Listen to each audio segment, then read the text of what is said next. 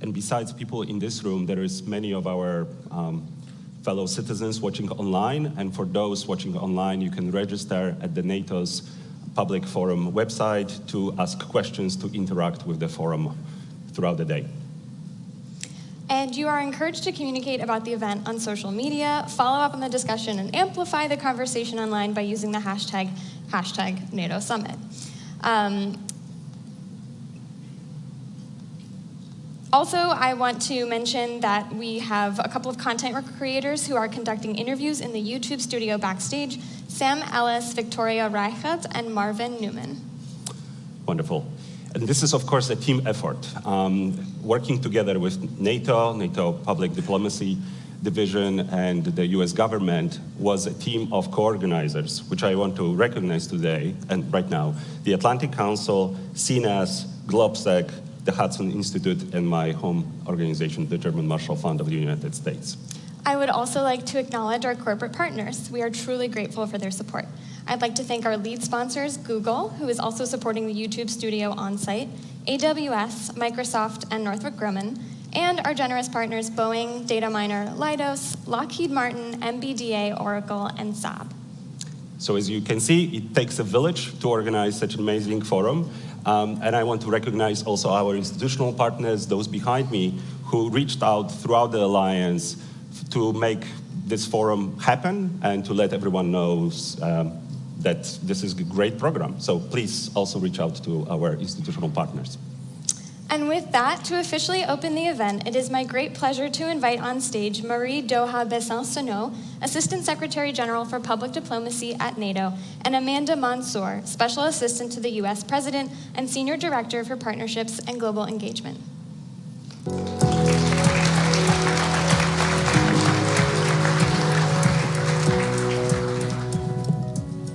Good morning. Welcome to the NATO Public Forum 2024. On behalf of our Secretary General, Jens Stoltenberg, and all our colleagues at the NATO headquarters, I'm very happy to welcome you to this very special anniversary forum. In Washington for the first time since 1999, that was 25 years ago. After Vilnius last year, it is a great privilege to organize this event here in the United States with a very special host nation. And on behalf of President and Dr. Biden, the entire US government team, and our consortium partners, who I'm gonna say them again just because they've been absolutely invaluable: the Atlantic Council, German Marshall Fund, GlobSec, Hudson Institute, and Center for a New American Security, we are thrilled to kick off this historic event. This year's public forum is larger and more diverse than ever before, featuring voices from across NATO, from across the United States, voices of civil society, military, youth, industry, and government, those on the front lines of today's threats and on the threats of the future. We have also partnered with institutions across the Alliance to enable colleagues in all 32 allied nations and many partner nations, not only to follow the event, but also to engage with us live. So to all those attending the watch parties here in DC, back in Belgium, in other locations across the Atlantic, welcome to you too. And finally, a big welcome to the 4,000 followers who are already with us online. This event is indeed being live streamed. The United States is grateful for the opportunity to host the NATO Summit here in Washington, D.C. for a few reasons. First, it's NATO's 75th birthday, so happy Diamond Jubilee. And congratulations to the 1 billion NATO citizens for this incredible milestone, for the investment, leadership, and sacrifice that brought us here, and for the many accomplishments still ahead.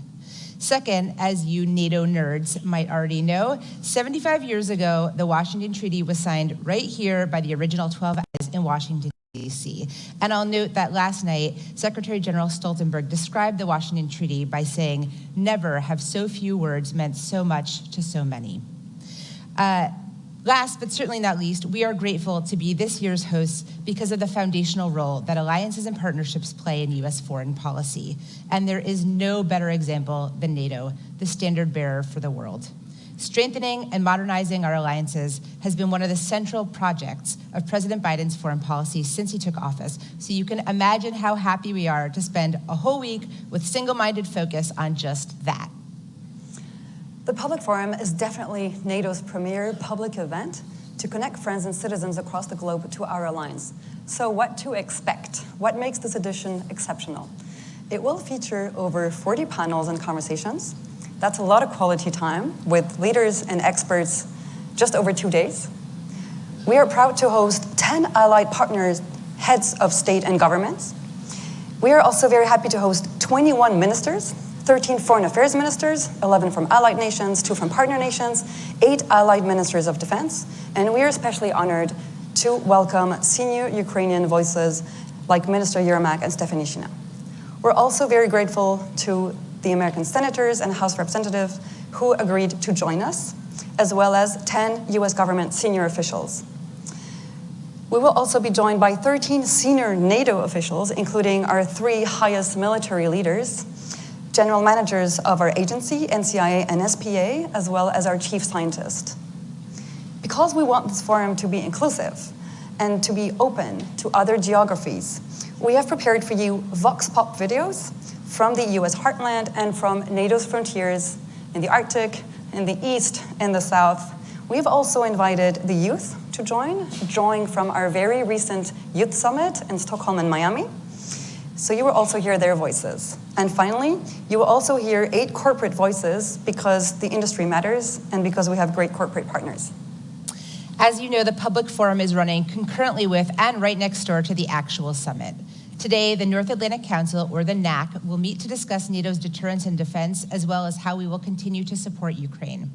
Tomorrow, the NAC will be joined first by the EU and its Indo-Pacific partners in the morning, then by Ukraine in the afternoon. As you see, we have designed this event to be in close dialogue with the mostly closed-door event next door, mirroring it, tackling the very same questions that are being discussed and negotiated there, and we have added a forward look on NATO's key trajectories for years to come. So let me say again, welcome and bienvenue à tous to the NATO Public Forum. And now it's time to kick off our first panel entitled NATO Looking Ahead, Defending Our Future. It is my honor to welcome to the stage US Secretary of State Antony Blinken and GMF President Heather Conley.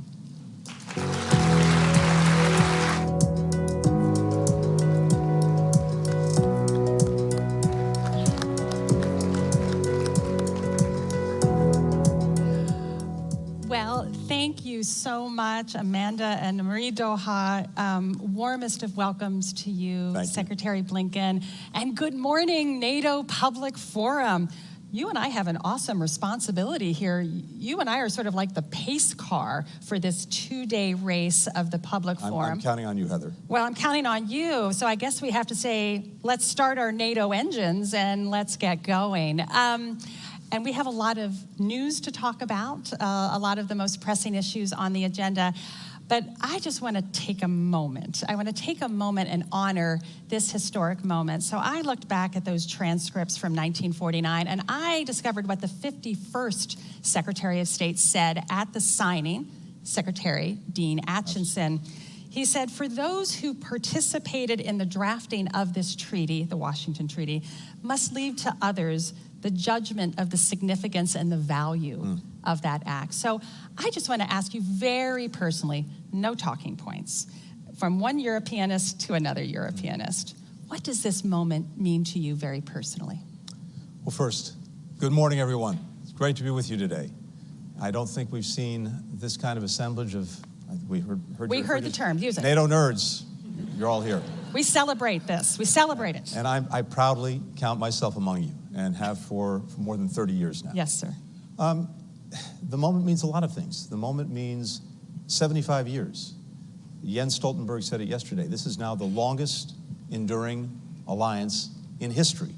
That in and of itself is remarkable. But I think it's evidence that country after country, government after government, representing now 1 billion people, has seen the extraordinary value of this alliance. And I think it really boils down to this when you think about it, because when Dean Acheson was here, when our predecessors were here, they were coming off 2 world wars.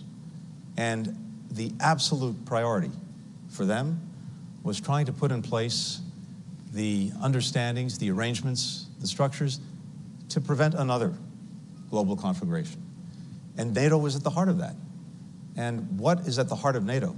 This extraordinary commitment that an attack on one is an attack on all is the strongest possible deterrent to conflict, the best possible way to avoid war, because Any would-be aggressor contemplating an attack knows that if they take on one of us, they have to take on all of us. And what we've seen over 75 years is a defensive alliance that's kept the peace for the citizens that it represents. And that in turn enables something else, because ultimately, NATO is not an end in itself. The end in itself is to make sure that citizens of the countries that come together in NATO are able to lead their lives freely, securely, to try to make progress, to try to hand down a better life to their children than one they had. And it starts with the security. If you have that, everything else becomes possible. Absolutely, thank you. Well, one of the pressing priorities at this 75th year is, of course, Ukraine. Last evening, we heard President Biden make some announcements about a new air defense package for Ukraine. So, Mr. Secretary, I actually want to start with that news. I hope you can help us unpack that and tell us a little bit more about the Ukraine package that we can expect at the summit. Well, you heard the President yesterday talk about the work that we've done and other allies have done to put together more air defense systems for Ukraine, notably Patriots, but also many other systems, because we know that's the key to so many things. It's a key to defending Ukraine's infrastructure. It's a key to defending its people. It's a key to defending its forces. It's also key to making sure that we're unlocking the private sector and economic investment in Ukraine that will also be essential to Ukraine's success going forward. But people need to make investments in secure environments. So these air defense systems, we know, have been job number one for Ukraine and as a result for the alliance that's supporting it. But this is just part of a comprehensive package that we're putting in place, that we've actually put in place since before day one, to make sure that Ukraine has what it needs to defend itself when it needs it. And I'm also pleased to announce that as we speak, the transfer of F-16 jets is underway, coming from Denmark, coming from the Netherlands, and those jets will be flying in the skies of Ukraine this summer to make sure that Ukraine can continue to effectively defend itself against the Russian aggression. So we also understand coming out of the summit, we'll have announcements that there will be a new NATO command in Wiesbaden that will be very focused, building on the extraordinary work of the Ramstein Defense Contact Group to sustain capabilities for Ukraine, operations, maintenance. We'll have a NATO liaison officer in Kyiv. I mean, this is a pretty robust package that you're talking about. You said something when you last were in Kyiv on, I believe, May 14th.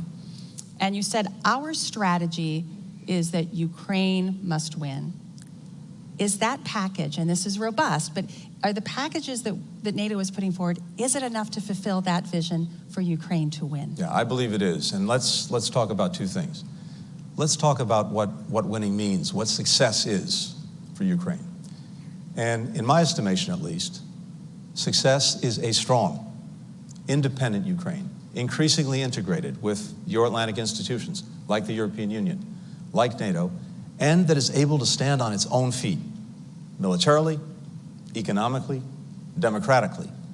And what we see is Ukraine on a trajectory to do just that, militarily.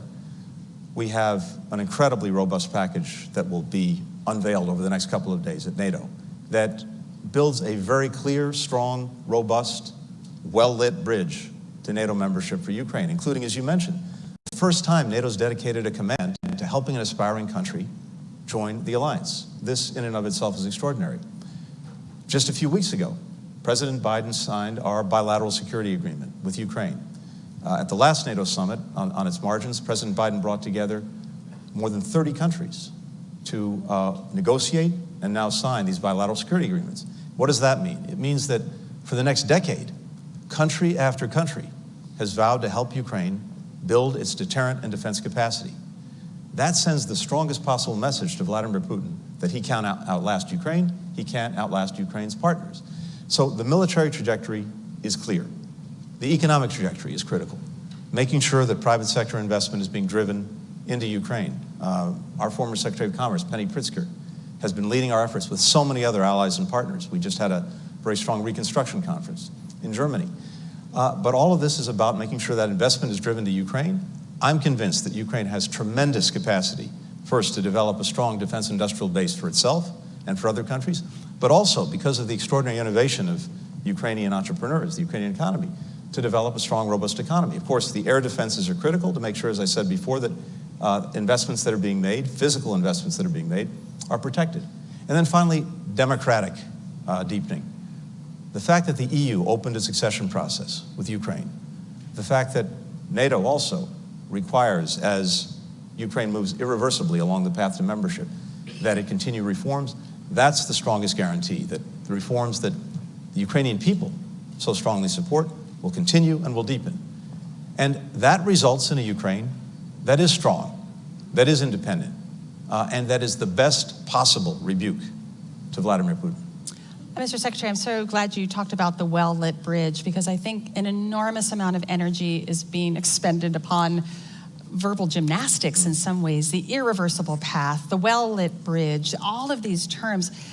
But what you've been talking about, the actions, the robustness, that speaks louder than words. That's exactly right. That's the relationship with NATO. But why are we so caught up? Why can't there be greater simplicity and clarity about this incredibly close relationship that Ukraine will join NATO? Help me understand why we're using all of these very creative words. Well, we have a lot of very talented people who have to spend a lot of time writing NATO declarations. We want to make sure they're fully employed.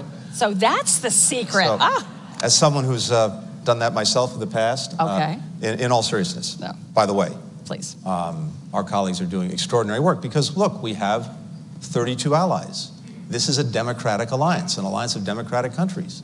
Different countries have slightly different views on some of these issues, and part of our responsibility is to proceed with consensus.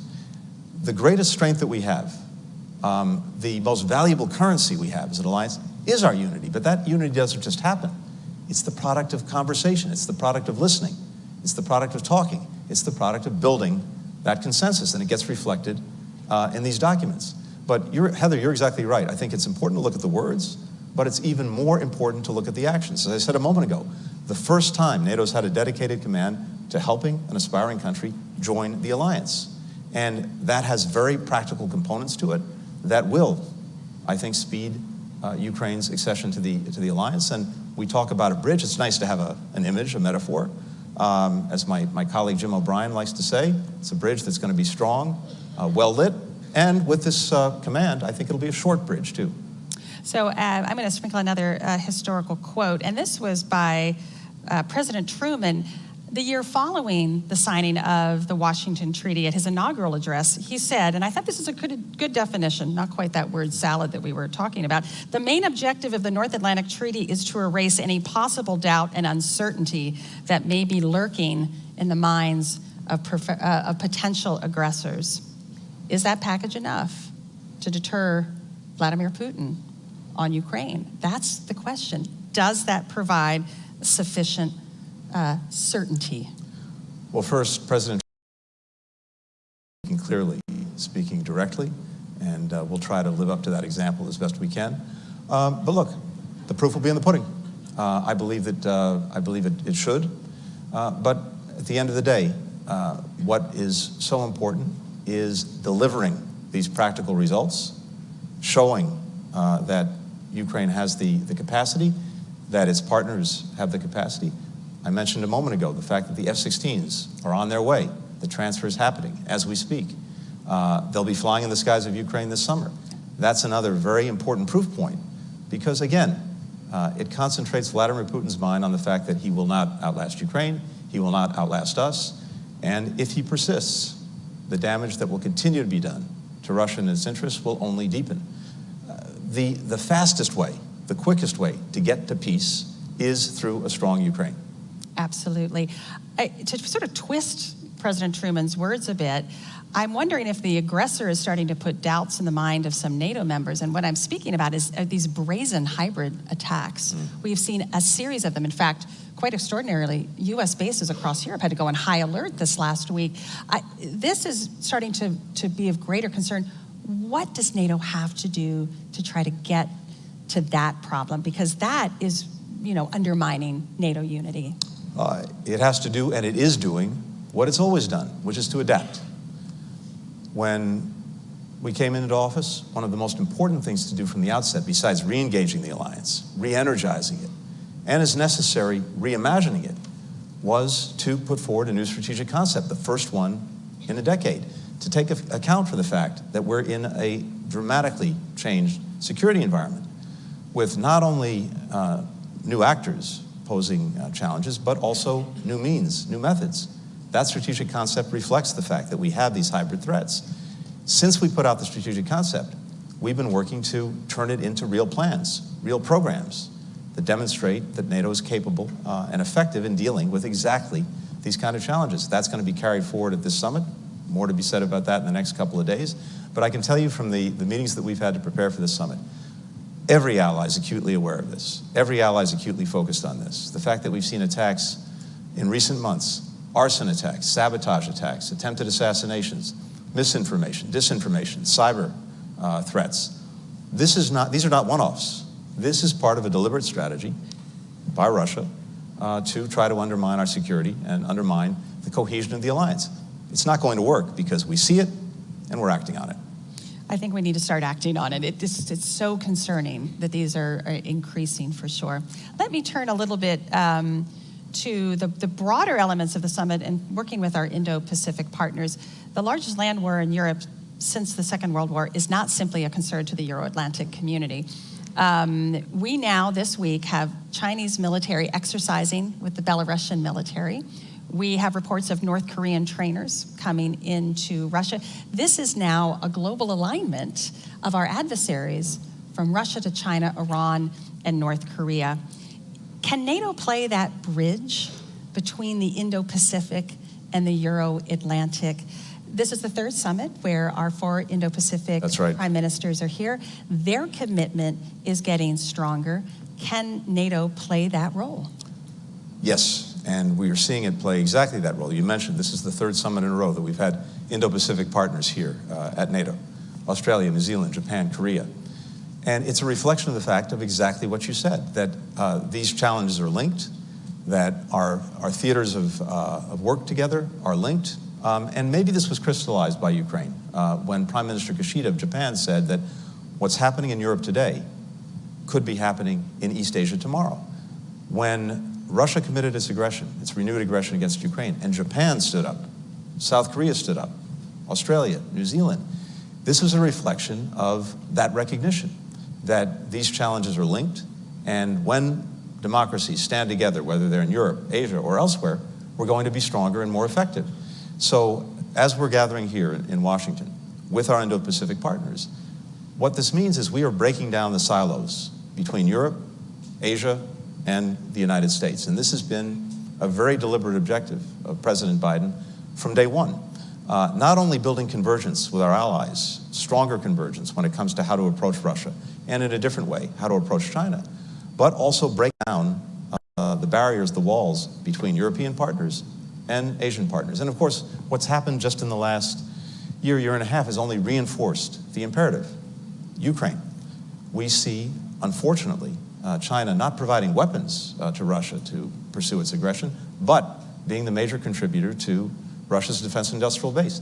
70% of the machine tools that Russia's importing are coming from China. 90% of the microelectronics that Russia's importing coming from China. And that's enabled it to sustain its aggression against Ukraine. We've seen a massive buildup of its weaponry over the last year and a half. Tanks, missiles, munitions. That's the product of a defense industrial base being fueled by China. As a result, European allies understand the challenge posed by China to Europe's security. And of course, China can't have it both ways. It can't be all at once, or claim to be, for peace and want to have better relations with Europe, while at the same time fueling what is arguably the most significant threat to European security since the end of the Cold War. We see it in the relationship between Russia and North Korea. That's abundantly clear. And in all of these areas, as well as some of the hybrid threats that you alluded to before, the connections are clearer and clearer. The alliance is one place, and maybe I would argue a central place, where we can bring everyone together so that we're acting together. So, Mr. Secretary, you're talking about strengthening this global alliance, of which the United States has built over the last 75 years. You have some very vocal American national security analysts saying there's one thing we have to focus on, China. Everything else is a waste. Let our allies deal with everything else. We have to focus on China. What is your answer to that criticism or critique of what you're trying to build here? Well, my answer is, first of all, of course, we are focusing on China, and we're doing it in two ways. One, we're making the investments in ourselves at home to make sure that we're approaching China from a position of domestic strength. When you look at everything that's happened over the last 3.5 years with the incredible investments in our own infrastructure, our roads, our bridges, our communications, through the Infrastructure Act, when you look at our commitment to make sure that we maintain our leadership, our world leadership on microelectronics and chips through the Chips and Science Act, when you look at the investments that have been made in climate technology, which is going to be a critical part of the 21st century economy, that puts the United States in a position of strength. European allies are doing exactly the same thing. But the other aspect of this is not only, as we've done, re-energize our alliances and partnerships, starting with Europe, but also make sure that there is greater and greater convergence in our approach to some of the challenges posed by China. I think if you look at what NATO has said in the strategic concept, if you look at what key Europeans have said, what the European Union has said, it is abundantly clear that we have more convergence now when it comes to how to approach China than we've ever had. And that's a source of tremendous strength. It means that instead of having one country having to deal with the challenges alone, the United States representing maybe 20% of world GDP, suddenly we've aligned 40, 50, and with our Asian partners, 60% of world GDP. That makes a huge difference. And so precisely because these challenges are joined, dealing with some of the problems posed by China requires this work with, alignment with, convergence with Europe as well as with Asia. I believe I would say, maybe using a little bit of that Truman simplicity, the adversary has a vote and they are aligning. We have not the luxury of focusing on one. That's correct, and this is, I think it's a really important point. This is not simply a reflection of our choices, it's the reflection of the choices, the policies that China has chosen to pursue, and of course that Russia is pursuing in Ukraine right now. And I think you're right, it does pose for all NATO members a structural challenge of how do you work in those multiple theaters when you're dealing with their alignment versus how we are organizing our alliances. Mr. Secretary, I wanted to turn, because you raised it, and I'm really glad you did, talking about alliance unity. We know that is the center of gravity. We know how important that is. And we also know that sacrifices sometimes have to be made to keep that unity. You hear mutterings of the least common denominator. We're not getting exactly what we want because we have to ensure that alliance unity.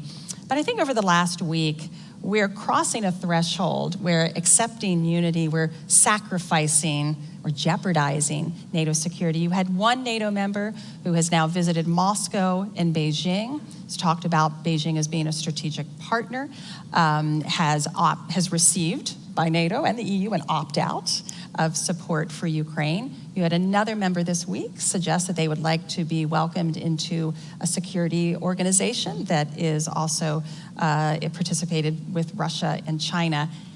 What is NATO's message has to be clear, does it not? Well, I think this is getting to a point of straining unity. NATO's message is very clear. It's very clear in what's happening here in Washington over these couple of days. It's very clear in the entire trajectory of the alliance over the last 3.5 years. An alliance that's now 32 members strong, with Finland and Sweden, of course, joining. An alliance that is better budgeted and resourced than it's ever been. When we started out, 9 members of the alliance were meeting the 2% of GDP for defense threshold that was set at the Wales Summit. We're now at 23 NATO allies. So NATO is speaking loudly and clearly with its actions. As I mentioned before, we have a strategic concept agreed among all the allies that very well reflects the challenges and threats that we face today and will be facing tomorrow. So I see NATO speaking not only with unity, but unity that's actually raising the floor on what NATO partners are contributing, raising the floor on an understanding of the threats that we face, raising the floor on our commitment to take action together to deal with those threats. So far from a race to the bottom just for the sake of consensus or unity, what I'm seeing is a race to the top by this alliance. Again, it's let's be very simple about it. NATO is stronger than it's ever been. It's bigger than it's ever been. It's more fit for purpose than it's ever been. I think, Mr. Secretary, it's not about necessarily the 2%. And I think I think we're going to be raising that bar, Yes. don't you think? It's going to be the new 2.5, maybe even the new 3% if we're heading into this this era of tremendous instability. No, but I'm saying even a NATO member can spend 2%, but still be working to undermine the security of the alliance itself. So it's not just 2%. How do we get back to, again, that core of the Washington Treaty, the preamble? We defend democracy, we defend a certain set of values. When allies don't profess necessarily to uphold those values, what's the answer? I mean, this is about us. It's not about the adversary. It's about who we are. Of course, allies, as we speak, for the last 2.5 years now, have been defending those values, defending our democracy that's at stake in Ukraine. They know that it's not only about Ukraine, it's not only about the Ukrainian people, it's actually about the values that unite us and the basic principles that all of us have agreed on together with so many other countries around the world that were designed to try to keep the peace and protect against aggression. And NATO countries are standing up day after day to defend those principles, to defend those values. Now look, communicating with adversaries, with enemies, that's fine. Communications are important. You want to make sure that at least you're not misunderstanding each other. But of course, what's communicated is really important as well. I would hope that anyone, for example, going to Moscow now, makes very clear to Vladimir Putin that NATO's not going anywhere, Ukraine's not going anywhere, the European Union's not going anywhere, and that what we just saw the other day, a horrific attack on a children's hospital, is totally, totally, totally unacceptable, and Russia will continue to be ostracized as long as it engages in those kinds of actions. I would hope and expect that anyone going to Beijing makes clear what I said a moment ago, that continuing to fuel Russia's defense industrial base, continuing to allow the greatest threat to European security since the end of the Cold War to go forward, is something that is unacceptable to Europe. And that means unacceptable is a word. Actions follow that, including, as necessary, sanctions, including, as necessary, not allowing relations that Beijing might seek to improve to actually improve. So what we're focused on is what allies and partners are doing, and I tell you as an alliance, what we're doing is evidencing greater strength and commitment to the principles, the values that are at the heart of this alliance that I've seen. Are you confident those messages are being sent? I have confidence those messages are being sent. Right. But again, we come together as 32 countries. From the perspective of the United States, it's so important that we listen to each other, that we communicate clearly with each other, and yes, we develop consensus. But what I'm seeing again is a consensus that is moving us up, not holding us back. So we've welcomed, this is Sweden's first right. NATO summit. Great to come in. We've got this bolt of energy, I feel it, with Sweden and Finland joining. There's an energy in the Nordic-Baltic quadrant of NATO. How has it been to welcome those new men? They're seeing what's behind the curtain. How have you introduced your two new colleagues now into NATO? Tell us some good stories. Well, of course, Sweden and Finland have been NATO partners for a long time. They've contributed tremendously to the alliance, to our common endeavors for a long time. But to have them at the table is something I suspect most people in this room 3 years ago, I doubt anyone really would have imagined that. If you would have read a lot of think tank reports 15 years ago, you would have known this would have been the case. But that's okay. I might have let it slip. I might have written one or two of those reports back in the day. Good, So, see? but in all seriousness, you're right. I think it has added a jolt of energy. They're both remarkable partners. They bring so much to the alliance. They change the strategic equation in a very powerful way. But it's also a reflection of new realities that the entire alliance is facing. New aggression, new forms of aggression, a new determination to stand up together to combat it. But look, we have a little kept secret for the alliance is there's a pretty strong Nordic and Scandinavian component to this alliance, as evidenced by Jens Stoltenberg. President Biden gave him the Medal of Freedom last night. And that was a very powerful reflection of the extraordinary leadership that he's demonstrated over a decade of incredible change for NATO, but a decade that he's managed with brilliance. Well, he's really had a unique talent of communicating with some of those allies that don't see eye to eye, always with the consensus was incredibly important in resolving some of the That's difficulties right. in the run up to welcoming Sweden and Finland. Any advice for his successor about how to manage the diplomacy of maintaining alliance unity? Well, I know Mark Rutte. I think many in this room do as well. I have tremendous confidence in his abilities to take the torch from Jens and to do what Jens did so brilliantly, which was actually to listen to all of our partners, to build that consensus, to demonstrate through our actions that unity really is our most valuable currency, and to build it every single day. But again, it doesn't just happen. It's the product of being engaged every single day, not pulling back, not isolating ourselves, actually leaning in, leaning forward. I know Mark is going to do that brilliantly, and I think the trajectory we're on with all of our member states is to continue to do exactly that. So, Mr. Secretary, I'm going to end. My last question is going to be a historical question, but moving forward. So, as Dean Acheson asked, it is for others to judge, and the 71st Secretary of State just rendered judgment on the 51st Secretary of State's judgment. So let's look forward. When NATO celebrates its 150th anniversary, next 75 Look forward years. to seeing you all there, by the way. Yes, exactly. We'll be in our wheelchairs, exactly. What judgment would you like your successor to render about what you have done here on the 75th anniversary to keep 1 billion people safe? Will they know that we've done enough to advance the cause of freedom? Oh, the proof will be in the tests that are in front of us and how we meet them. But I hope that when we look back on this period of time, one of the conclusions that people will reach is that the United States was leaning in. We re-engaged our alliance. We helped to re-energize our alliance. We helped to reimagine our alliance so that even as we celebrate 75 years of the most successful defensive alliance in history, we were resolutely focused on the future and doing everything that we could in our time to make sure that that success for 75 years would continue and that the alliance would be adapted, focused, fit for purpose for our time and for the years ahead. Because again, I come back to what I started with, Heather. This alliance is a reflection of a commitment that leaders in all of our countries make to the people we represent.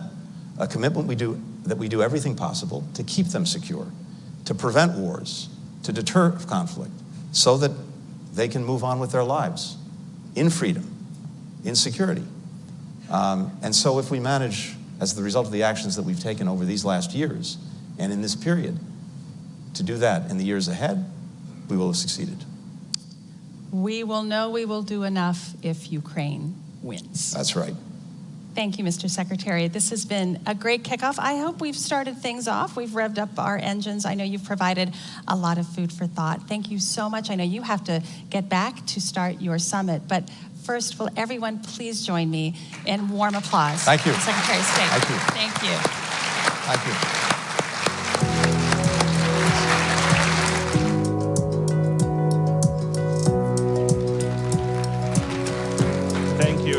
Thank you, Secretary Blinken. Thank you, Heather, for a great scene setter for our conversation throughout the day. Really answering the question, what is at stake for NATO, for close to 1 billion of our citizens. This was a newsmaking session. F-16s are coming this summer. The bridge for Ukraine will be not only well lit, but also short. And as Secretary Blinken pointed out at the very end, it's all for us to lean in both during this summit and in the next 75 years of NATO's history. So with this political scene setter, let me now turn to our military dimension and let me welcome Peter Rao of Hudson Institute, who will lead a conversation with General Cavalli. Peter, the stage is yours.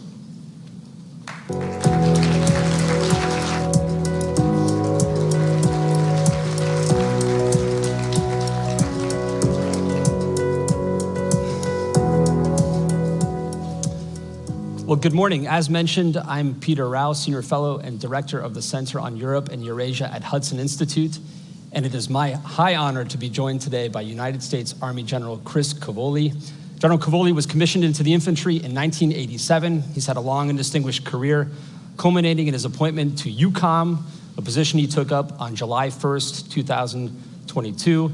And 3 days later, on our nation's birthday, July 4th, that's right, he became Supreme Allied Commander Europe. General Cavoli, welcome to the Public Forum. Thank you, Peter.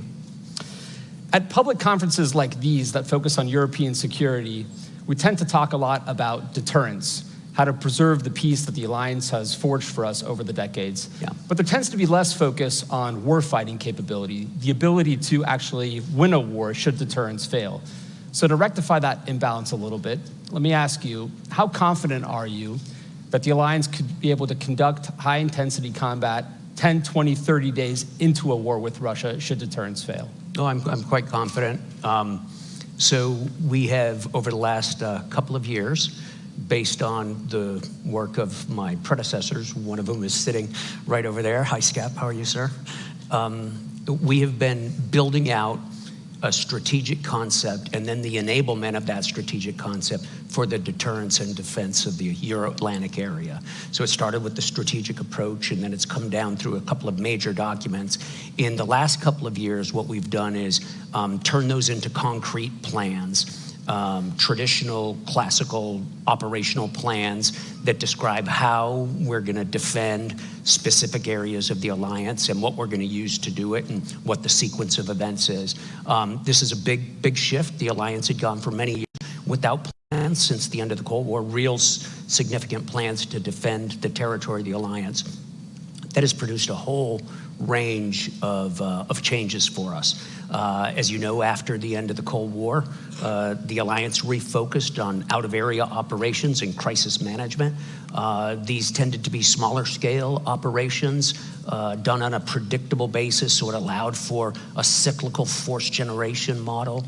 All of this gave us the opportunity to economize, especially in terms of higher headquarters and enabling organizations such as logistics brigades and long-range fires and things like that. All that's coming back now as a result of the plans. The plans have given us a force structure requirement that's guiding the way we resource the plans and the way NATO's militaries, the national militaries, compose themselves, what sort of forces they build for us. It is produced in a very short amount of time. Instead of a cyclically available brigade or two, we suddenly now have 300 forces at the higher two levels of readiness against the plans, 300,000, even more depending on how you count. That's because we've been able to amalgamate and incorporate national defense plans into the NATO defense plan so they complement each other. And it's produced an ability to be forward postured. As you know, we've got 8 battle groups on the ground, forward postured, that blend with national host nation forces in their Article 3 responsibilities. So it's a very effective method. We have the right number of troops forward right now. We've been practicing at large scale our ability to reinforce. As you know, those battle groups need to be reinforced when the time is needed up to the brigade level. We've been rehearsing that. We've done extensive readiness checks to make sure they have the right amount of ammunition and so forth. And as we go forward, we've continued to do these large-scale exercises where we practice the subsequent reinforcement of specific areas. Steadfast Defender this year, over 90,000 soldiers. So I'm very confident in our ability to do that. We have some weaknesses that we have to work on, and we will. Those DDA family of plans were, of course, ratified at the last NATO summit in Vilnius. How far along are the allies in resourcing those plans? Quite far along. So, you know, all of this reorientation from out-of-area operations onto large-scale collective defense of the territory of the alliance is a profound shift, right? It's a very, very big shift. National militaries have to go through that shift on their own. The U.S. military has been undergoing it for several years now. And for the alliance, it's a big shift. It's challenged a lot of the ways we did business during the last 35 years. One of those is the way we generate force and the way we source our operational plans. The way we did it was frankly designed to put together very small organizations on a very predictable basis. Now, we've had to turn the system around. Instead of what will you make available, the question is, if we got into a large-scale fight what would you not make available? We assume you'll make most of your military available. My deputy, Admiral Keith Blount, is the one who came up with this reformulation of the question, and it immediately refocused our allies in the way they contribute. So several allies have contributed their entire military force structure, save just a tiniest amount, to NATO's plans. As a result of this, for the most part, in capital platforms, in large ground units, we're pretty much where we need to be. We have some gaps in specific places, especially at enablement and logistics, that sort of thing. And those we're working on through the NATO defense planning process right now. My colleagues at Hudson Institute, who track the war most closely, have suggested that Russia has shown some adaptability on the battlefield and have learned some lessons along the way. Is NATO learning lessons from the war in Ukraine? And are you confident that our learning curve is ahead of the Russians? Yeah, so I think the first thing to remember is that NATO consists of nations' militaries, right? So those nations are studying very intensely the war in Ukraine, and each of the nations is, our member nations are developing and evolving new techniques and working on new technologies. But we as an alliance also study it very closely. We have a couple of different organizations that study the war in Ukraine, and we're about to set one up with our Ukrainian colleagues in Poland. The JTEC is going to come together, and that will really be an information exchange center for lessons learned. Then we incorporate those into our future doctrine. My friend Philippe Lavigne, who I hope is here someplace, the Supreme Allied Commander for Transformation, writes future concepts that are largely informed by what we're seeing in Ukraine. And then, of course, inside the alliance, we use our exercise program to test new techniques and new technologies that, for the most part, nations bring forward into the exercise. But it is quickly evolving. Your colleagues at Hudson are right. The Russians are very cleverly adapting to technologically and procedurally to many of the challenges that they run into in Ukraine. One thing that's less discussed are SACEUR's peacetime authorities. Sure. But that has evolved somewhat since Tremendous. the onset of full-scale hostilities in Ukraine. Are your authorities commensurate and sufficient to prepare the alliance in a period of high tension prior to the full onset of hostilities? And perhaps for the audience, you could just lay out what those authorities are. Yeah. So SACEUR's authorities were pretty circumscribed during long periods of peace, which is fairly appropriate, right?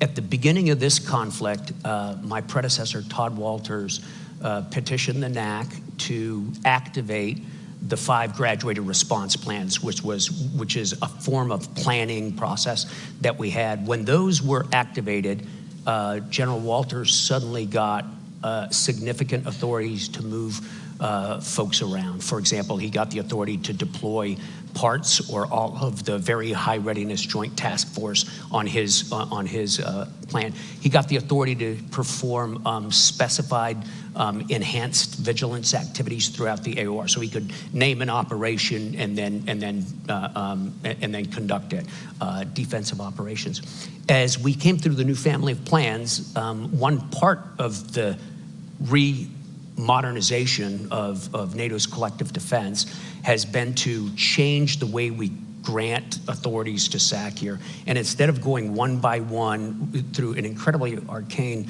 manual like this thick that gives one authority at a time, what we've done is we've bundled authorities together and we've attached those to certain alert states. And some amount of the alert state I'm allowed to declare, like up to alert state yellow, and just inform the NAC, and that gives me certain authorities. And then for higher levels of alert, the NAC has to grant that in a deliberate political move.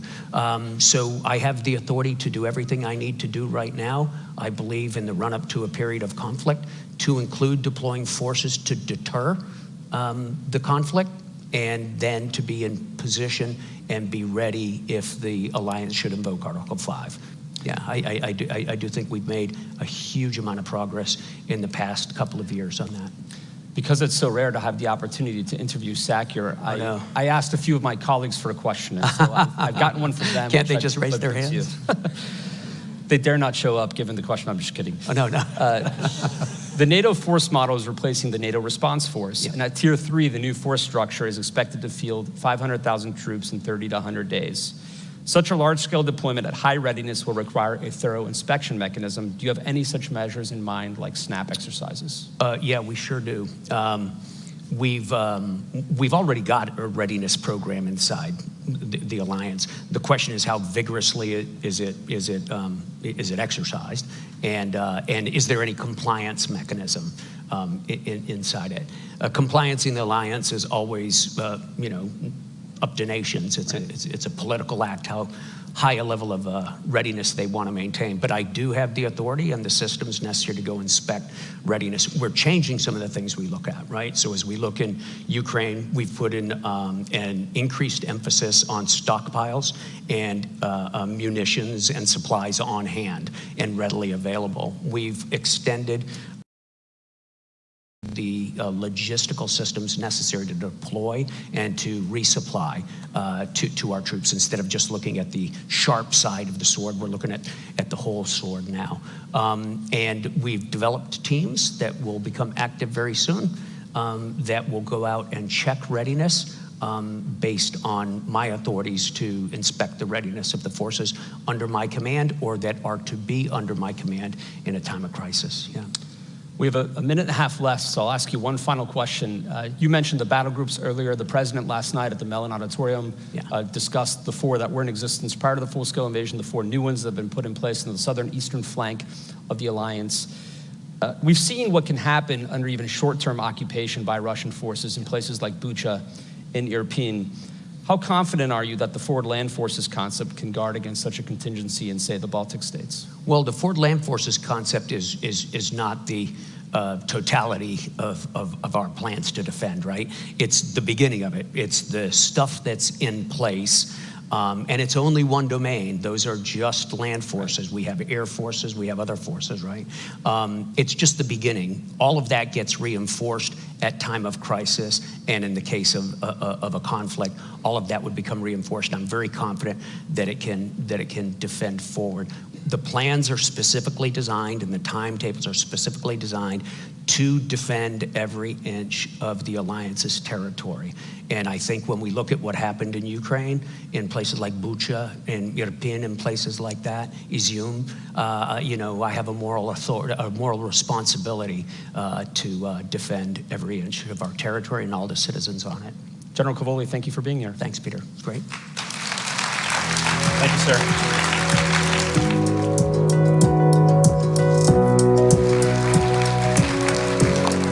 Thank you, General Cavoli. Thank you, Peter, for really another fascinating conversation focused on the military aspect of readiness, of how we are learning from our Ukrainian brothers and sisters fighting brutal war with Russia, but also for emphasizing the need to defend every single inch of NATO territory. And believe me, coming from the eastern flank, this is very real for us and very important.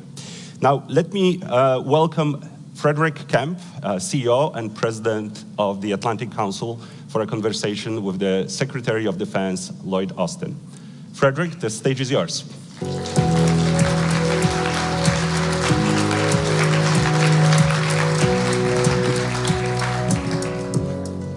What a great lineup to start the day. The Secretary of State, the Supreme Allied Commander Europe, Secretary of Defense. It's really an honor to be here. And thanks to everyone in the room. Good morning to you all, and good afternoon to everyone joining from Europe, and hello to everyone joining from all over the world virtually.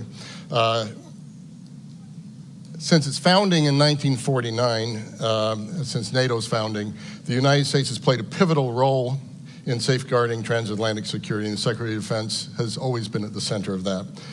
As one of NATO's founding members, the U.S. has proven to be a critical part of the alliance's collective defense and its adaptability to deter evolving threats.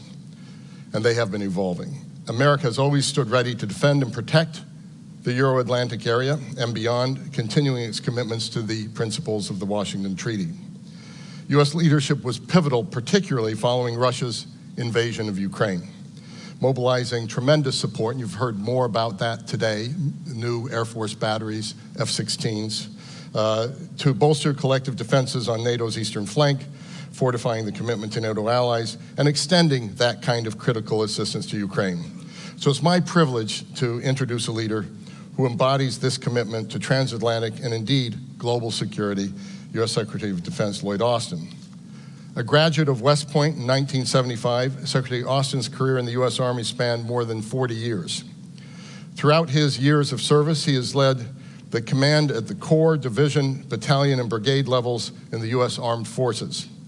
Secretary Austin was awarded the Silver Star for his leadership of the U.S. Army's 3rd Infantry Division during the invasion of Iraq in 2003. Before he concluded his uniformed service, Secretary Austin was the commander of the U.S. Central Command from 2013 to 2016, one of our most challenging positions, where he was responsible for all the military operations in the Middle East and Afghanistan.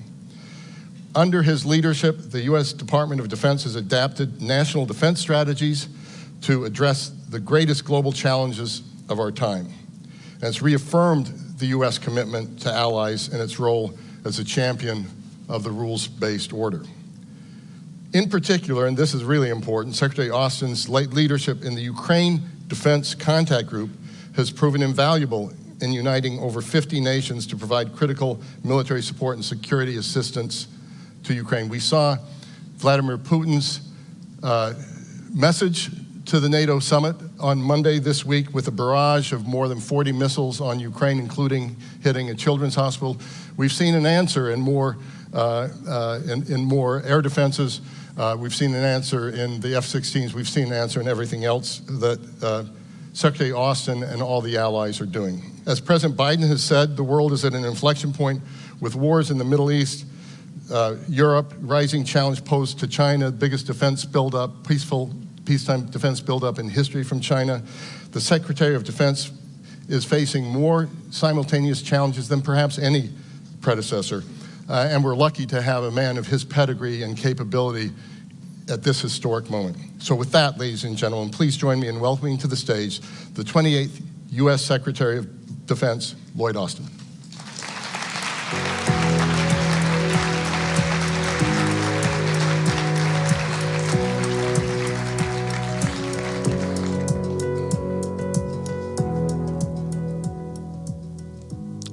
Well, good morning.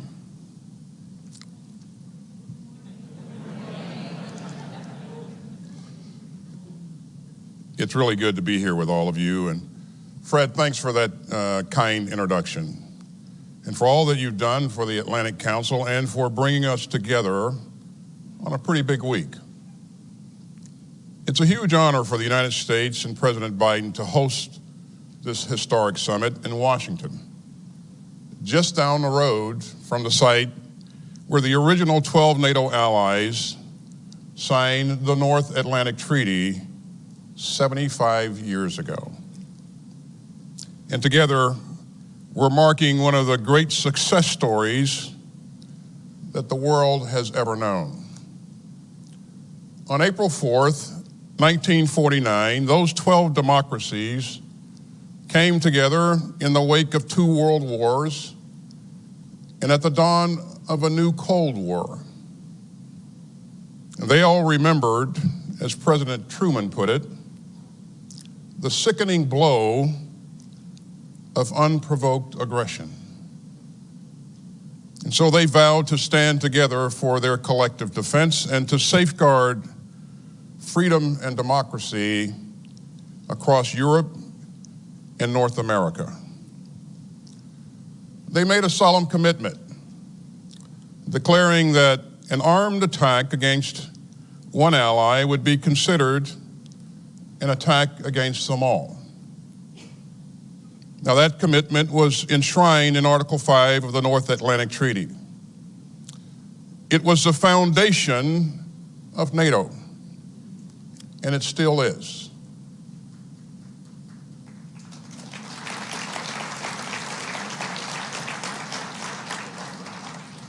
And on that bedrock, we have built the strongest and most successful defensive alliance in human history. Throughout the Cold War, NATO deterred Soviet aggression against Western Europe and prevented a 3rd World War. In the 1990s, NATO used air power to stop ethnic cleansing in Bosnia and Herzegovina and in Kosovo. And the day after September 11th, 2001, when al-Qaeda terrorists attacked our country, including slamming a plane into the Pentagon, NATO invoked Article 5 for the first and only time in its history. So NATO has always stood by us, and we're going to stand by NATO. Without NATO, the past 75 years would have been far different and far more dangerous. You know, I'm proud of the ways that NATO continues to strengthen our shared security. I'm proud of the way that NATO and America's other alliances and partnerships have grown and strengthened under the leadership of President Biden. And I'm especially proud of the way that our allies and partners, including our NATO allies, have met the challenge of Putin's increasingly aggressive Russia. In 2014, Putin made an illegal land grab against Ukraine's Crimea region and eastern Ukraine. And since then, NATO has undertaken the largest reinforcement of our collective defense in a generation, with more forces, more capabilities, and more investment. Since 2014, our fellow allies have increased their defense spending by an average of 72%, accounting for inflation. In February 2022, the world again saw what President Truman called the sickening blow of unprovoked aggression, as the Kremlin's forces invaded the free and sovereign state of Ukraine.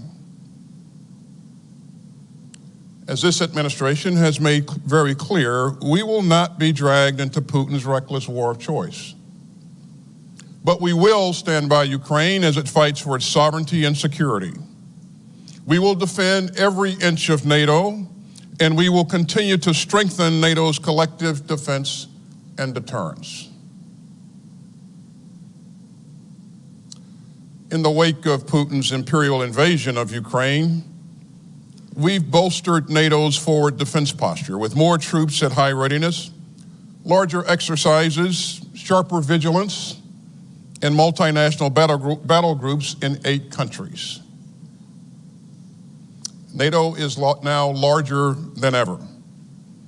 And our new allies in Finland and Sweden have brought the alliance's membership to 32. And make no mistake, Putin's war is not the result of NATO enlargement. Putin's war is the cause of NATO enlargement.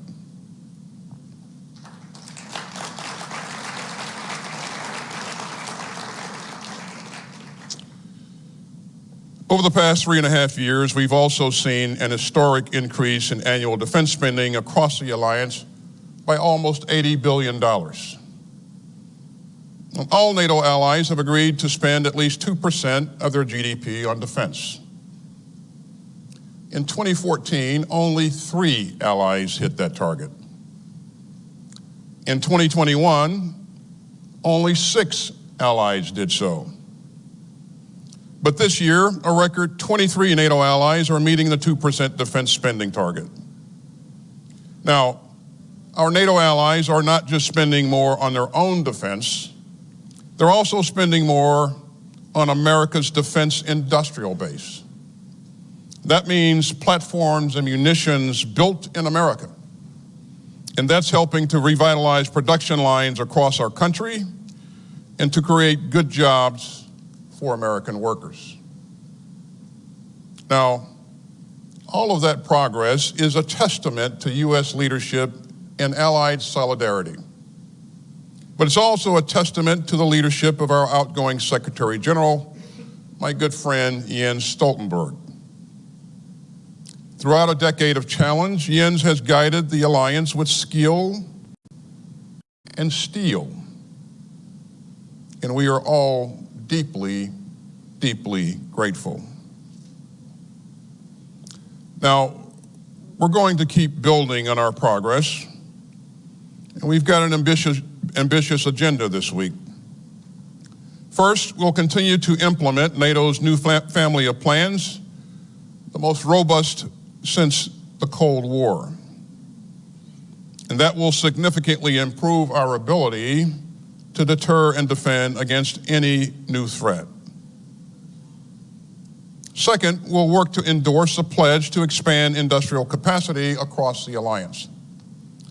And this will help us scale up military production and send an important long-term signal to industry. Third, we'll deepen cooperation in support of Ukraine's self-defense. We'll launch a new military effort to help coordinate some aspects of security assistance and training for Ukraine. And we're poised to agree on a new financial pledge to Ukraine. As another sign of our deep commitment to Ukraine's self-defense, a coalition of countries has been working tirelessly to provide F-16 fighter jets to Ukraine.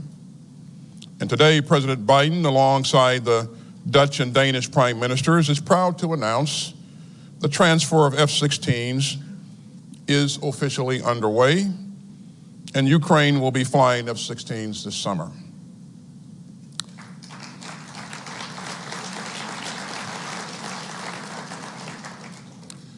And finally, we'll continue to deepen ties with our global partners, especially in the Indo-Pacific.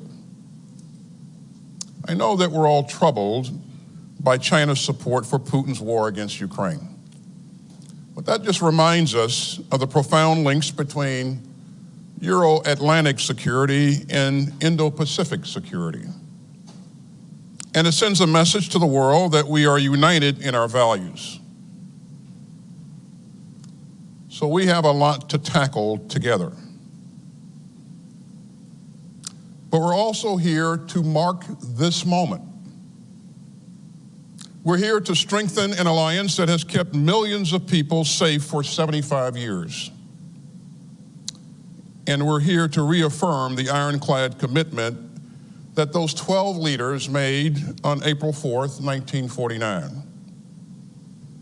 An armed attack against one ally is an attack against us all. You know, as you heard Fred say, I had a brief 41-year career in uniform. I started working with NATO back in 1975 when I was Lieutenant Austin. And I've never seen NATO stronger or more united than it is today. And we are determined to keep it that way. You know, I learned a lesson early on in my Army career, and that lesson is that as a soldier, the last thing that you want to do is to fight alone.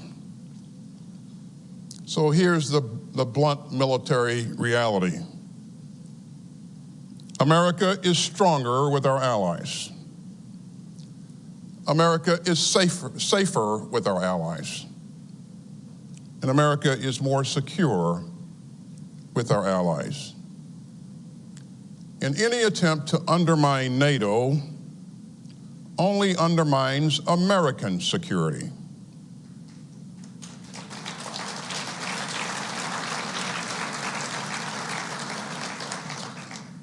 So we are here this week to strengthen NATO and to strengthen American and allied security for the next 75 years. As President Biden has said, our foes and rivals have tried to shatter our unity, but our democracies have stood unwavering. Ladies and gentlemen, that is the legacy that we celebrate. That is the vow that we hold, and that is the work that we will continue. Thank you very much.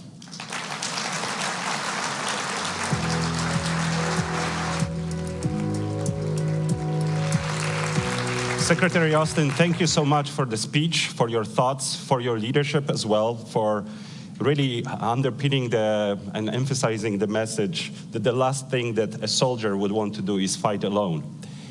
With that, for our guests online, please tune in for conversations with Doug Lute, U.S. Ambassador to NATO, and Rachel Rizzo.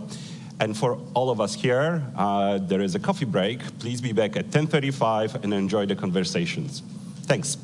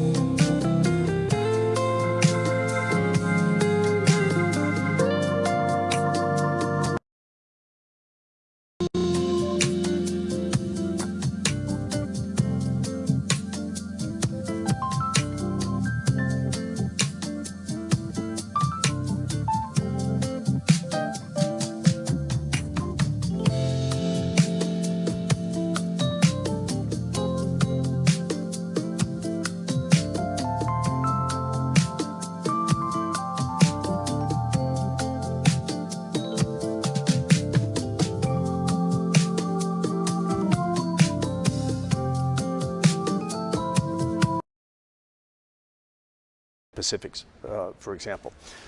But it's undeniable that the looming, in fact, I would argue already ongoing competition with China will have a direct impact on not only Europe, but also North America. I mean, we're seeing this play out in so many ways. And I think Secretary of State Tony Blinken made this quite clear in his interview earlier today. I think for European allies, one of the things that has to be of concern is the buying up by China of commercial infrastructure in Europe, which is actually not just civilian infrastructure, but dual purpose infrastructure. So here you see this pattern, this trend of Chinese investment and purchasing of seaports, transportation infrastructure, energy infrastructure, mass communications infrastructure, and so forth. And it's, I think, increasingly important that NATO and our partners at the European Union appreciate that these are dual purpose and that rail lines, for example, or ports used by commercial entities are also a part of the military equation. So I think being more aware of Chinese attempts to influence Europe by way of commercial infiltration with the expectation that there's a political payoff down the road after these commercial investments are made. That's a place for us to be much more aware. And I think it illustrates China's end game, China's long game, which is the Belt and Road Initiative leading to the marketplace of Western Europe, and with the idea of commercial infiltration leading eventually to political influence. So we're here in Washington, just blocks away from where the Washington Treaty was signed at the Mellon Auditorium back in April of 1949. There were 12 original NATO members. We're now at 32. What do you think would surprise those original founders about where the alliance has been and where it is today? Right. Well, first of all, I think they'd be surprised that we're at 75. Right? I mean, I don't think anybody does something today and imagines where he or she will be in 75 years, right? So I think they would be surprised, the 12 founders would be surprised at the durability of the alliance.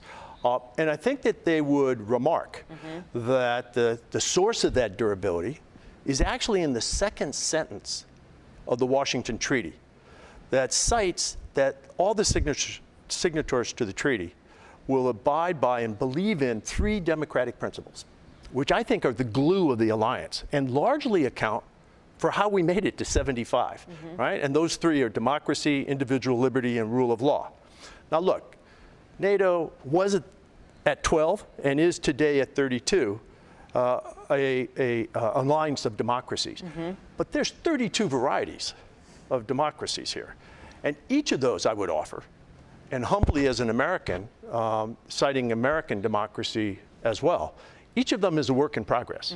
But the fact that we're founded on these core values, I think, is part of the reason that, that we've been this durable. And I think that the founders would be proud of that second sentence. Yeah. I also think they have to be surprised at the geographic scope of the alliance.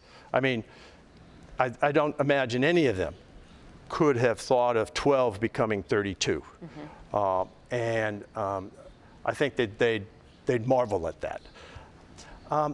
I think with the Washington Treaty being right, that they'd be shocked that the only time Article 5 has been invoked in these 75 years had nothing to do with an attack in Western Europe, had nothing to do with America responding to that attack and reinforcing our European allies, had nothing to do with the Soviet Union. But in fact, on the day, September 11th, right, it was actually the inverse of all that. It was Europe coming to the assistance of America, to include, in part, because of an attack here in Washington. So they'd be surprised about Article 5.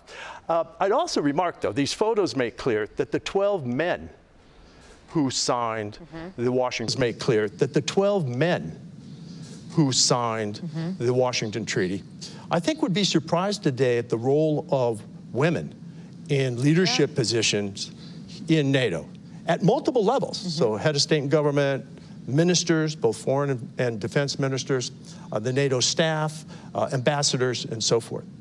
I would add there that today, perhaps we should be surprised that there aren't more women in prominent roles in NATO. So I think there's a lot to be surprised at. One thing that they would not be surprised at. Yeah, that's my next question. I'll preempt your next question. They would not be surprised that NATO today is rallying in the face of Russian aggression. Yeah. That, of course, was the original forming cause of NATO. And today, I think, the founders would see a familiar Russia in terms of imperialist designs and aggression on its neighbors. They probably wouldn't be surprised. They probably would also be surprised that we're trying to get Germany to spend more on defense and do more and be more forward-leaning as well. Perhaps. Perhaps. Maybe even the Germans are a little surprised at that. Yeah. There's a lot of surprise that has happened since 1949. You know, finally, one of the main headlines at this alliance, or at this specific summit, is what the alliance is delivering for Ukraine. There's a lot of talk about a bridge to membership that's well lit, that is short. But there's also been criticism that the weapons that we've been giving them have so many caveats on them that we're having Ukraine fight with one hand tied behind its back. What are your thoughts on the deliverables for Ukraine at this summit? Well, I think that the military deliverables and the political deliverables, these two parallel tracks or lines of effort for Ukraine, are predictable and quite candidly, quite modest. Yeah. I would have liked to have seen even more progress on military assistance and on fulfilling the commitment that Ukraine politically will eventually become a member. The bridge metaphor works in part, but I'm not sure it's completely satisfactory. Look, I think everyone here at the summit this week was stunned by just the blatant aggression of the most recent Russian attack on Kyiv and other cities, to include the tragic attack on the Children's Hospital, right? It's important for us to remember two things. First of all, that attack originated from inside Russia. Mm-hmm. And the base from which that attack was launched is essentially in sanctuary, because it is beyond the ability of Ukrainian indigenous capacity to strike it. And we have placed limits on the geographic range of the systems we've provided Ukraine. I know of no effective air defense program which focuses solely on defense of the target site by way of air defense systems and so forth, and neglects the attack of the launch sites. Yeah. Air defense is a two-way street, offense and defense. So in particular, you use the words caveat. I think that the restrictions, the caveats that we've placed and others have placed on some of our systems are not justifiable in legal terms. These are legitimate military targets, and they don't make sense in terms of military science. Thank you for that clear answer, and for your support of NATO and your support of Ukraine as well, and for this interview, Ambassador Lute.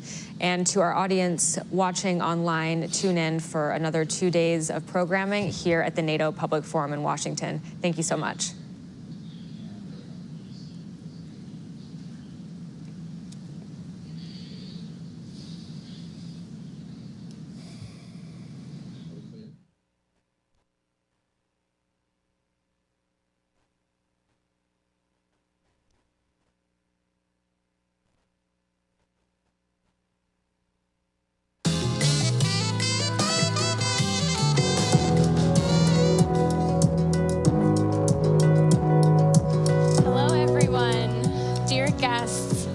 Before we resume our live conversations, we will be viewing a short video.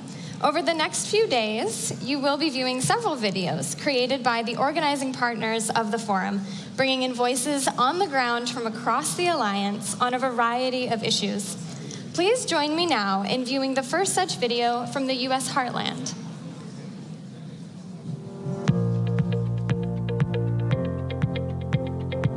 I view NATO as a global institution that is a vehicle for deterrence and collective defense. It is a defender of the free world and is a defender of our shared democratic principles. NATO as an organization means personally to me as a security cooperation between its member countries provides an environment where I'm able to feel safe and secure. NATO means hope to me.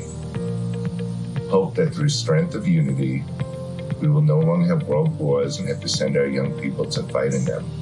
Hopeful that a rogue leader or rogue nation will no longer be emboldened to attack a NATO country, and hopeful that into the future, NATO will create a more democratic and peaceful union in the world.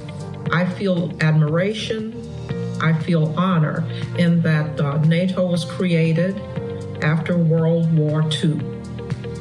It means alliance among people, among nations who trust each other.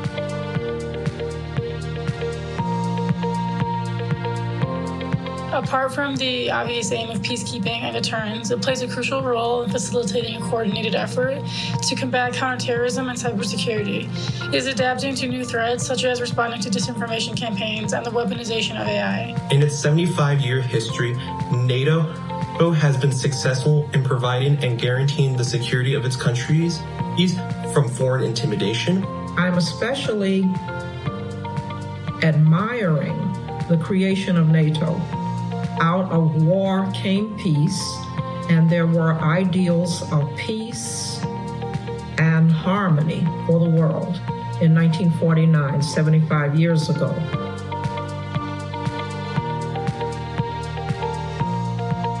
NATO was created for establishing and promoting economic and political security against Soviet or another future demagogue aggression.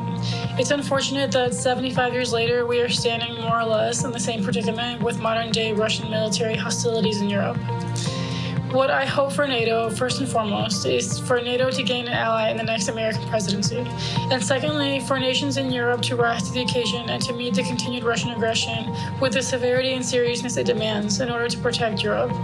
Finally, a unified show of support in the future would demonstrate to other authoritarian leaders that NATO will not allow malicious leadership to trample on the will of the free world. What I wish for in NATO's future is to act as a bulwark of democracy in these trying times of uncertainty, economically and politically. As the future comes forward, we want that trust to be continued, and if it is at all destroyed a little bit, we want it to come back.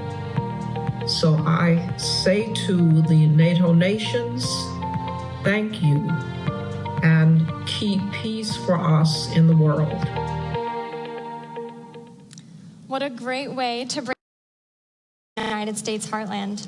For our next conversation, please join me in welcoming once again Frederick Kemp, President and CEO of the Atlantic Council, to the stage for a conversation with NATO Secretary General Jens Stoltenberg. Join me in welcoming Frederick to the stage, please.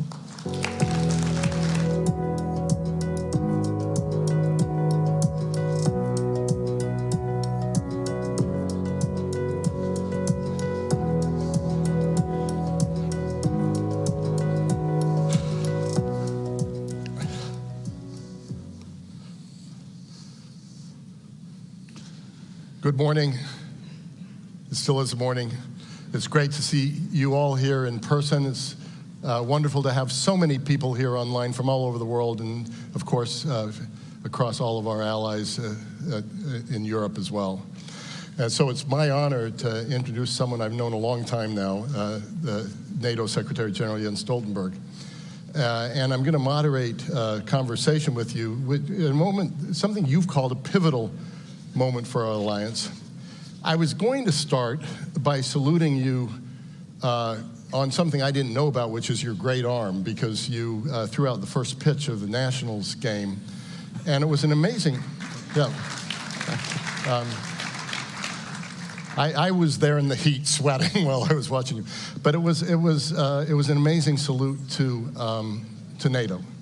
But having been at Mellon Auditorium yesterday evening, one of the most moving events I've been at, I'll instead quote President Biden, what he said to you as he gave you the Presidential Medal of Freedom, to a standing ovation, a really remarkable moment. He called you a man of integrity and intellectual rigor, a calm temperament in moments of crisis, a consummate diplomat. And I think the consummate diplomat, a person who can engage with leaders across all spectrums and across all nationalities. And I just want to salute you on behalf of everyone in the audience for more than a decade of the most extraordinary leadership. So let's start with that.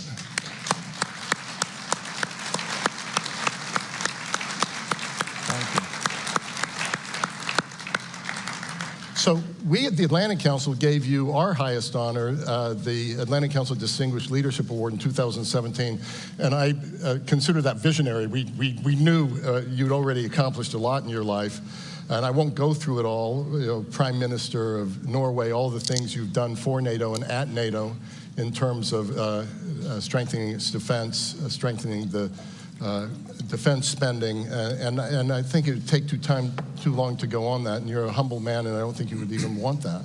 So I'm going to go right into the questions. You laid out 3 goals for this summit: increasing support for Ukraine for the long haul, reinforcing collective defense, and deepening global partnerships. I'm sure they're all important, but for this week, what do you consider most crucial? I will answer that in a moment, but let me first say that it's great to be here, to be at the Public Forum, and many thanks to you, Fred, and also many thanks to all those who have organized and are making this event possible, because this is an important part of the summit, the public outreach, which this Public Forum is a very important part of. Then, thank you for your kind words. It has actually been a great privilege serving as Secretary General of NATO for 10 years. And I see around in the audience here, there are many people who have helped me, supported me. So many thanks to all of you for your advice, your help, and support throughout these years. Then, on throwing the first pitch, that is the most difficult task I ever committed as Secretary General of NATO. Not least because I've never been at a baseball match ever before. The first time I touched the baseball, actually, when I started to exercise for this, I thought it was a tennis ball, but it's not the case.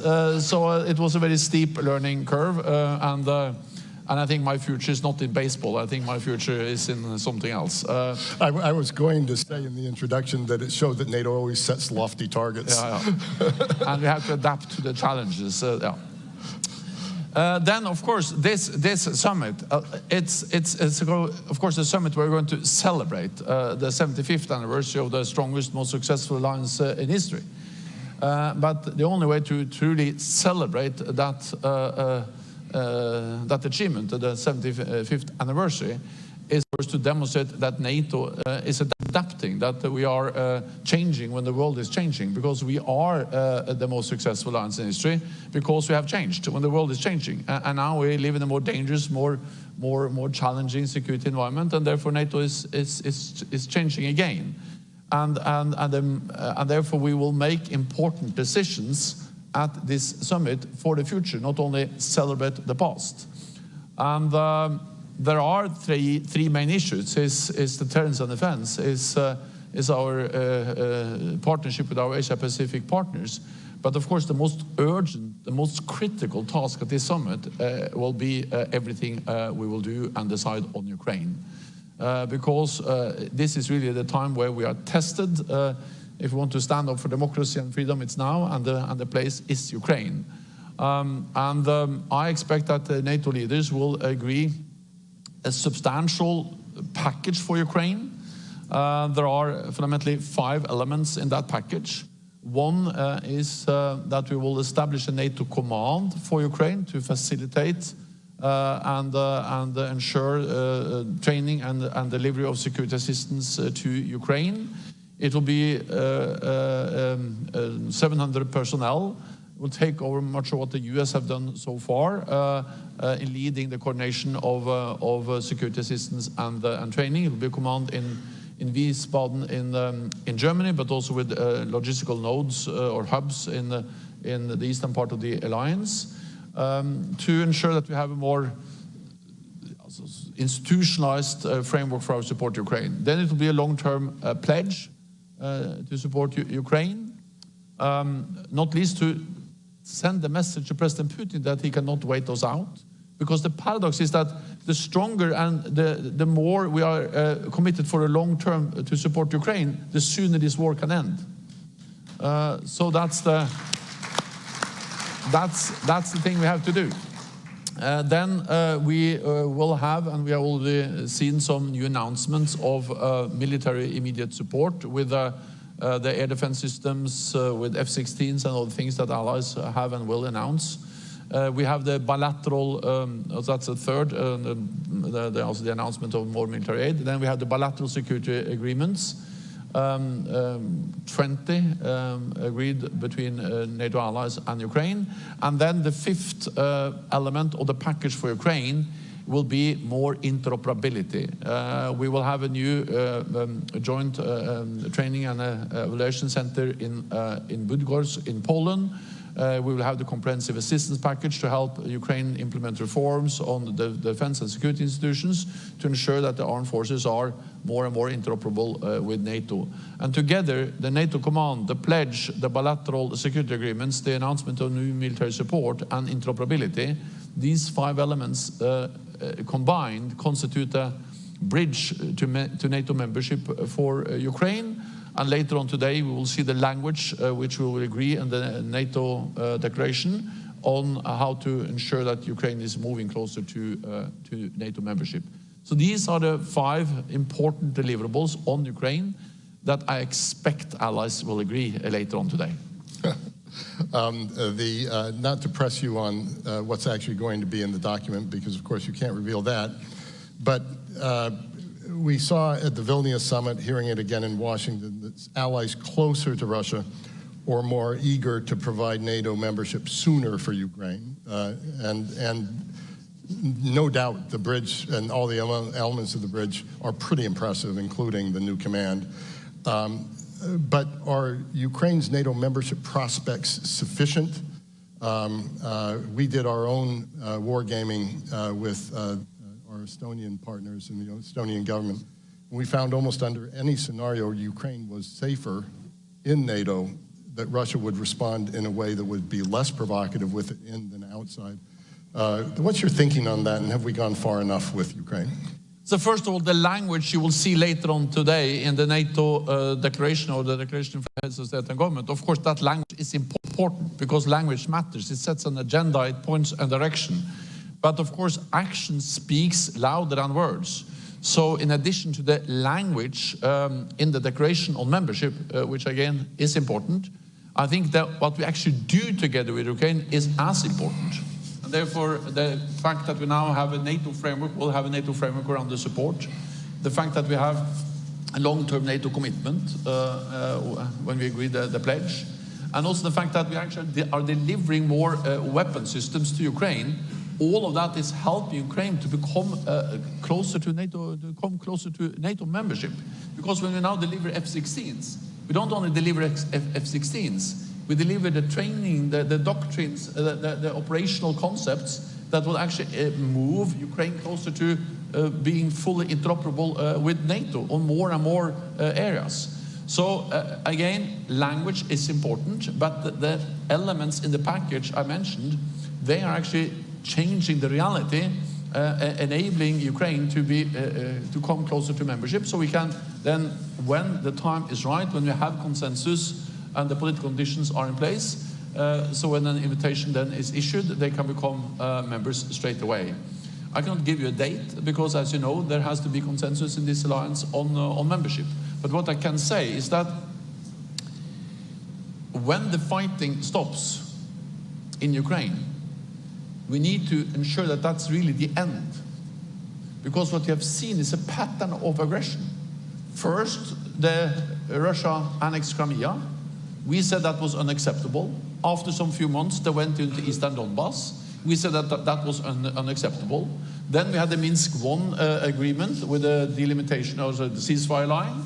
That was violated, and Russia pushed the front lines further east, further west in Donbass in 2014. We had Minsk II, and the Russians waited then for 7 years, and they had a full-scale invasion of Ukraine in 2022, because Minsk II was in 2015. So we have seen a pattern where they've taken slices of Ukraine. So if there is now a new ceasefire, a new agreement, then we need to be 100% certain that it stops there, regardless of where that line is. And therefore, I strongly believe that when the fighting stops, we need to ensure that Ukraine has the capabilities to deter future aggression from Russia, and they need security guarantees. And of course, the best and strongest security guarantee will be Article 5. So therefore, I believe that a way to ensure that it stops is actually NATO membership. Thank you for the very clear answer.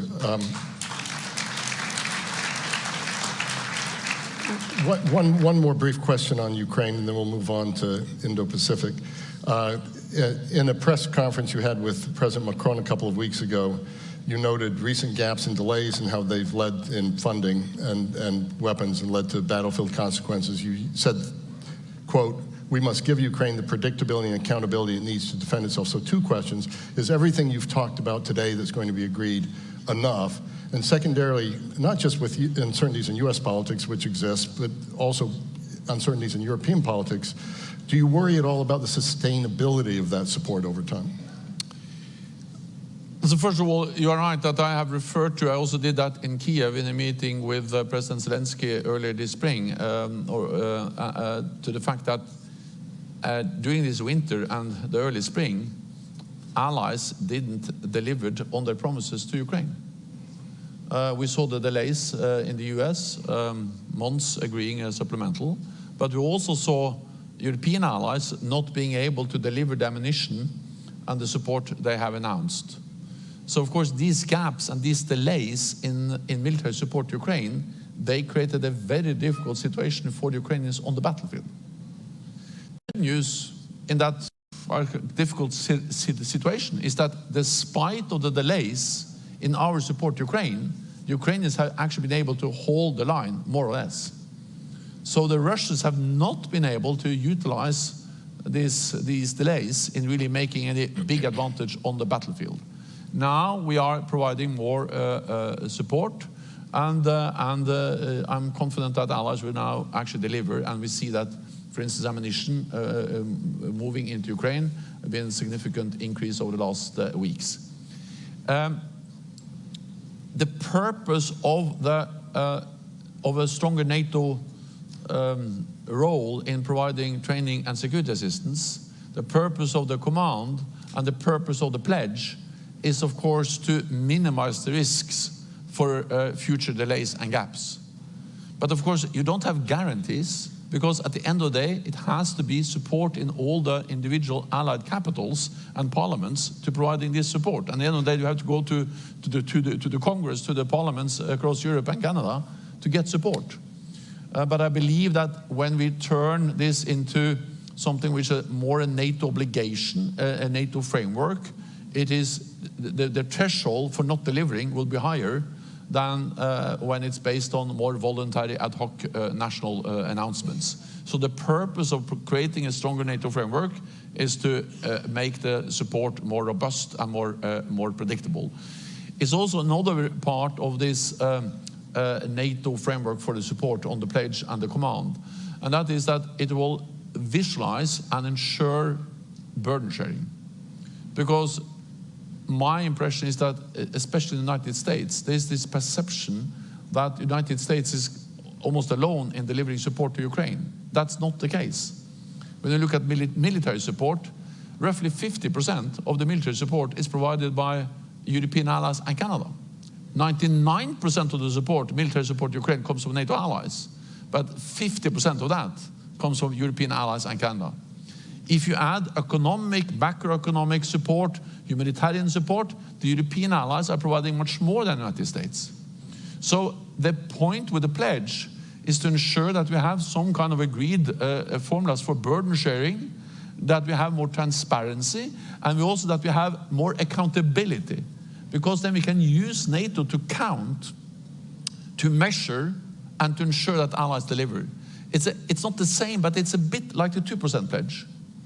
Because the importance with the pledge we made in Wales in 2014 was actually to give NATO a role to enforce and to ensure that allies delivered, and also that we agreed how to count and what to count. And that's also what we now do with the pledge, to agree how to count and what to count, and to give NATO a role to having also accountability. So again, there are no guarantees, but by giving NATO that role, I think the likelihood for allies delivering what they have promised will increase, and the likelihood of new gaps will decrease, and that's the purpose of giving NATO a stronger role. Thank you, Mr. Secretary General. Let's go to China. This 2022 strategic concept, NATO strategic concept, recognized China as a challenge for the first time and the broader rules-based system. You've noted that Russia imports 90% of its microelectronics from China, which goes into military. Secretary Blinken today talked about 70% of machine tools that help the military coming from China. You've also said that if this doesn't change, as they're fueling the greatest armed conflict in Europe since World War II, allies need to impose a cost. Is it time for that? And what cost can NATO and NATO countries actually impose? So first of all, I think it's important that we recognize the reality, and that's the first step towards any action.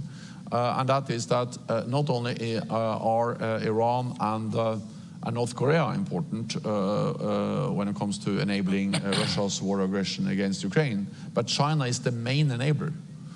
Because, as you refer to, they are delivering the tools, the dual-use equipment, the microelectronics, everything Russia needs to build the missiles, the bombs, the aircraft, and all the other systems they use against Ukraine. Well, I have said that far allies are willing to go, but I strongly believe that if China continues, they cannot have it both ways. They cannot believe that they can have a kind of normal relationship with NATO allies in North America and Europe, and then continue to fuel the war in Europe that constitutes the biggest security challenge for our security since the Second World War. So this is a challenge for the alliance. Let's see how far we're willing to go as allies. So we're getting close to the end of time, so just two other brief questions. First, Indo-Pacific 4, Australia, Japan, South Korea, New Zealand are here. Third time taking part in NATO summit, but it's going to be the first NATO joint document with this group. Can you give us some insight into what might be in it and any concrete outcomes? Yeah, so first I would just say that the fact that we now are engaging so closely with our Indo-Pacific partners, Australia, Japan, New Zealand, and South Korea, that reflects a change in NATO, because that was not the case a few years ago. And as many of you may know, the first time we mentioned China in an agreed negotiated document in NATO is at the NATO summit in London in 2019. And in the previous NATO strategic concept, China was not mentioned with a single word. Now China has a prominent place in the strategic concept we agreed in Madrid. And the fact that we now are engaging so closely with our Indo-Pacific partners reflect, of course, the fact that we have to take China seriously when it comes to the challenges it poses for our security. And the war in Ukraine is perhaps the most obvious example, or as the Japanese Prime Minister has said several times, what happens in Ukraine today can happen in Asia tomorrow. We are now working with our Asia-Pacific partners how we can do more together with them. We will agree some flagship projects. That's about technology, it's about support Ukraine. But we are also working, for instance, as part of our defense industrial pledge, how we can ramp up defense industrial production and cooperation with these countries. They are big, some of them, on defense industry. We can work closely with them to ramp up our combined defense industrial capacity. We can exchange more information. And I also welcome the fact that more and more allies are now also conducting joint exercises. Recently, there was a big air exercise. Allies are also more and more actively also looking into how they can also have more naval exercises with our Asia-Pacific partners. Because NATO will remain an alliance of North America and Europe. We will not be a global NATO. NATO will be North America and Europe. But this region, the North Atlantic region, we face global threats. And the reality is that's nothing new. Global terrorism, international terrorism brought us to Afghanistan. Cyber is global. Space, which is becoming more and more important for our armed forces, is truly global. And of course, the threats and challenges that China poses to our security is a global challenge. So this region, the North Atlantic region, faces global challenges. We will remain a regional alliance, but we need to work with our global partners, the Asia-Pacific partners, to address these global challenges. That, I guess, will be a very important issue at the next NATO summit. I will not be there, but I'm certain it will be a great... And that brings me to my final question. This is your swan song summit. Yeah. And as you prepare to step down, I think everybody in the audience, everybody virtually, would love to hear what gives you the most hope stepping down from this, but also what gives you the most concern. So first of all, I'm an optimist, because the reality is that we are very different in this alliance. We are different countries with different history, different culture from both South Atlantic, and we have different parties. And we are always very concerned that when a new party comes into government, they will make bad things for the alliance. And if you read the history of NATO, we have been concerned about that from the beginning. There were big concerns in NATO when you had when you actually got a democratic elected government in Portugal in 1975. They were concerned we're not going to be committed to NATO. There were concerns when you had some left-wing parties coming into government in some European countries in the 70s. When I formed my government in 2000, and my second government in 2005, there were big concerns that we had a left socialist party there. It went quite well, to be honest. And now there are big concerns again. But the reality is that despite all these differences, which are part of NATO, we have proven extremely resilient and strong. Because when we face the reality, all these different governments and politicians and parliamentarians, they realize that we are safer and stronger together. And that's a very strong message. And that's the reason why this alliance prevails again and again. As I said in my speech yesterday, we cannot take it for granted. It's not a given. It was not a given in '49. It's not a given now. It's not a given in the future.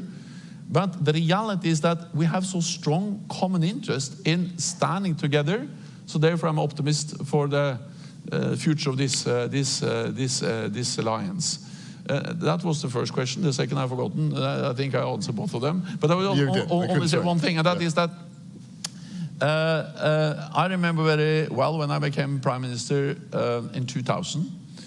First of all, I attended my first NATO summit in 2001. That was a very different guest list. It was President Bush, newly elected. It was Gerhard Schröder, Tony Blair, very different people then than now. So I think it's time for me to leave. But second, also, I remember then my predecessor, when I became Prime Minister in 2000, she told me, Gro Harlem Brundtland, the Norwegian Prime Minister, she told me, Jens, you have to remember that most of your life, you will be former Prime Minister. And now I have to acknowledge that most of my life I'll be former Secretary General of NATO. But that's not so bad.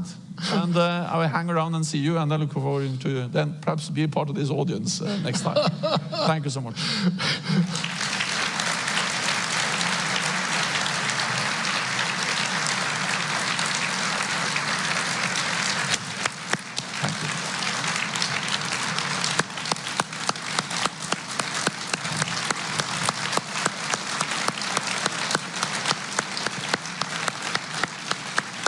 Thank you.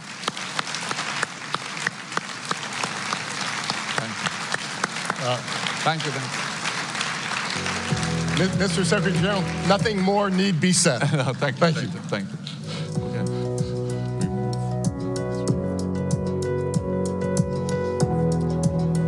Frederick and His Excellency Jens Stoltenberg, thank you for such an enticing conversation.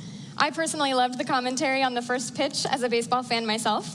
We can be safely assured that the Secretary General is focused surely on transatlantic security and not baseball.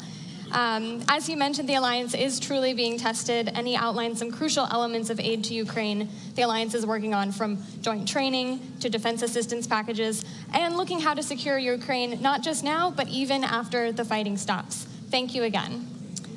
Our next panel, Strengthening the Transatlantic Bond, will aim to answer questions such as, what is the future of the transatlantic partnership? How can Europe and North America cooperate more efficiently?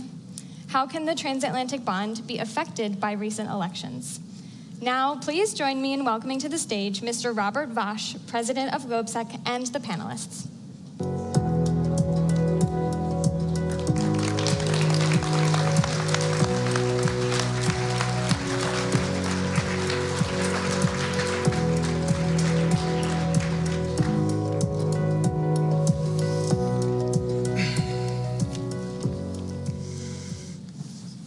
Thank you very much, and welcome to this very high-level panel, I would say. We have an extremely good setting in this panel for this conversation, and we have something like 55 minutes, so it will be quick and speedy. My name is Robert Vash. I'm the president and founder of GlobSec, and I'm extremely honored that I have the opportunity to partner in the consortium with our American friends and with the White House to organize this forum as the only European partner. Yesterday, thank you. Yesterday we were celebrating the 75th anniversary of the alliance in the Mellon Auditorium, in the same room where the Washington Treaty was signed.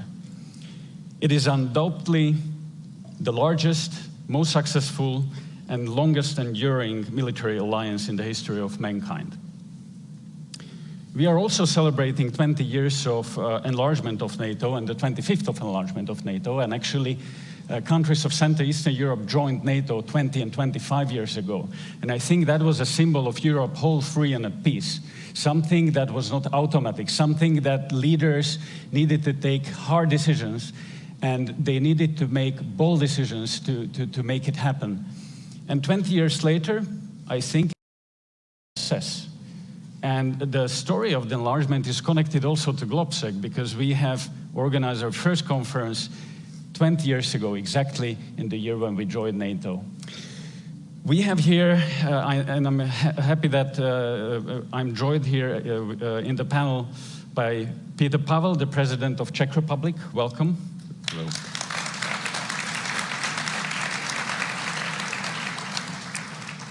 Kaja Kallas, Prime Minister of Estonia, welcome.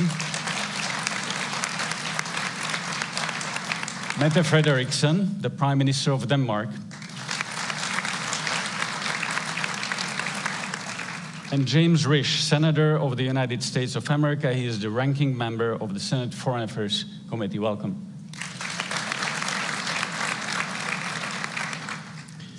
As we celebrate the 75th anniversary of NATO, and all these anniversaries that I mentioned, at the same time we are facing the most difficult challenge for the alliance, and that's the Russian aggression in Ukraine. The war is back in Europe. And we've done a lot, we united, and we've been stronger than ever. But is that enough for the future? Is that enough to secure our future? Are we up to the speed? Because Russians are speeding up as well. In Ukraine. So these will be the questions and the conversations we'll be talking about today. So let me turn to you, Prime Minister Kallas, first. You come from, and by the way, congratulations on nomination to be the High Representative of the European Commission.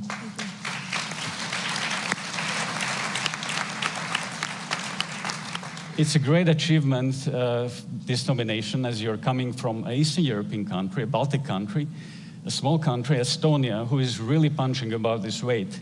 And that shows how a small country can be influential on the world stage. So congratulations to it.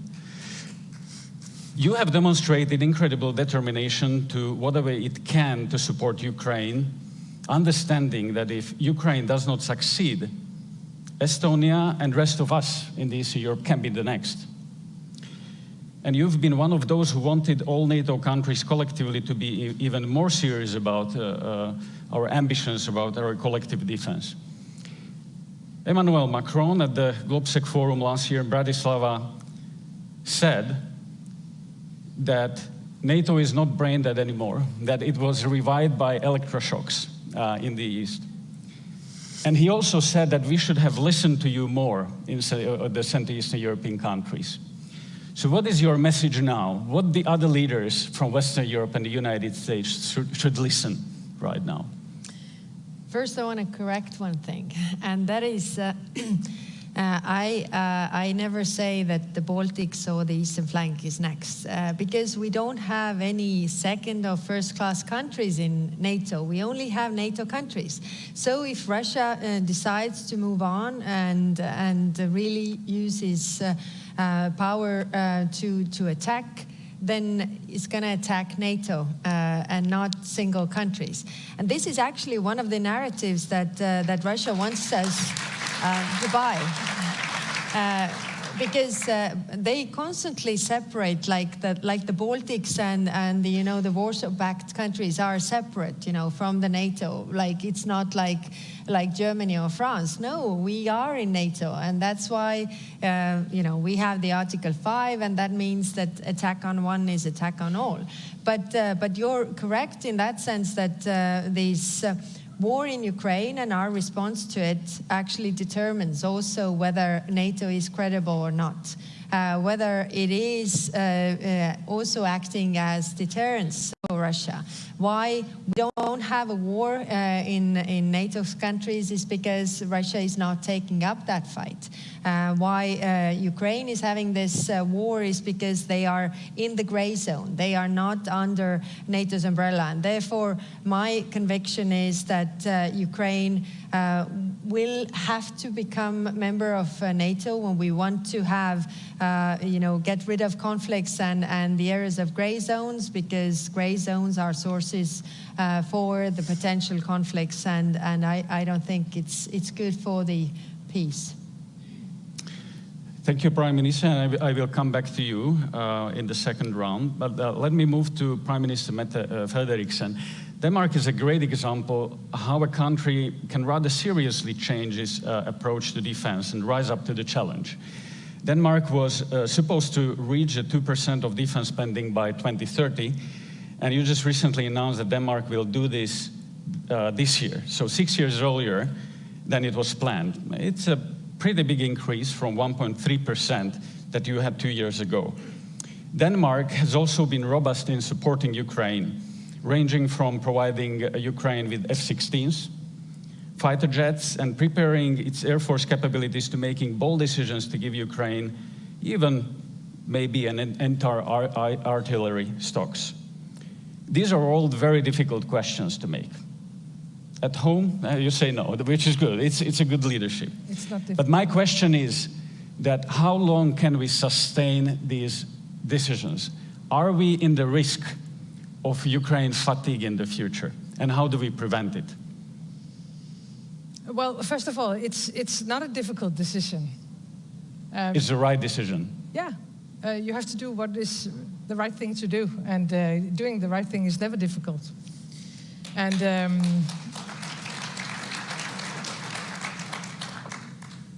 you're totally right. We decided many months ago to give away our entire artillery to Ukraine. Why? Because it's better used in Ukraine than it's used in Denmark. And we have to do the same now with air defense. We have a lot of air defense systems in the NATO alliance. It's better used in Ukraine than it is used, especially in the western part of NATO. The eastern part is a different case. And we said from the very beginning of the war that we are going to stand with Ukraine for as long as it takes, and with what it has to. The measures we have to take will be taken. I'm very proud of everything we have done collectively. And we have a stronger NATO, we have a stronger European Union now than when the war started. But we have to admit that we have been moving too slow. I think we have to speed up, we have to scale up. And we have to take a decision, do we want Ukraine to win the war or not? And I see no signs in Russia and in the Russian behavior that they are going to stop with Ukraine. When I watch Russia through the last years, but also now, not only in Ukraine, but also in the West Balkans, what they do in Europe with cyber attacks, hybrid attacks, disinformation. Look at what they're doing in Africa, in the Middle East. They're trying to destabilize everything we believe in. Everything we believe in. And therefore, asking me, it's not enough to provide the Ukrainians with what they need to defend themselves. We have to provide them with what is needed so they can beat Russia and push Russia back. And I think this is the main, it has to be the main discussion on the table also in the coming days. And you are right, when I came to office 5 years ago, we were spending 1.3 on defense. Now we are spending 2.4. And are you sure it will be enough in the future? I cannot say yes, because we have to put it the other way around. And let me just conclude by saying what you have said from US for many years now to us in Europe, you have to be able to protect yourself. You have to spend much more money on deterrence and defense. You have been correct. And we have to admit from a European perspective that we were depending on you. We're still depending on you, and never leave us alone. Never. We have to fight together also in the future. But you were right that we have to be able to defend ourselves.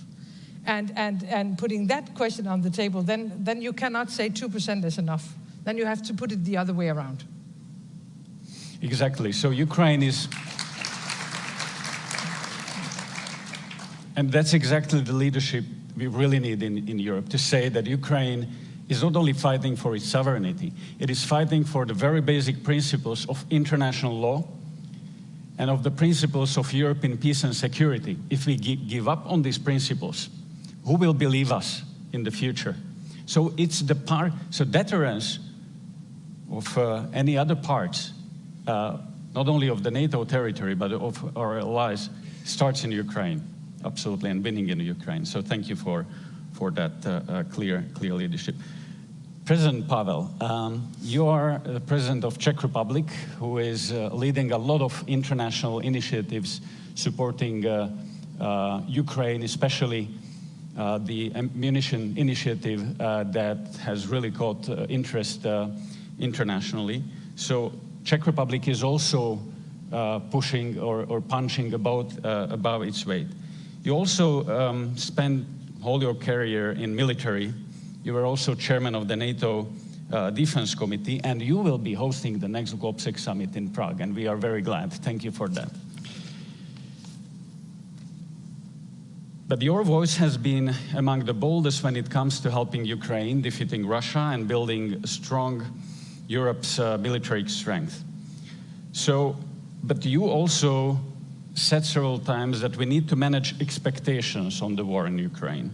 Your assessment was, and correct me if I'm wrong, was that we cannot expect Ukraine to liberate all its territory anytime soon, especially given that if we are not providing Ukraine with all that it needs to win. So my question is, we all say that we stand with Ukraine as long as it takes. Is it a winning strategy? Shouldn't we say whatever it takes? Do we have a consensus within NATO on what our short-term and long-term goals in Ukraine are? And most importantly, if we have these goals in place, do we have a consensus on how to achieve them and how to provide the means for Ukraine to win? Well, I'm not going to fight the words if it should last forever or how long does it take. But I believe it's a matter of principle. It doesn't matter if we take it as a matter of liking or disliking Ukraine. It's about if we like to live in a world where rules matter or not. And this is what is it all about. I believe that supporting Ukraine is a matter of principle. We want to live in a world where also smaller countries are protected, where they have the guarantees to live up to their aspirations. And that's why we believe that it's necessary for our own interest to defend Ukraine. But of course, reality is different. We haven't given Ukraine anything they needed for successful defense from the beginning. There were some delays and gaps that cost Ukraine a lot of lives and some territory, but also some self-confidence when it comes to meeting their own goals. Right now, we are trying to give Ukraine everything to defend their territory and not to allow Russia to progress. Because if and under the circumstances that Russia has a chance to succeed, to progress, there will be no chance for taking Russia to the table. So right now what we need to do is to provide Ukraine with ammunition, armor, long-range artillery, missiles, and especially air defense to prevent Russians from successful attacks on civilian infrastructure, as we saw it recently in Kiev and as we see it in Kharkov and many other cities. And at the same time to come up with a lot of effort on a diplomatic and political arena to get support of as many countries as possible to push on Russia and China to sit to the table under the meaningful conditions, not conditions that were presented by Russia. Obviously, we cannot accept that the territories currently occupied by Russia will be recognized as Russian. Because that would mean that we would go against the principles on which our societies are built. But we would probably realistically accept that there will be part of Ukrainian territory that will be temporarily occupied. But such a situation shouldn't prevent us from going on with Ukrainian integration into NATO or the EU and pushing on restoring their full sovereignty in the foreseeable future. And for that, Ukraine really needs our support and full determination in our own sake. Mm-hmm. Thank you. I've seen Prime Minister wanted to react. Yes, I wanted to react. I think everybody wants this war to end. So that is very clear. And what we have to do, I mean, of course, give military aid to Ukraine. But there's also one element that needs to be addressed. And that is, we have the sanctions in place so that, Russia wouldn't build its war machine, really. But then if it is true, that what was written in the media, that the Russian missile that hit the hospital, children's hospital, actually has Western elements in it. So they are not able to bomb if they are not using the Western elements to build this. Mm-hmm. And this is very important. When I go to different European countries that are further away from the war and don't see Russia maybe the way that we do, then I see this will still, to profit from it. It doesn't really concern me. I just want to do my trade, and we see the circumvention of sanctions. But these are the same companies that are complaining that our businesses are hurt, our economies are hurt because of it. But actually, we need to concentrate our efforts, everybody. And of course, it's painful. It's painful, but if we do it, the war could be over sooner than when everybody's dragging their feet and thinking that, okay, it doesn't really concern me, I can still profit from this, and then eventually it will go on longer than we want. Yeah, absolutely right. Let me move to Senator James Risch. You've been a very strong supporter of the alliance and of Ukraine and of our collective security, and thank you for that.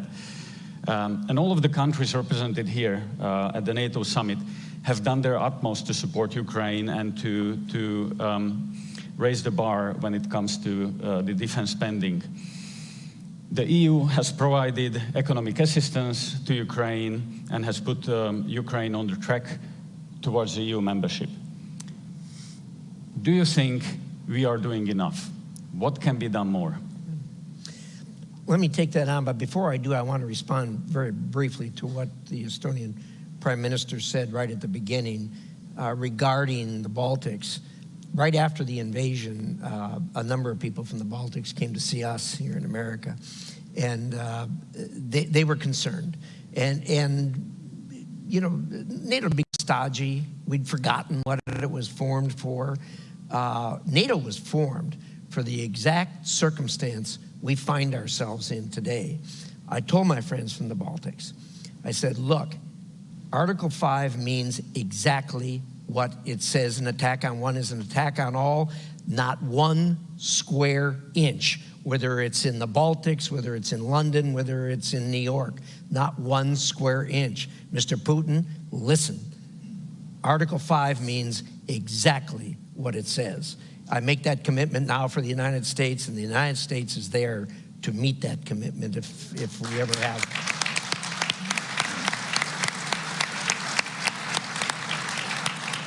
So let's take on that question, are we doing enough?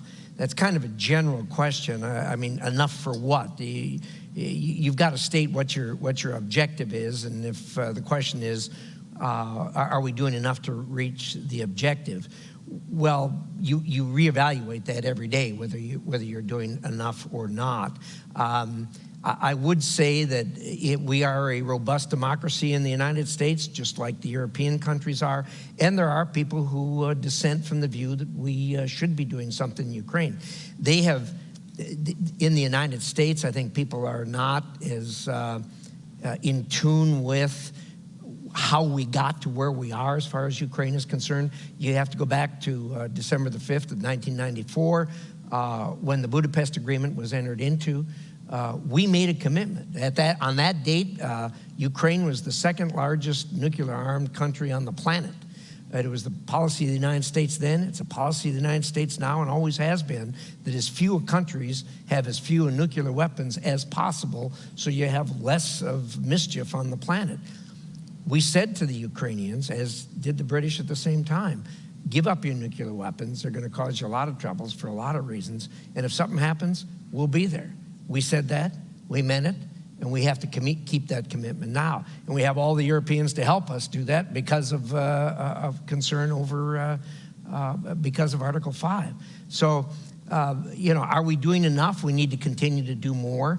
The people who are dissenters in the United States always point to the fact, well, the Europeans aren't doing enough. It depends on how you do the math. I mean, look, you can't penny this out, nickel and dime this out, but you certainly have to look at what the Europeans have done, way beyond what I think a lot of people's expectations were here. But secondly, not just on the military side, but also on the humanitarian side. I mean, it's stunning to me. You know, when I went into Ukraine, I went through Poland, and they were talking about the number of refugees they had. They've never been in a country with 2 million refugees, but no refugee camps. Why not? They're all in people's homes, and they're being taken care of. So, look, we need to continue to do that. And one of the things I will say to our European friends, and has been said over and over again, that 10 years ago in Wales, we all agreed 2% would be the number. It's been 10 years, and fortunately, we're up to 23 countries now. Out of our alliance. We got 9 more to go. But if we want to silence the critics using that point of view, we need to all get up to 2%. And frankly, now that this has happened, and a lot of us always hoped this would never happen, but now that this has happened, 2% probably isn't enough. We have been stunned. I think all of us have been stunned by the weakness and the holes in our industrial production when it comes to defense. We're going to have to do more. Yeah, absolutely, absolutely right. Mr. President, you wanted to react. Yeah, with my experience from NATO and especially NATO Military Committee, I would like to add an argument to what has been said on the account of defense spending. I think we should also pay attention not just to the figure, how many % of our GDP are we spending for defense, but how do we meet our capability targets? Because this is what matters for real and credible defense. Strategic commanders will not take a chart with the percents once they are confronted with the situation. They will count aircraft, ships, combat units at required readiness. And this is what we should focus on beyond these 2% line, because we have serious gaps in meeting our capability targets. So if we really want to be credible in our deterrence, because I think no one would argue that Russia knows very well about the real state of our armed forces, we should really do much more in meeting these capability targets.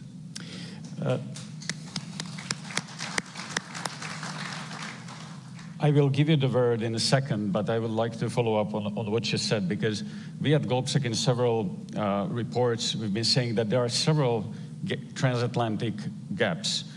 One is in the defense spending that we are closing down. Another one is in the efficiency, how we spend this money.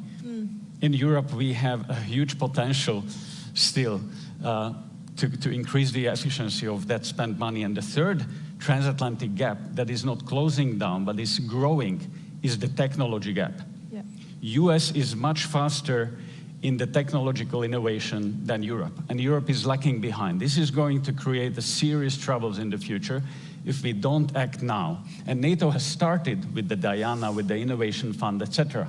But I think we need to speed up Europe, that it's up to date. Prime Minister Frederiksen and then Kallas. But that was exactly the point I wanted to make, actually, because one thing is, of course, traditional deterrence and defense. And we have to wrap up, especially on our industry. And I think it's quite clear. I mean, some of us have said for many months that we are able to finance more deliveries for Ukraine, but we don't have anything on stock on our own. But you know, during the Czech initiative, we are very much engaged in that. We are trying to buy from third countries outside Europe because we don't have anything on our own. And of course, that cannot be the situation in the future. I mean, so we need to invest much more on traditional capacities and capabilities. But talking about technology, that's another chapter. And what I see when I look at all of us, especially in Europe, is that China is going to win this race. I'm not afraid if US is going to win the race, but if China is going to win this race, then I am afraid. And when I look at Quanta, when I look at AI, when I look at you know, the pillars that are not traditional security issues, but it is today's security, energy, and our industrial production and so on, it's all interlinked. And China is way ahead of Europe. And so that's why I'm saying we're sure that 2% will be enough, because I think the 2% maybe can cover the traditional security questions. But if we are going to include technology, and we have to do that, and we are, as a country, very much engaged in Diana, especially on Quanta, we have to, I think, invest much more, and we have to build much stronger partnerships outside NATO. And that's why it's important that tomorrow we are going to see our friends and partners from Japan, South Korea, Australia, and New Zealand for the third time now in a row. We cannot do this on our own, but please be aware about China, and let us not repeat the mistakes we have done about Russia in the future with China.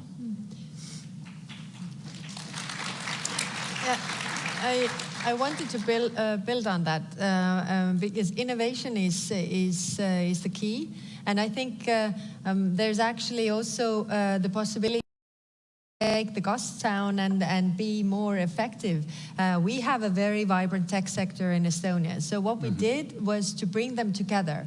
So the tech sector that is very much into investing into defense and making these processes faster, more innovative and more up to date, and the traditional defense sector.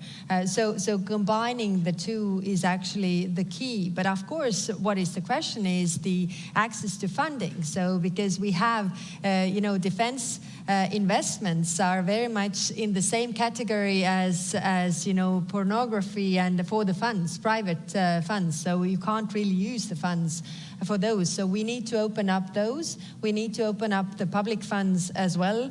And what I also wanted to say is that I've been meeting with the defense industry, and it's a bit the chicken and egg issue. So the defense industry says that we don't have orders. We have slogans, but we don't have orders from the governments. Whereas the governments say that, from richer countries, one prime minister asked me that, where can I spend? I want to spend 2%, but nobody's selling me now because they don't have anything. If you have a defense company that says that, you buy 12 tanks, so I produce 12 tanks for the money that you present, not 16 or 30, but 12, because you don't take any risks. I think also both sides, also the defense industry, should read the room and understand that you have to make and take some risks, even if it is not the government's immediately showing the money, because we have the decisions coming in many countries to invest more in defense, but there has to be something to really be able to invest immediately. You have opened up a very important question, which is the European defense industry. And how do we make sure that the defense industry is up to the speed? How do we get the funds, necessary funds, not only from governments, but banks, European Investment Bank? They were banned to invest into dual-use products. So I think there is a lot that needs to be changed on the European level in the European Union as well. And here, the next European Commission is going to be crucial in making sure that we are speeding up, because Russia has already begun with the war economy, and we are not there yet. And in long term, it's going to cause a problem. Yeah, I think the understanding is there. The understanding is amongst the prime ministers of Europe, definitely, that we need to move faster. But the question is how. Mr. President, you wanted to react. Yeah. I wanted to use the opportunity to extend a comment of Mette Frederiksen about how all these problems are interlinked. I think if we look at the current security and international environment from a broader point of view, it's not a separate problem of aggressive war of Russia against Ukraine, and on the other side, systemic challenge from China. It's all linked together, because what we see now is a confrontation of two systems. On one side, democratic countries, being in NATO, EU, or elsewhere around the world, including Indo-Pacific. On the other side, different forms of autocracies, mainly now represented by Russia and supporting countries, China, North Korea, Iran, but many others. And if we want to prevail in this global confrontation, competition, we really need to approach our cooperation from different angle of point. Because right now, we pretty much compete in economic terms between the EU and United States. We are quite secretive when it comes to research and development. When we look at China, how they can combine resources, how they can focus on priorities, we are not doing the same. I think if we look at it not only from the point of view that we need to support Ukraine so that they defend their territory, because if Ukraine fails, it doesn't only mean that the security in Europe will be worse. It will be much worse globally because it will also encourage China to be more assertive and aggressive. So the same way as we ask for the United States being with us in solidarity in supporting Ukraine, we should be in a solidarity with the United States to support them in their competition with China in all areas around the globe. And collectively, we should also strive to convince countries in Africa, Latin America, that we are a better option for cooperation than autocracies around the world. Quick reaction from Senator. And when you talk about our competition with China, it isn't just our competition with China, it's your competition with China. And look, what's going on with Russia, I think is a warm-up for the rest of this century as we compete on the planet. China's the issue. China's going to be we're all talking about Ukraine here, and we should, because that's the hot war going on. But this thing with China is going to go on for the rest of this century.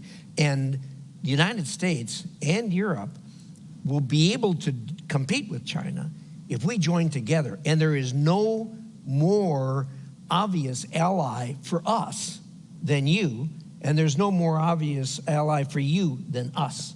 And we need to join together as we push back against China. And look, this thing, the one thing that the war has brought out, the Ukraine war has brought out, is the fact that what we've always known as an undercurrent, and that is the relationship between China, Russia, North Korea, Iran, Venezuela, the autocracies. It's there, it's real, and it's going to get stronger, only stronger, as we go forward in this century. And for us to, I think the challenge for this century is going to be how we all occupy this planet without killing each other and compete with each other. We should be able to compete with each other without killing each other. We need to figure that out, because this is not going to get better as we get forward. The autocracies are not going to change their belief as to what they think is best for their people, and the democracies are not going to change their belief as to what they think is best for their people. We're going to have to figure this out.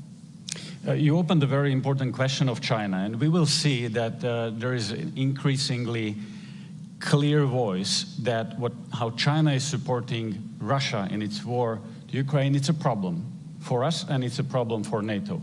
There are many voices in the US as well that basically Ukraine is just a distraction from our main adversary, which is China in long term.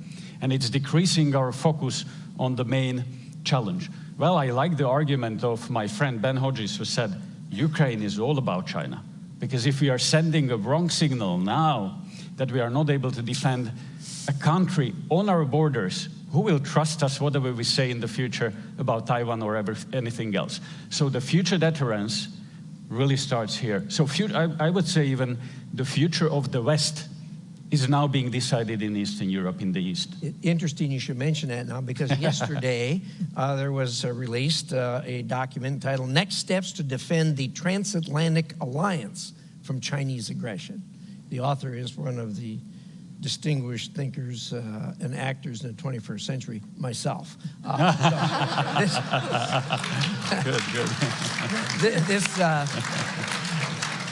This is a follow-up to a report I did a couple years ago on the same subject, and it is becoming a hotter and hotter item as we go forward. So So thank you for that commercial. We will all read it. It is free. But I want to move to a question from the audience, and I want to enlarge the question, but I've seen you really want to react on, on China. It's just, one thing is the signal, and I totally agree. If we let's be honest, if we let Russia take Ukraine, that will, of course, invite many others to do similar things. One thing, I mean, that's basic knowledge, and it no matter what, it's a bad idea to allow Russia to take a European country. So I mean, that should conclude the discussion about Ukraine, actually. But the other thing, and I think that is extremely important, that the triangle between North Korea, Iran, and Russia is something we have to have as top of mind now. And there is nothing that integrates the three of them, except for one thing, that they don't like us. that's what combined those three. And they are willing to do, I guess, what it takes to defeat us. And I think we cannot only look at the triangle. We have to see how China is connected to that triangle. This is the new reality. And therefore, I mean, it's good we're talking a lot about Ukraine, but we have to talk about Russia. Ukraine is just one example. It's a terrible example, and they are paying the highest price. I mean, they are losing thousands of good young men and women.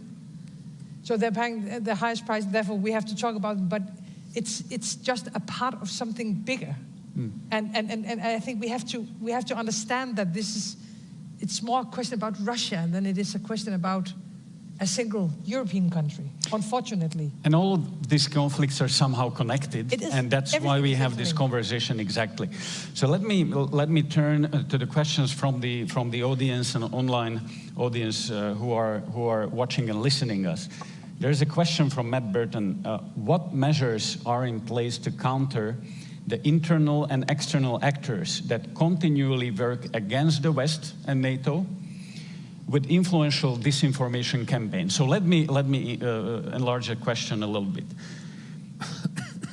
We are seeing that the frontal attack on Ukraine that Vladimir Putin has started 2 years ago is not only a frontal attack on Ukraine, but on all of us.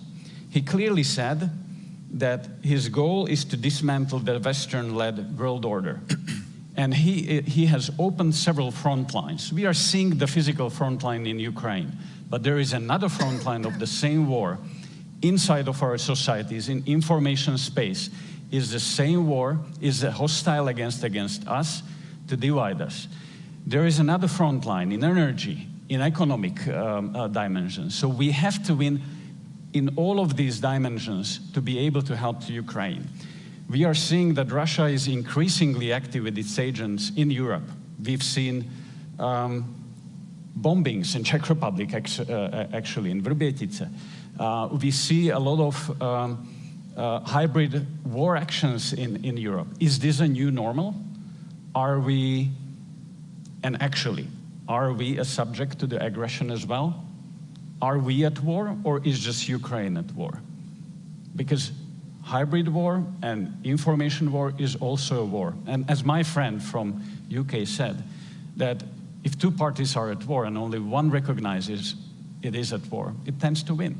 So shouldn't we recognize that there is a war that is waged against us in information space, hybrid, cyber, and many other domains? Because unless we clearly say that that's a situation and we appreciate the long-term impacts of that, we are not going to be able to win it. So that's my question to all of you who would like to be. Well, there is a shadow war going on. That is clear in all those domains that you mentioned. So the question for us is, what is our response really? I mean, because we see all these events all across Europe and the Western Hemisphere, but we treat those events as isolated events, not connected to each other. I mean, there's a fire in a warehouse, so it's treated as a fire in the warehouse, although we have intelligence that actually, Russians want to set the fire in that warehouse. So the question to us is, what is our response? Is it, because it's also, it could also be a provocation, because, Russia wants us to react very strongly. So how to find the balance is a big question. I think we have to raise the awareness. We see this in our intelligence, but I'm not sure that everybody does see this in the same way. And then the question is whether, we are being the frogs that are being boiled, because every next time they're bolder and we don't react. So how do we address this? And we have discussions going on in NATO about these things, but they are really very initial. It should start from the awareness, the same awareness of all the members in NATO. Thank you, President. To answer your question, I think it is not so important how do we see us at what stage we are finding ourselves, because we heard a number of academic discussions if we are in war or not. Because we still work in the categories of peace, crisis, and war. But for Russia, it looks different. They see at a history like a continuous conflict, where only intensity and tools differ. From time to time, they are using hard power. From time to time, they are using hybrid tools, which we see today. Since the times of, we call it Gerasimov doctrine, but actually it came up earlier than Gerasimov. But it was around 2010 when Russians came up again with their vision of non-linear warfare, where all the kinds from cyber, hybrid, disruptive operations, sabotages, up to hard war fighting are present.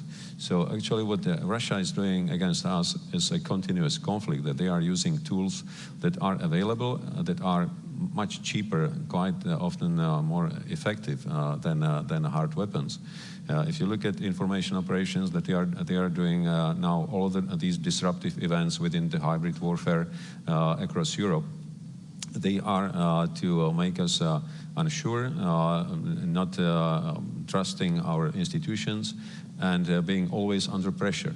So we need to take not only passive measures, but also active measures to defend ourselves against this kind of warfare, because this is the way how Russians see the world, and we have to see it from their perspective, not from ours. Prime Minister Frederiksen, and I would just follow up that. Of course, we need to watch very closely all the disinformation campaigns that are going on in several countries in Europe with the goal to divide us and to also alter the political conversation. Also, there is a role for both NATO and the EU in protecting our critical infrastructure, because we are seeing that this critical infrastructure is under threat. So what do you expect from the NATO summit and maybe also the next European Commission in this regard? Well, first of all, I think we have been spending too much time discussing what we can say about this war and what we cannot say. What is the right wordings? I mean, if a foreign country is trying to destabilize Denmark by misinformation, I consider it as an attack against a democratic society. And the same way when they use hybrid attacks, cyber attacks, and so on. So I think let's call it what it is. They are trying to destabilize all of us, and they are using different measures, if it's Ukraine or if it's Denmark or Estonia or Czech Republic. And therefore it's so dangerous what they're doing. And talking about one of the mistakes we have made, I think putting a lot of red lines on the table when you are handling a war is also a mistake. I mean, it's simply giving the enemy two good cards on when you are, all the time telling Russia what we are not going to do or what we are not going to accept, instead of putting it the other way around, that we are willing to do whatever it takes to defend Europe and to defend our alliance and to defend the world order that we believe in and that we have built since the end of the Second World War. I think the awareness is rising. I agree that we cannot see all these episodes as isolated. We have to see the system in it, and they all, again, it's all interlinked, and therefore I think we have to take it more seriously. And maybe the most important question as NATO countries is: are we going to accept it? Are we going to accept that they are attacking us every day now in Europe with different measures? And I don't think we should accept it. Thank you. So we are running out of the time, and I have plenty of questions, but let me ask one, and that's that NATO has proved to be very vital 75 years. Politicians are coming and going. We have elections everywhere. And there is an important election coming up in the United States. And we've seen that many of the conversations in supporting Ukraine, NATO, etc., are also not only in US, but also in European countries. There's somehow domestic conversations about, and they are connected with domestic conversations on economy, etc. But my question is, what do you expect that how the election campaign and the elections might change the conversation in the support for Ukraine and for NATO? Is that for these guys? Well, I can give you a very clear answer to that. I don't know. Look, the United States has a treaty that is a NATO treaty. Now, admittedly, Ukraine is not part of that treaty. Nonetheless, the attack on Ukraine is as clearly as close to that treaty as you can possibly get. We have taken great steps in the United States already to do what we should do in order to help Ukraine. I really believe that's going to continue. I don't think the election is going to change that greatly. I know that at least one of the candidates has said that they're going to end the war. We haven't got an explanation as to how that's going to happen, but the candidate who says that generally gets done what he says he's going to get done. So I'll be anxious to see that. But look, I think people should not be wringing their hands over this. This is as far as the Congress is concerned, which is where I come from.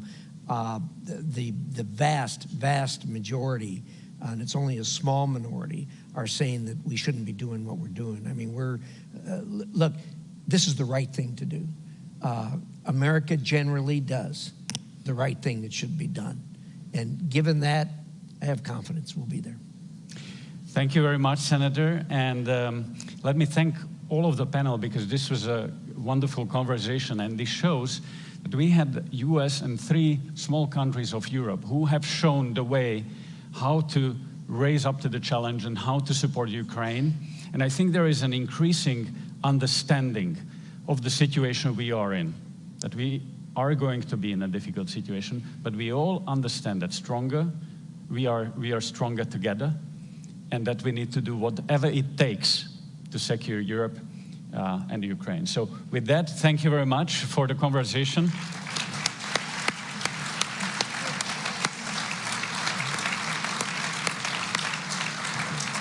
And I wish you a nice rest of the day. Thank you.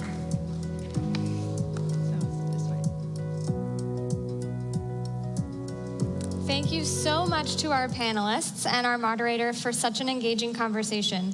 They talked about crucial questions of elections and language, giving Ukraine what it needs to keep fighting to push Russia out and keep Russia out. They talked about keeping pace with China, concerns about competition with autocracies around the globe, and challenges and gaps racking our defense industrial bases. We will now be viewing a second video from the NATO Youth Summit, which took place on May 14th in Miami, Florida in the US, and Stockholm, Sweden, with watch parties viewing around the world. The NATO Youth Summit delves deep into the most pressing global issues of interest to youths. Let us all now learn something from how the next generation will tackle the future issues of the alliance. On May 13th, at the NATO Youth Summit in Stockholm, I warned about the dangers of disinformation and the imperative to tackle the challenge more robustly. The time to act is now. There is no need to wait for further reports and no time for half measures. We need to be decisive and commit ourselves collectively and without reservation to a much more assertive approach. Winning the information war is foundational to our security, and as NATO youth, we say without hesitation that our leaders must rise to the challenge. In the 75th year of our transatlantic alliance, we celebrate our steadfast commitments to peace and to security. Our ability to maintain unity and effective deterrence is more crucial than ever. And our success in doing so will serve as the ultimate testimony to the strength of our common values. Emerging technologies can significantly enhance our defence capabilities. However, they also introduce new risks. Cyber attacks AI-driven disinformation, and the development of autonomous systems all pose serious threats to global security, stability, and to the democratic ideals which unite us as allies. With the rise of AI, cyber threats are becoming a more increased threat. Just like a double-edged sword, while AI enhances our capabilities, it also creates new security challenges. AI's ability to analyze vast amounts of data can strengthen our defenses, but can also be exploited by malicious actors. Therefore, NATO must adopt proactive strategies to create robust security measures. Quantum computing, sensing, and communications could revolutionize defense, cybersecurity, and help strengthen our deterrence against Russia and China, which has already made achieving quantum supremacy a national priority. What NATO's leaders should think about now is how the organization can become a facilitator to bring together the expertise and strengths of allied nations to drive quantum innovation and empower its application in allied defense. The time is now to make sure that NATO and member states remain at the forefront of quantum innovation and realize its potential. When we talk military tech or innovation or countering disinformation, those are all reactive actions or actions that will help us win a potential hot war. But the most important strategic question that we have to find the answer to and start working proactively with is, how do we change the will of the Russian people? If we really are committed to the desire to live in peace with all peoples and all governments, we have to change the will of the Russian people to stop being aggressive towards its neighbors, as well as funding international crime and terrorism, so that we can achieve a sustainable and stable peace and save succeeding generations from the scourge of war. Our democratic values are victims of the self-imposed red lines. Our democratic values are victims of the appeasement of dictatorships. As we face the largest war in Europe since World War II, with Ukraine at its forefront of protecting democratic values and paying the highest price with the lives of its people, we find ourselves trapped by these self-imposed red lines. It's not time to appease the axis of evil any longer. Without adherence to rules, everyone's sovereignty and territorial integrity are under the threat. It's time to demonstrate the strength and unity of democracy. Ukrainians have been remarkable in defending their country, but they need your support. But do not support Ukraine just enough to survive. Support Ukraine to win. We know that decisions in democracies take time, but time in Ukraine is not measured by days, hours, or weeks. It's measured in human lives. Therefore, do not let political games and individual interests get in the way of decision-making. Therefore, I urge you to be bold, to be brave, and to be decisive. The biggest gift for NATO's 75th anniversary would be a victorious and free Ukraine. Thank you. What a great way to highlight the individuals and issues that will be shaping tomorrow with our youths. Now, please join us for lunch, where we will all be able to discuss these pressing issues before resuming our programming. For those of you joining us online, you will now hear a series of interviews. The first from His Excellency Alexander De Croo, Prime Minister of Belgium. The conversation will be moderated by Elena Kudsko, Vice President for Policy and Programming of Globe. We'll hear from His Excellency Kyriakos Mitsotakis, the Prime Minister of Greece, which will be moderated by Nadia Shadlow, Senior Fellow at the Hudson Institute. And finally, we'll be replaying the earlier conversation between Rachel Rizzo and Douglas Lute on the history and geography of NATO. Enjoy. And a few notes for our in-person audience and those of you in the plenary room. We kindly ask that you refrain from saving seats, as it is disruptive in the room and impedes the flow of traffic. Also, please be mindful and do not leave your personal belongings in the plenary room during pauses in programming. Our programming will resume at 1:15. Enjoy your lunch.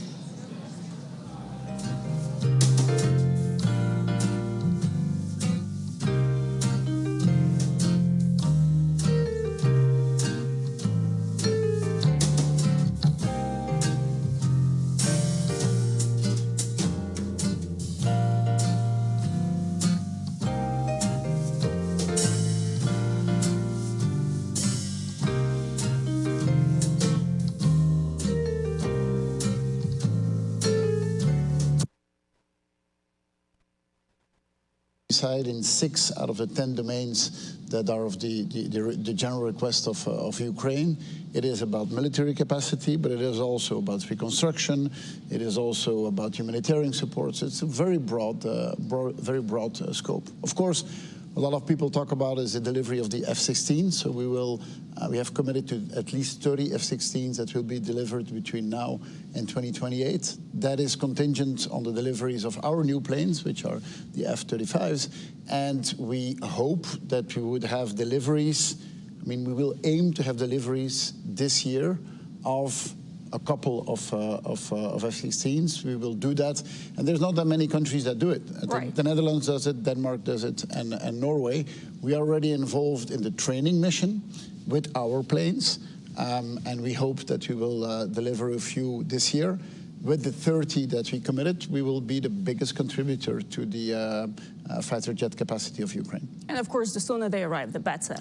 Obviously, the sooner they arrive, the better. Of course, we have to maintain our own defense capacities. Our F-16s are being used today, for example, in the Baltics, for Baltic air policing, to protect NATO territory for almost daily trials from the Russian side to see how much we defend. So we really have to balance that. Well, the earlier the F-35s are delivered, the earlier we can deliver. And what's the timeline on those ones?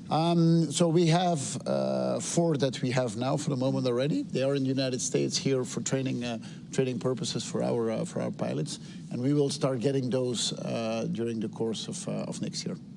We are living definitely in very uncertain times. Everything is uncertain, and things are increasingly challenging given that half of the world is going through elections. Yeah. And Belgium is one of those countries who just had elections. There is going to be a new government in Belgium, but people do want certainty. Both our populations want certainty to know that the governments can deliver, but also for Ukrainians, it's important to know that we stay committed to the course and we deliver what we promised. Yeah.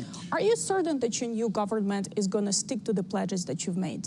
I really have no doubt on that. And we have a long history of these type of commitments.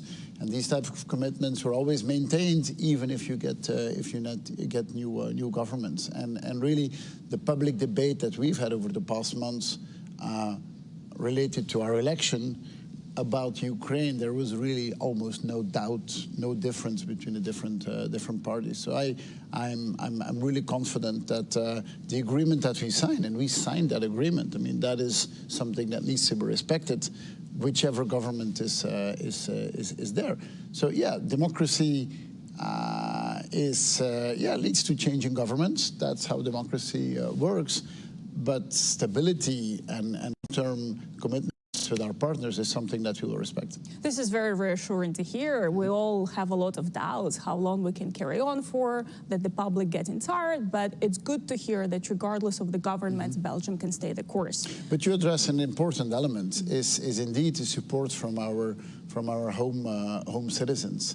And you know, you can do all the public policy, all the foreign policy in the world, you can do all the military training in the world. You can only do that as long as you have the support of your home population.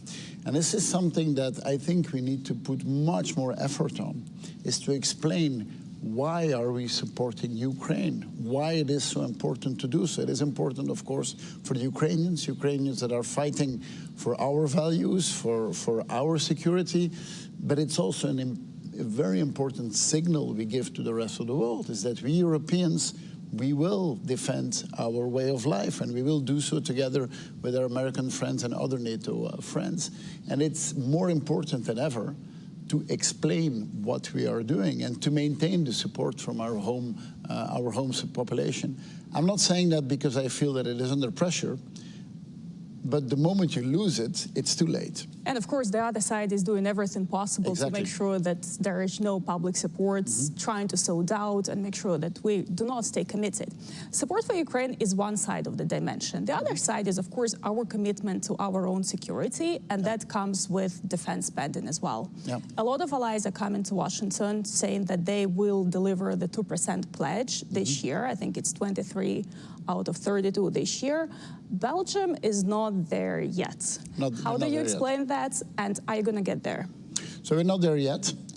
We have increased our military spending with 30% over the past 3 years. So it's very significant what we have done. We have a path set out by 2030 and 2035. True, it will take us some time to get there. But to me, that's one dimension, and it's one dimension that we need to deliver on. But besides what you would call an input metric, which is how much do you spend, we also need to look at output metrics. And output metrics is how active are you if there are requests. And there, Belgium has always been at the forefront. When there were requests to use our fighter jets, we were there. When there were requests to use our marine capacity, we were there. So you really have to look at both dimensions. And I think it's important that when you increase your spending, that you increase your spending in a way that it builds an industrial supply chain. And we know that today is spending more, but spending in a way that you develop an industrial capacity, that you develop technological capacity, that you also develop the human side of defense. Doing that in a well-organized way, I think, is the main challenge with which the 32 countries are confronted. I'm so glad you're bringing it up. I was actually very excited about the conversation with you. I know that you did MBA actually here in the United States, and this business mindset seems to be something that all leaders, political but also military leaders, desperately need right now. So what is your recipe? What Europeans can do better to increase defense capacity? What kind of investments it needed? What kind of change of policy would it take to get there? Okay. So yeah, we have a long history of very national defense spending. And most of our militaries would mostly buy with their own industries, which has led to an incredibly fragmented supply chain. We see that now those borders are being broken, and you see that there is M&A activity that is happening across European borders, and that's a good thing. I think next to that, as you pointed out, we need more investment. There is a tendency to always look at public investment. Now, I think public investment has a role to play, but the real volume of investment needs to come from private investment. And it's not that there is a lack of capital throughout Europe. I mean, we are a rich continent with people who have savings and who want to invest their savings. And so we need to create a very attractive business case for our population to say, you know, your savings can be used to invest in technology that will make us safer, that will help us to maintain our freedoms, our way of life. So that means that public investment has to play a role, but it really has to be merit-based. So not in the clad way where we say, okay, we have 10 billion, we're going to split it up within Europe, for example, across 27 countries. Let's look where the capacity is, let's look where the expertise is, and allocate it based on the merits and not just on an accounting principle. And that public investment should be used to leverage private investment. And getting the private investment going into those industries is how we will get there. So I'm not against public investment, but I think public investment should be something that is an accelerator to get private investment going. Right, and it's a bigger problem in Europe where we have not particularly well-functioning capital markets, but also when we're talking about investments in defense, we need to make sure that it complies with our own ECG standards. So there is a lot of work to do on this dimension. There is a lot of work to do, and our ESG standards, of course, date a bit from another era. Yeah. And the world has changed so rapidly. So yes, we need to adapt to that. But I mean, that is why the world is changing. I mean, if you look at NATO, what are the two pillars of NATO's success? And we're here to celebrate 75 years of NATO. The first pillar, obviously, is solidarity. Is we say we stand shoulder to shoulder and we will defend one another. But the second element, besides solidarity, is adaptability. The world has changed so much and so fast in the past 75 years, and an organization like NATO has only been successful because it can adapt. And it's quite clear that, again, we will need to adapt to a new environment. And I'm afraid we're running out of time, but I'll sneak in one last question. We've been covering a lot of ground here, but also at the NATO summit. What do you think, though, is the blind spot, a particular challenge that we're not paying too much attention to right now, but we will regret it in the future? Well, so I think one of them was working on our own public support that we addressed. I think a second one is what we would call the southern flank, is what is happening in the Sahel, for example. I'm convinced that if there would not be the war in Ukraine and the dramatic violence in the Middle East, that we would be talking much more about what is happening in the Sahel. So this is something that we need to address. It's good that at this summit we've come up with an action plan, but I'm convinced that in the next years we will be investing way more into stabilizing the Sahel, into creating economic development there. All of that is necessary for us. If we want to live well, we need to make sure that our neighbors are living well as well, and that will need a big engagement from our side. Thank you so much, Mr. Prime Minister. I'm afraid I'll have to release you back to the NATO summit negotiations. Sure. We appreciate your time here, and thank you so much, everybody, for being with us today.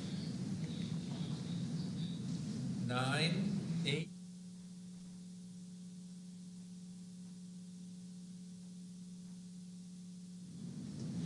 Welcome back to the NATO Public Forum. I'm Nadia Shadlow, a senior fellow at the Hudson Institute, and it's my pleasure this afternoon to have an opportunity to have a conversation with Greek Prime Minister Kyriakos Mitsotakis. Prime Minister, it's really great to be here with you today, and since we only have a few minutes, I wanted to jump right in. When you became Prime Minister first in 2019, Europe looked different. And the challenges facing NATO seemed perhaps less intense than what we're facing today. So could you talk to us a little bit about whether or not NATO has been adapting enough since 2019, since 2022? I know Greece has been really in the lead in terms of modernization and adaptation, but I'd love to hear your views. When I became Prime Minister in 2019, no one thought that we would be faced with a war at the heart of the European continent. But this is what we have to deal with after Russia's unprovoked invasion of Ukraine. And I do believe that the alliance has adjusted and has tackled this momentous challenge as successfully as it could.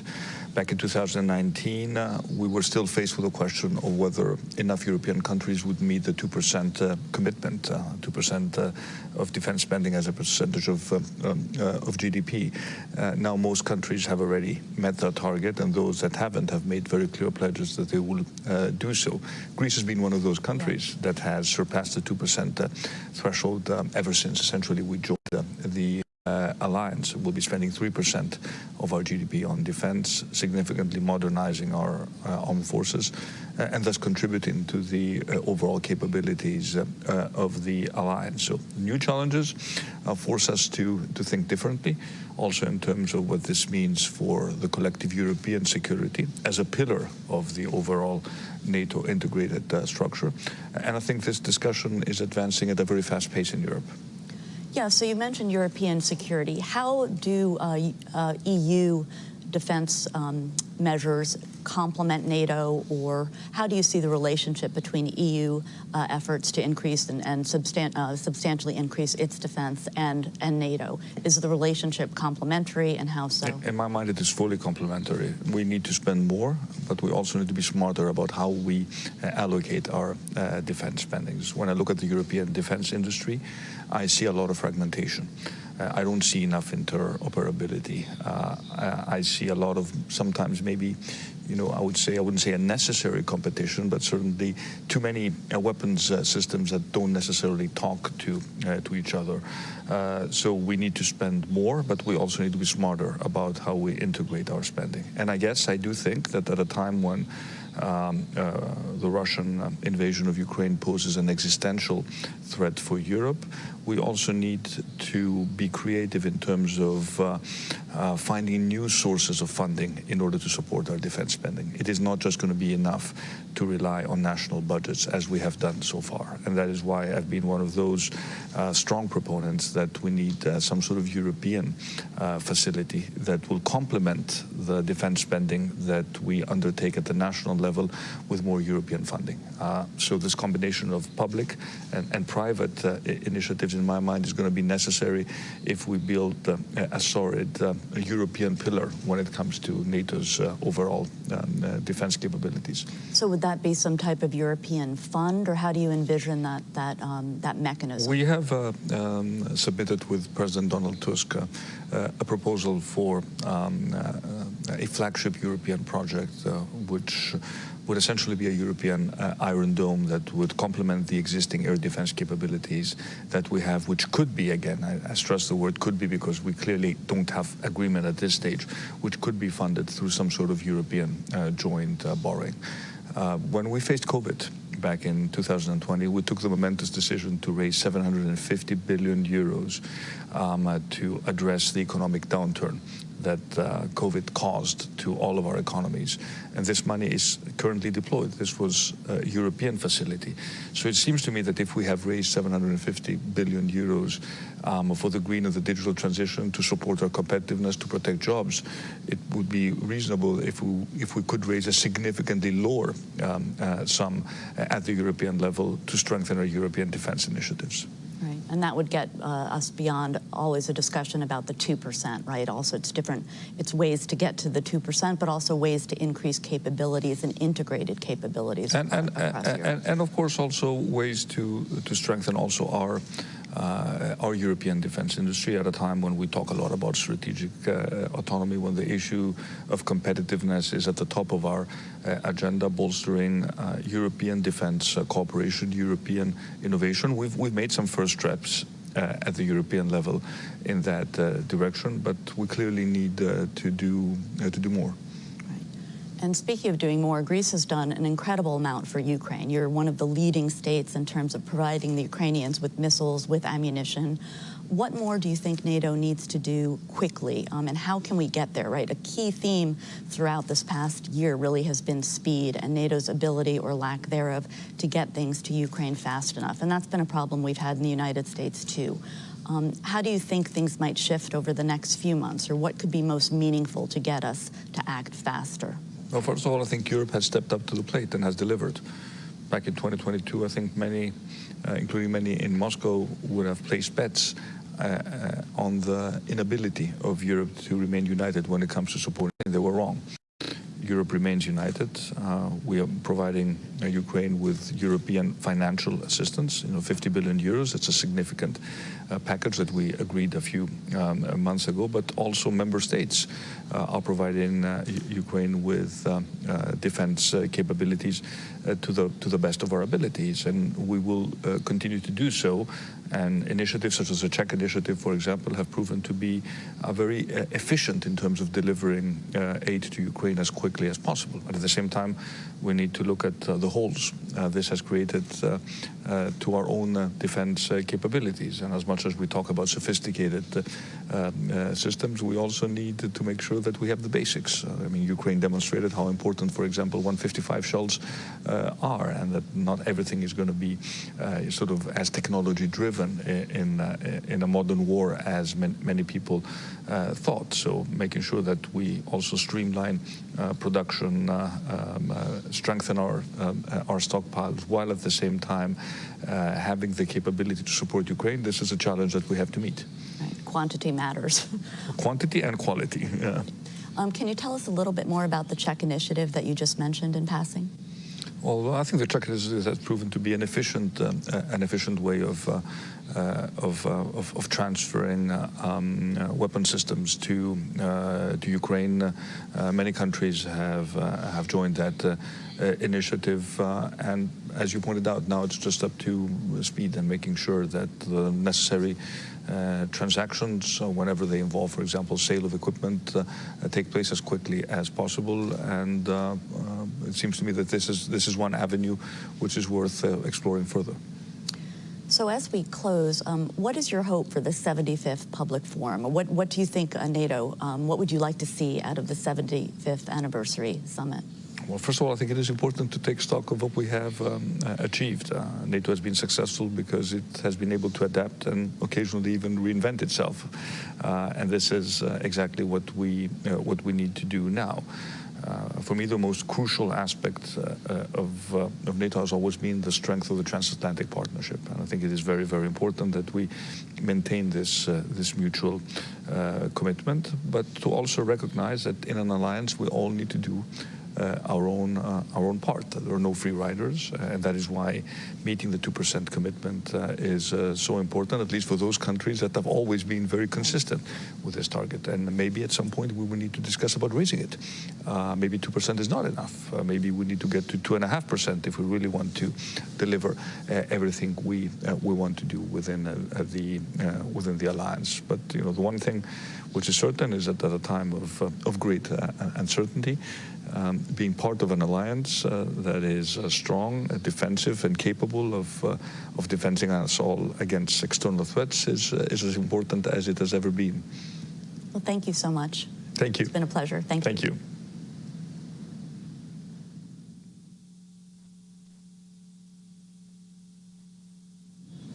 Good morning, everyone, from Washington, D.C. at the NATO Public Forum.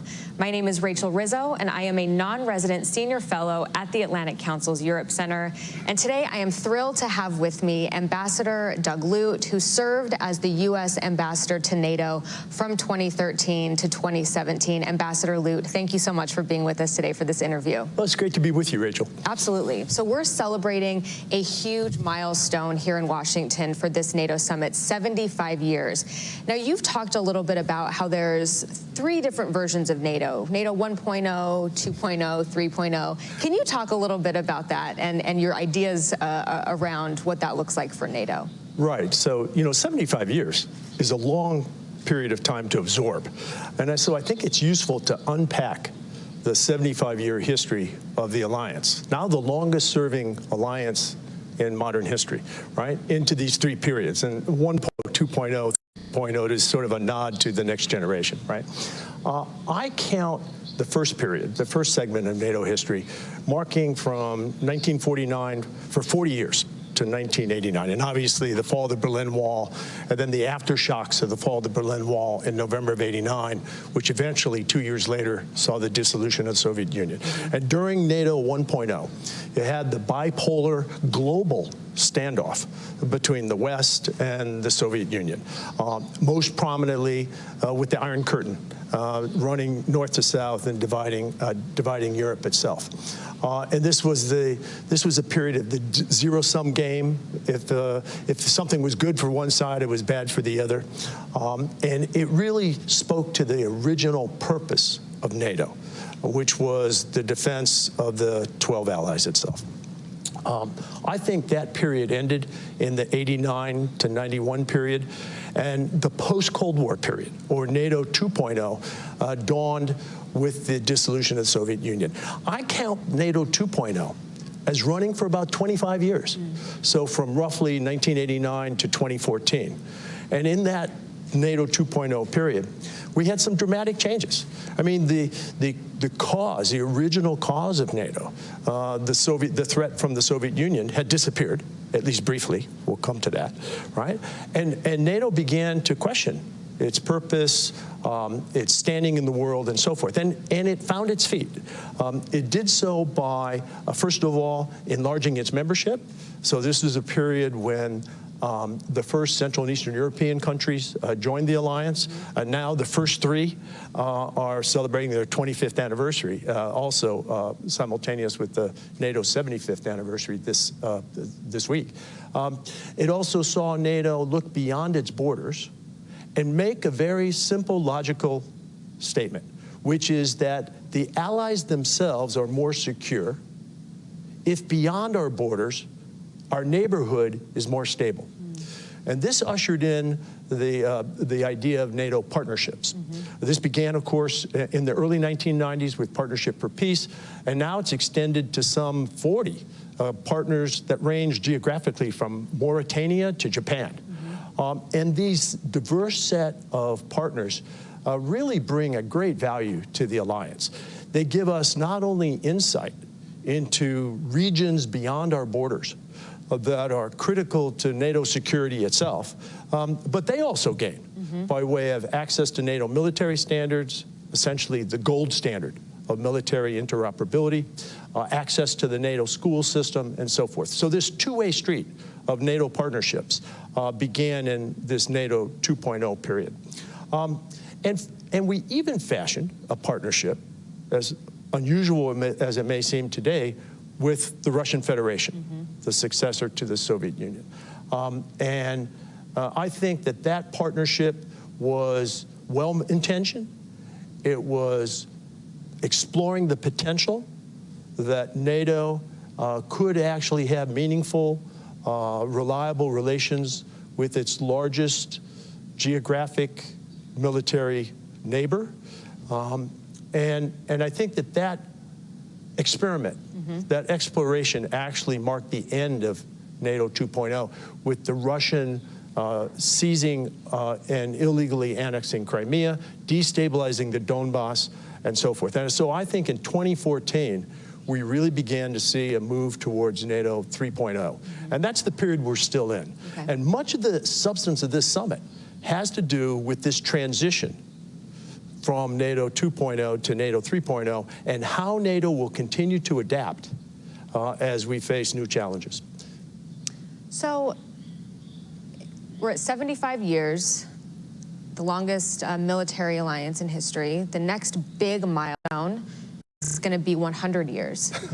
What is that going to look like? There have been a lot of things written, a lot of discussions being had about how the U.S.-European security relationship will have to fundamentally change as the U.S. is pulled in multiple directions, as the U.S. focuses more on the Indo-Pacific. That will ultimately mean that Europe will have to shoulder more of its own security burden. Is that what NATO 4.0 might look like? What's your idea on that? Well, obviously, this is a pretty hazy crystal ball it is. in terms of gazing into the next 25 years. But I think there is a NATO 4.0, and it features a new security architecture, certainly in Europe, after peace is established in Ukraine and stability is established after the Ukraine war.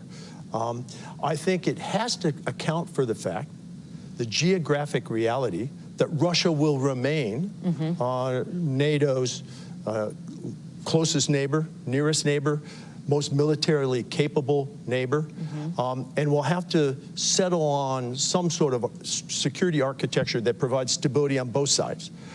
And I think increasingly, as your question suggests, it's got to account for the fact that security is perhaps more than ever, a global equation, a global dynamic, and will have to account for the looming competition with China, which NATO now formally recognizes by way of its strategic concept. And I think what that must mean is that European allies, with U.S. support, continued U.S. support, have to assume even more responsibility for security here in Europe. That doesn't mean the absence of the United States, but it means a more equitable balance from the roughly 70%, 30% distribution that we see today. So if I were to predict 25 years with some hazard, I'd suggest those are some cornerstones of NATO 4.0. One of the major meetings that's going to happen at this summit is alongside NATO's Indo-Pacific partners. And there's sort of a debate happening in Washington about the role that NATO has to play in the Indo-Pacific. Secretary General Stoltenberg has made it clear that this is not about NATO pushing itself into the Indo-Pacific, but it's a response to China's inroads throughout Europe.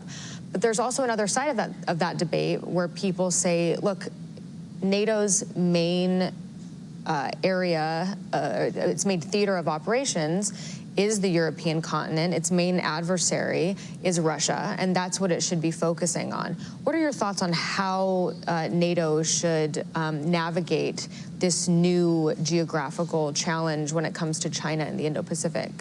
Well, I think the first point to make very clear is that the NATO treaty itself lays out the geographic confines of the alliance. So it is the North Atlantic area. And so NATO doesn't have a treaty obligation beyond the North Atlantic, so not into the Indo-Pacific, for example. But it's undeniable that the looming, in fact, I would argue already ongoing competition with China will have a direct impact on not only Europe, but also North America. I mean, we're seeing this play out in so many ways. And I think Secretary of State Tony Blinken made this quite clear in his interview earlier today. I think for European allies, one of the things that has to be of concern is the buying up by China of commercial infrastructure in Europe, which is actually not just civilian infrastructure, but dual purpose infrastructure. So here you see this pattern, this trend of Chinese investment and purchasing of seaports, transportation infrastructure, energy infrastructure, mass communications infrastructure, and so forth. And it's, I think, increasingly important that NATO and our partners at the European Union appreciate that these are dual purpose, and that rail lines, for example, or ports used by commercial entities are also a part of the military equation. So I think being more aware of Chinese attempts to influence Europe by way of commercial infiltration with the expectation that there's a political payoff down the road after these commercial investments are made. That's a place for us to be much more aware. And I think it illustrates China's end game, China's long game, which is the Belt and Road Initiative leading to the marketplace of Western Europe, and with the idea of commercial infiltration leading eventually to political influence. So we're here in Washington, just blocks away from where the Washington Treaty was signed at the Mellon Auditorium back in April of 1949. There were 12 original NATO members. We're now at 32. What do you think would surprise those original founders about where the alliance has been and where it is today? Right. Well, first of all, I think they'd be surprised that we're at 75. Right? Okay. I mean, I don't think anybody does something today and imagines where he or she will be in 75 years, right? So I think they would be surprised, the 12 founders would be surprised at the durability of the alliance. And I think that they would remark that the source of that durability is actually in the second sentence of the Washington Treaty that cites that all the signatories to the treaty will abide by and believe in 3 democratic principles, which I think are the glue of the alliance and largely account for how we made it to 75, right? And those 3 are democracy, individual liberty, and rule of law. Now look, NATO was at 12 and is today at 32, a alliance of democracies. But there's 32 varieties of democracies here. And each of those I would offer, and humbly as an American, citing American democracy as well, each of them is a work in progress. But the fact that we're founded on these core values, I think, is part of the reason that, that we've been this durable. And I think that the founders would be proud of that second sentence. Yeah. I also think they have to be surprised at the geographic scope of the alliance. I mean, I don't imagine any of them could have thought of 12 becoming 32. I think that they'd marvel at that. I think with the Washington Treaty being signed in Washington, right, that they'd be shocked that the only time Article 5 has been invoked in these 75 years had nothing to do with an attack in Western Europe, had nothing to do with America responding to that attack and reinforcing our European allies, had nothing to do with the Soviet Union. But in fact, on the day, September 11th, right, it was actually the inverse of all that. It was Europe coming to the assistance of America, to include, in part, because of an attack here in Washington. So they'd be surprised about Article 5.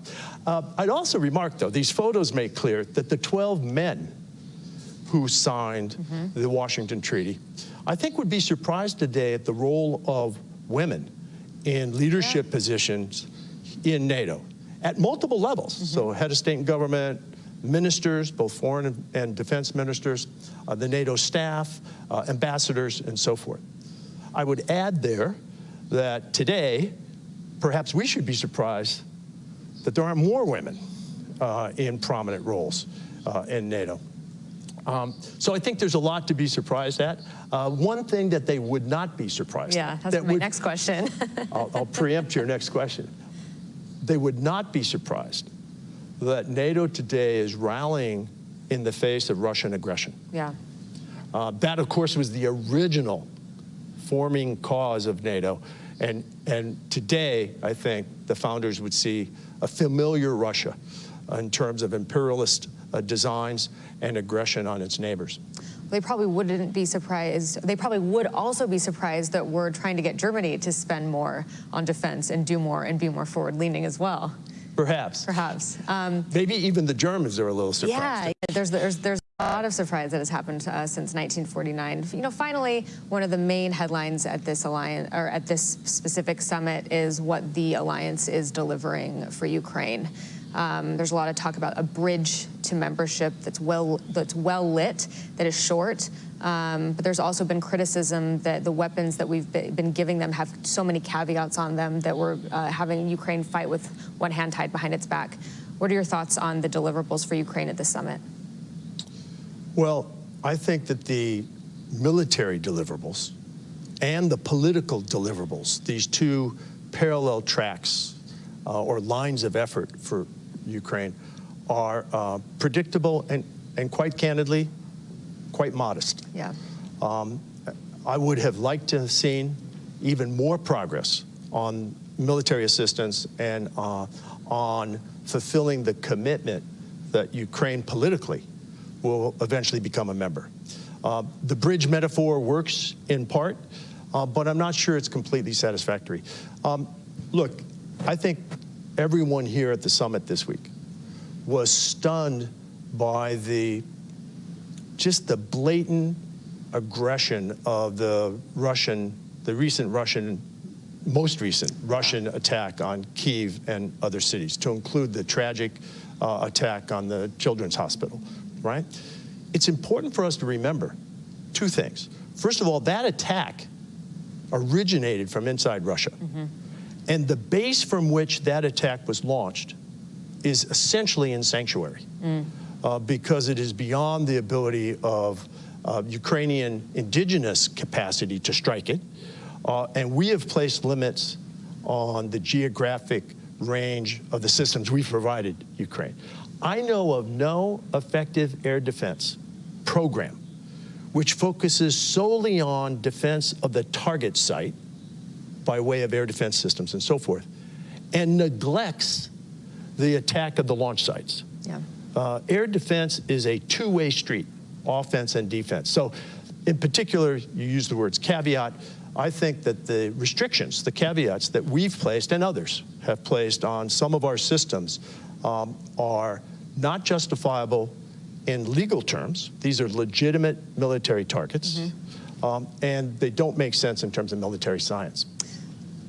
Thank you for that clear answer, and for your support of NATO and your support of Ukraine as well, and for this interview, Ambassador Lute. And to our audience watching online, tune in for another 2 days of programming here at the NATO Public Forum in Washington. Thank you so much.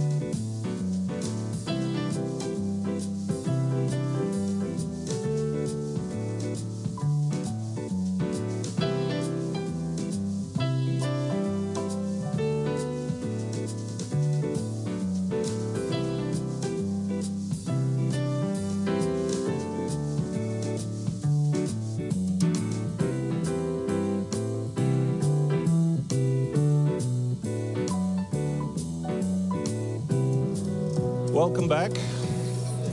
Welcome back to the forum after nutritious lunch, hopefully for all of you. And I would invite everyone to the front, slowly closing the doors. So we're back for the second half of the day. I hope you had great first half of the day, good conversations over lunch. Exciting part two of our program.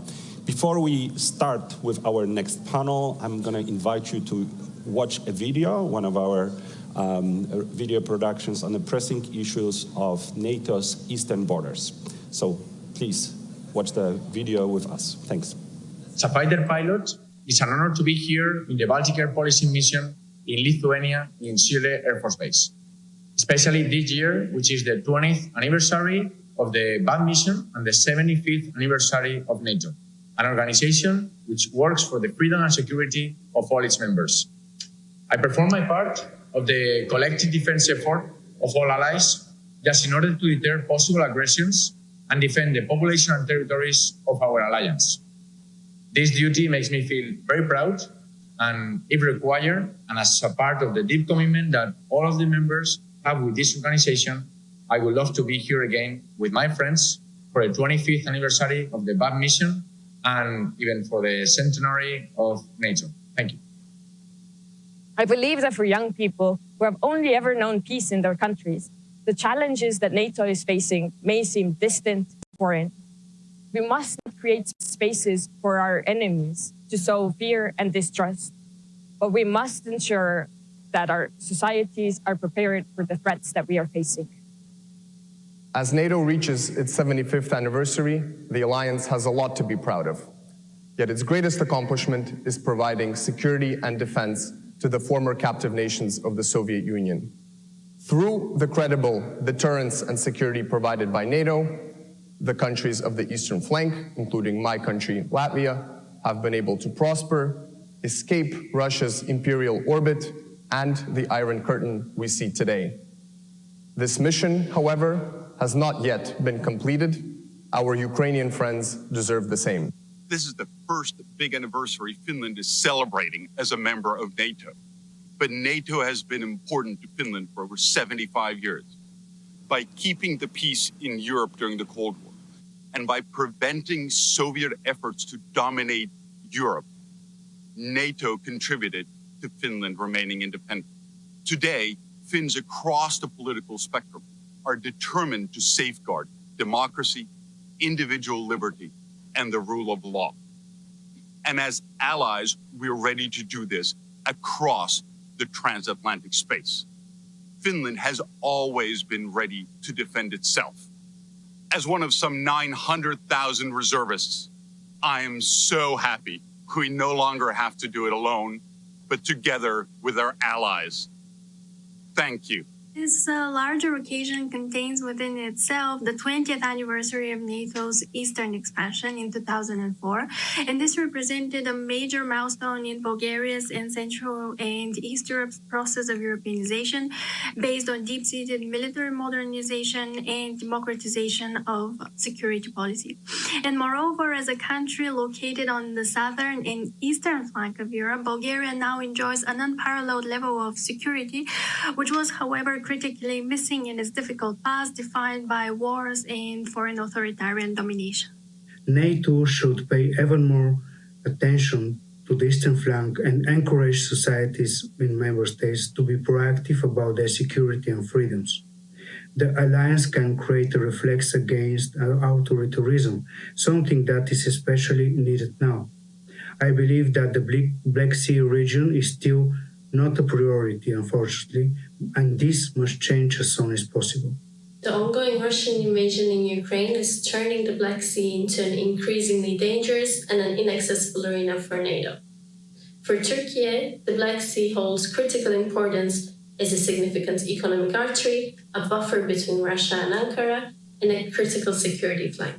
In this summit, NATO should prioritize strengthening its A2AD capabilities in the region, as well as strengthening regional collaboration mechanisms between neutral states, Turkey, Romania, and Bulgaria under an allied framework.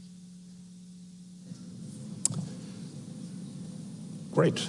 I hope you enjoyed the video. And now we'll have a conversation that fits, of course, very well with the theme of European security transformed, with, I must say, my favorite foreign minister, Radek Sikorski, not surprisingly, but one that will be moderated by a colleague from the Atlantic Council, Jenna Ben Yehuda.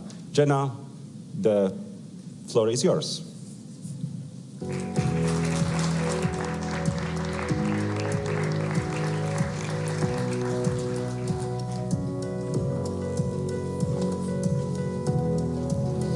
Thank you.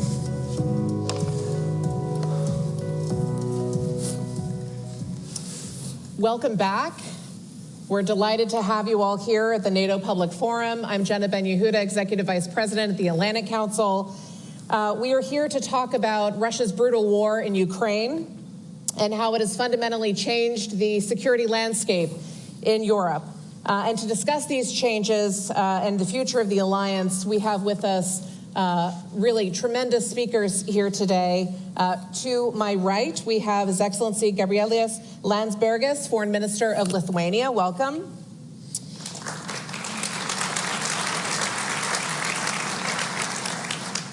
Foreign Minister, I almost promoted you. Radek Sikorski of Poland, thank you for being with us. Prime Ministers watch these things. We'll see what we can do. And Mr. Mikael Johansson, President and CEO of Saab, welcome. Thank you. We have 45 minutes together. The first half an hour will be in conversation, and then we'll come to all of you. So be thinking of your questions. We'll take them from online as well as here in the room, so we'll let you know when you can start queuing up. We've heard a big metaphor this week, and it's a bridge. It's a two-way bridge, it's a long bridge, it's a short bridge. What should the bridge look like? Wow. Should Please. I? Okay. Well, I mean, defining the bridge, I think we shouldn't start with it. I mean, we are in a position where we have to say something, right? So we say that it's a bridge. It's understandable. What we're looking for, and during the whole negotiations process for the declaration, we've been looking for the end goal of the bridge. A very clear commitment that would find itself coming from NATO, that we are serious about the invitation. The processes might take long. That's understandable. They might require reforms. It's required, for every country that joined, especially recently. That's understandable. But throughout the process, it was clear where we will end up. And this is the main thing that we've been looking for. Therefore, I'm not particularly keen on emphasizing the bridge itself. I'm still remaining a person of a goal-oriented person. Would you agree with that? I'm not sure I'm good at literary metaphors. NATO was founded to deter an aggressive Russia in the guise of the Soviet Union. NATO won the first time, and we need to win the second time. Russia is aggressive again. She has broken international law, her own voluntarily accepted treaties, Budapest Memorandum, and many, many international documents. Putin should not benefit from his act of aggression. And it's our business to help Ukraine win this so that we don't have to spend the money and treasure and worse on doing the job ourselves. And so what does success look like in this context? What do you think is confidence building for Ukraine coming out of this summit? Well, success is that Putin makes a phone call to his defense minister and tells him to get out of Ukraine.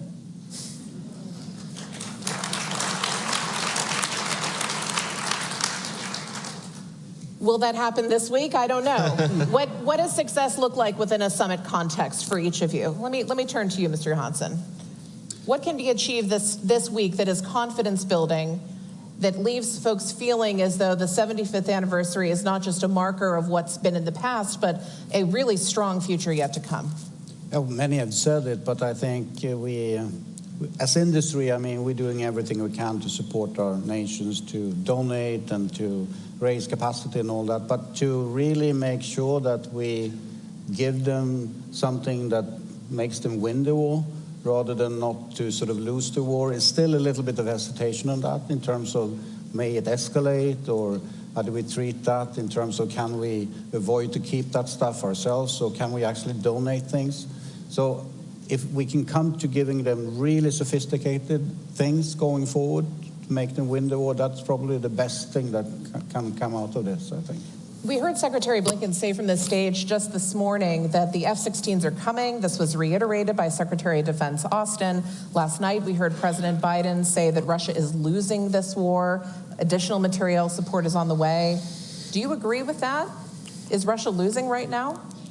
Well, I would not necessarily subscribe to narratives, you know, especially when the situation on the ground is not agreeing with them. The situation is very difficult. And the security of Ukraine and security of Europe and the transatlantic alliance has not yet been defined. And it's been fought for in the trenches of Kharkiv. Today, right now, when we sit here, there are men and women in trenches out there fighting for our security, so that we, those who sit on the stage and those who listen to us, are able to celebrate today.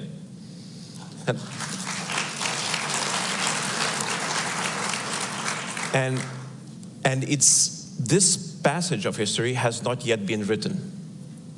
So it's, you know, we can help and we are helping. And I hope that the things that we are doing today, that the decisions that will be made throughout these days will add to that passage as something of a course to the victory, because there's no other alternative.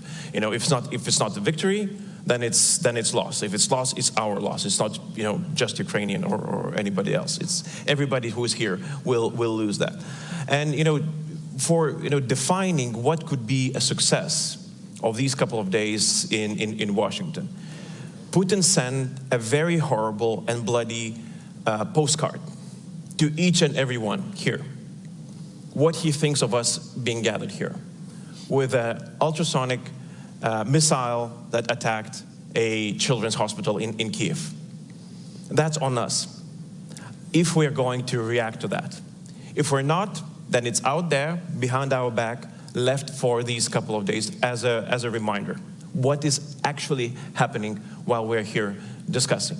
So I think that if I were to look for a successful answer, and I would add, you know, what Minister of Poland just said, that yes, that would be a very good, you know, victory sign, so that Putin is forced to rethink, or at least he's forced to pay for what he did to the children of Ukraine just a couple of days ago. Does payment look like F-16s this summer and additional air support, air defense mechanisms? What sends a strong message, Minister Sikorski? Well, the Patriots are on the way. The effectors to the Patriots are being produced. The F-16s are on the way. The American package is on the way. So things are happening. The Russians have regained initiative on the ground. They are making incremental gains at huge personnel losses. I think last year there was an opportunity to push them much harder. And the confluence of Ukraine delaying its mobilization and the American package being delayed did not help. It was perhaps an opportunity to settle the war quicker. But I believe that Putin has already lost, in the sense that his original war aims are unachievable. He wanted to have all of Ukraine as a vassal state. And I don't think he can take Kiev anymore. Even when he makes these outrageous demands that tantamount to Ukraine capitulating, he actually now talks about occupying chunks of Ukraine rather than all of it. So this is the real negotiation on the battlefield. Right. Ukraine won the Battle of the Black Sea. Russian aviation cannot move freely over Ukraine, so Russia has advantage but not air domination. And, you know, a few more Pyrrhic victories over places like Avdiivka and Volchansk and others, and Putin will also run out of personnel, of troops. Plus, do not be misled by Russian propaganda about how their economy is doing. This is, to measure what Russia is doing by GDP is silly. When you produce a tank instead of a motor car, and you send that tank into battle, and it gets destroyed, you have created a lot of economic activity, but you've also destroyed a lot of wealth. That's right. Wars end in all kinds of ways. World War I ended for Germany when they ran out of resources. And I think Putin is way on the way. So this is a good place to pivot to a conversation on industry, Mr. Johansson. One of the defining moments of this war has been the totally revolutionized role of industry. How has it changed for you as CEO of a defense company? Is it easier for companies to move? Has the acquisition process changed in a meaningful way? We've talked about things are on the way, on the way, on the way. Part of the challenge has been fielding them, getting it into theater. What's your impression of how things have shifted? Of course, I mean, it's a huge wake-up call. And I mean, industry, if I look at Europe, have been optimizing their capacity and capabilities to more or less a peace dividend sort of situation. And all of a sudden, everyone wants everything from us at the same time, everywhere. And then sort of a little bit of the problem ends up in our lap. Why can't you deliver in short lead times? And we are investing heavily. My colleagues, when I talk to them, all of us are investing heavily now to step up. We start by boosting the capacity we have, the shifts and automation and production lines, and then we build new facilities and all that. This is not a walk in the park. It takes a bit of a time before we can actually raise the capacity. It has led to much more collaboration also in Europe between industries. But it's a whole ecosystem that we have to look at. It's not only us as primes, it's a huge amount of companies that have to come with us, and also commercial companies to get us the components and stuff. And this is maybe something that industries in Europe especially can do a little bit better together, to sort of help the ecosystem come with us and not to saturate them in terms of we need powder, all of us, to do ammunition. And it's the same supplier of powder. And that means it's a problem. Yeah. But we are definitely stepping up.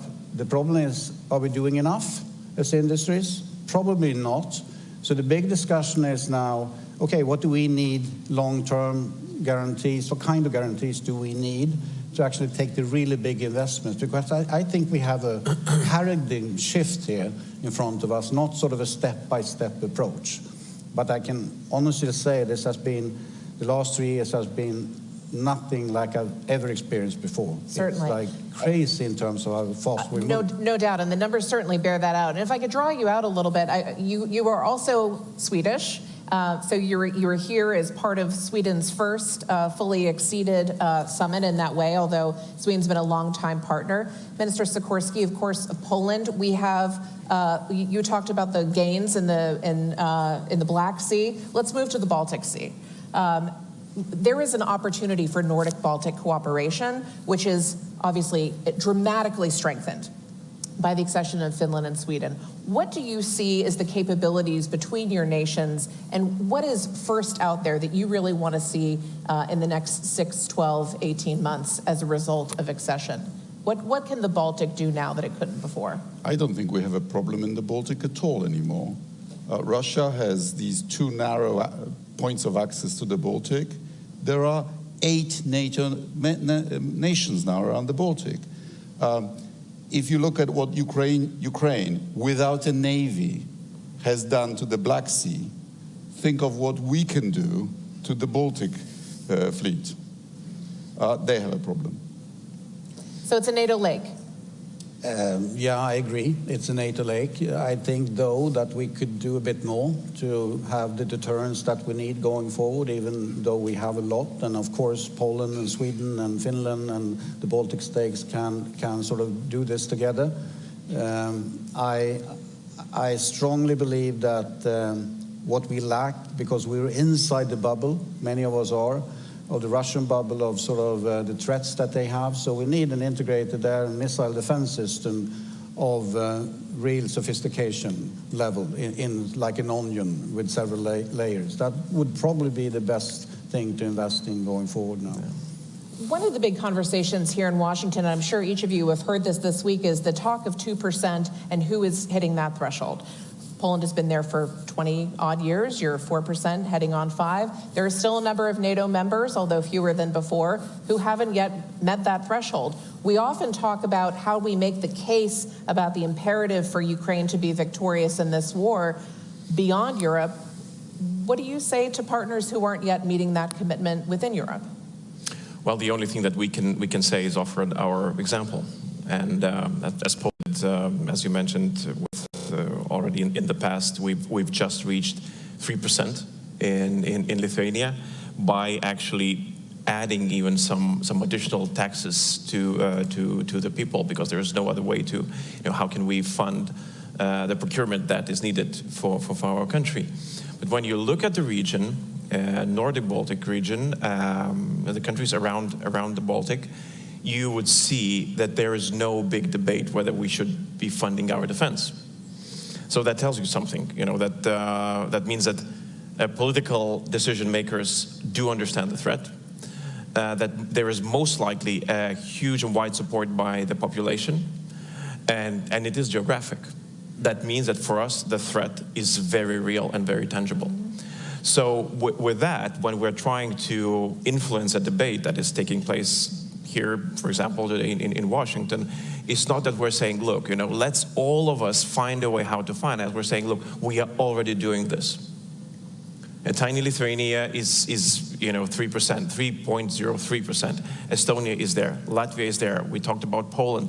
Others are getting there, also to big numbers. It's not just empty political words. It's something that is very, very tangible. And here it connects to the industry. What is the biggest problem with industry? They've seen how we went through COVID, where everybody said, look, you just produce as many vaccines as possible because they will be needed, years and years and years on into the future. Many of them invested. And a couple of years later, suddenly, basically, boom, there's no big need. And many of industries, defense industries, are thinking exactly the same thing. Oh, yeah, okay, so you're talking that you're going to spend 3-4% right now. What will happen in a couple of years? The situation, geopolitical situation might be very different, because not everybody is saying that, look, this is a huge change, historic change that we're seeing globally, and this will stay for us for decades. Yeah, but industry is very practical, and they're saying, can we trust you that those 3-4% will stay there? And this is up to us, to politicians, to convince not just the public, but also the investors who are planning their investment and building new factories, new lines of production, that yes, Russia is going to be a threat. Other dictators are being emboldened. And unfortunately, for many of us, we are entering an unstable period in our history, and we have to be prepared for that. And that's why we are going to invest, and we are going to devote money, and you can invest into this or that factory. I think this is a really important point. Mr. Johansson, I'd love for you to respond to this. It requires massive capital investments to produce the kinds of systems that Saab is known for. Can you walk us through some of the decision-making as president and CEO of this company that you think about? What kind of investments will be there? What does the market look like years down the road? And does the EU align with this, with NATO requirements, or is there a gap there? Many questions at the same time, but let me try and say that, of course, our industry comes from a peace dividend period. So, of course, there is some hesitation on, okay, how long-term will this be in terms of how can we trust that you will never sort of dismantle again the critical mass that we need to keep call it a lukewarm production capacity, even if times go in a different direction. So, of course, that's the owner's perspective. I mean, return on investment is what we need to understand. So this is a business case. We're taking much more risks today than we did 3-4 years ago in terms of what the board approves and what the owners approve. So we're getting there, but we actually do not understand the aggregated demand situation that the politicians and the countries are looking for. What are the NATO new requirements on on capabilities in different regions. It hasn't been fully settled yet. If we knew that in a 10 to 15-year time period, of course, the investment perspective would be much more different. Looking at EU and Europe, of course, what the EU is doing is great in terms of initiatives, financial incentives to start having companies and countries collaborating. I support that 100%, but they don't put any money into it. You can compare it to the pandemic when you put like 700 billion euros in a fund or something to make companies work on that. And they did. But you put 1.5 billion euro in something which is important to say, that is, sorry, peanuts. If we really are serious about this long term, we have to show that. And then EU cannot guide what capabilities we need in Europe. That is a NATO responsibility, is my perspective. We have to be completely aligned. So member states, sovereign sort of decisions, and being part of the alliance is important planning here. And we need to understand the aggregated demand. But of course, EU can step up and put a huge amount of money in that fund, more than 100 billion euros, and then you will see things happening. That's what I like to see. So the rhetoric needs to be met by action and by resources. Minister Sikorsky, we've heard a lot of rhetoric about the role of China. Europe is now fighting this battle to help Ukraine win against Russia. China has been a not insignificant player in this process. You heard the president last evening talk about that China can't have it both ways. You had Modi, Prime Minister Modi in India, in Russia earlier this week during the hospital attack, I believe.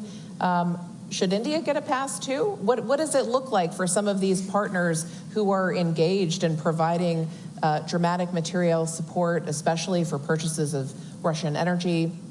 What should NATO be saying about that kind of extra-regional engagement? I'll solve the China and India problems for you in just a second. But let me just say that Napoleon Bonaparte, who is in our national anthem, said that a country that doesn't feed its own army is doomed to feed a foreign one. In Poland, we have a somewhat similar saying that every country has an army, either your own or a foreign one. Your own is cheaper in the long run. We are spending over 4% of GDP on defense this year. We have the 14th biggest defense budget in the world, and next year we'll go higher. We will do whatever it takes not to be a Russian colony again, irrespective of what anybody else does.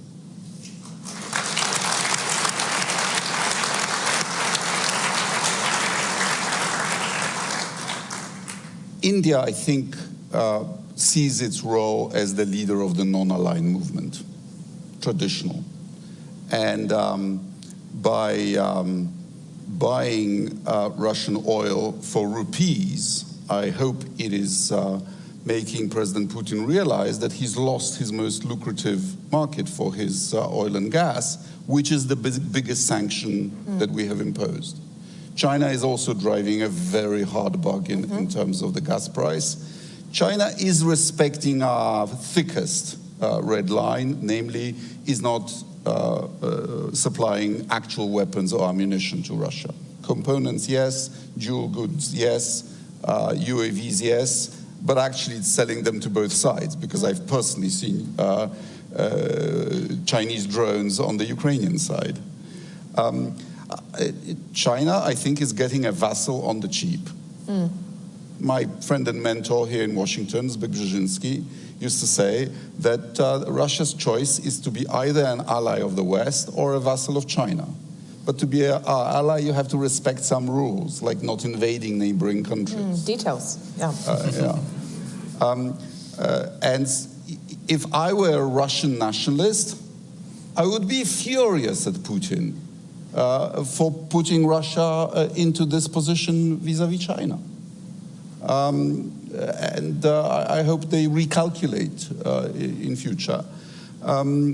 Because I think China is taking over the Russian market. They're cut off from apps, so they are now using Chinese apps, Chinese white goods, Chinese everything. I don't think that's good for Russia in the long run. And also the two countries have a history of territorial claims. Unequal Treaty of Beijing of 1860, under which Russia got Outer Manchuria and the port of Vladivostok, which the Chinese now call Hanshan-Wei. If I were a Russian general, I would be very concerned about all that.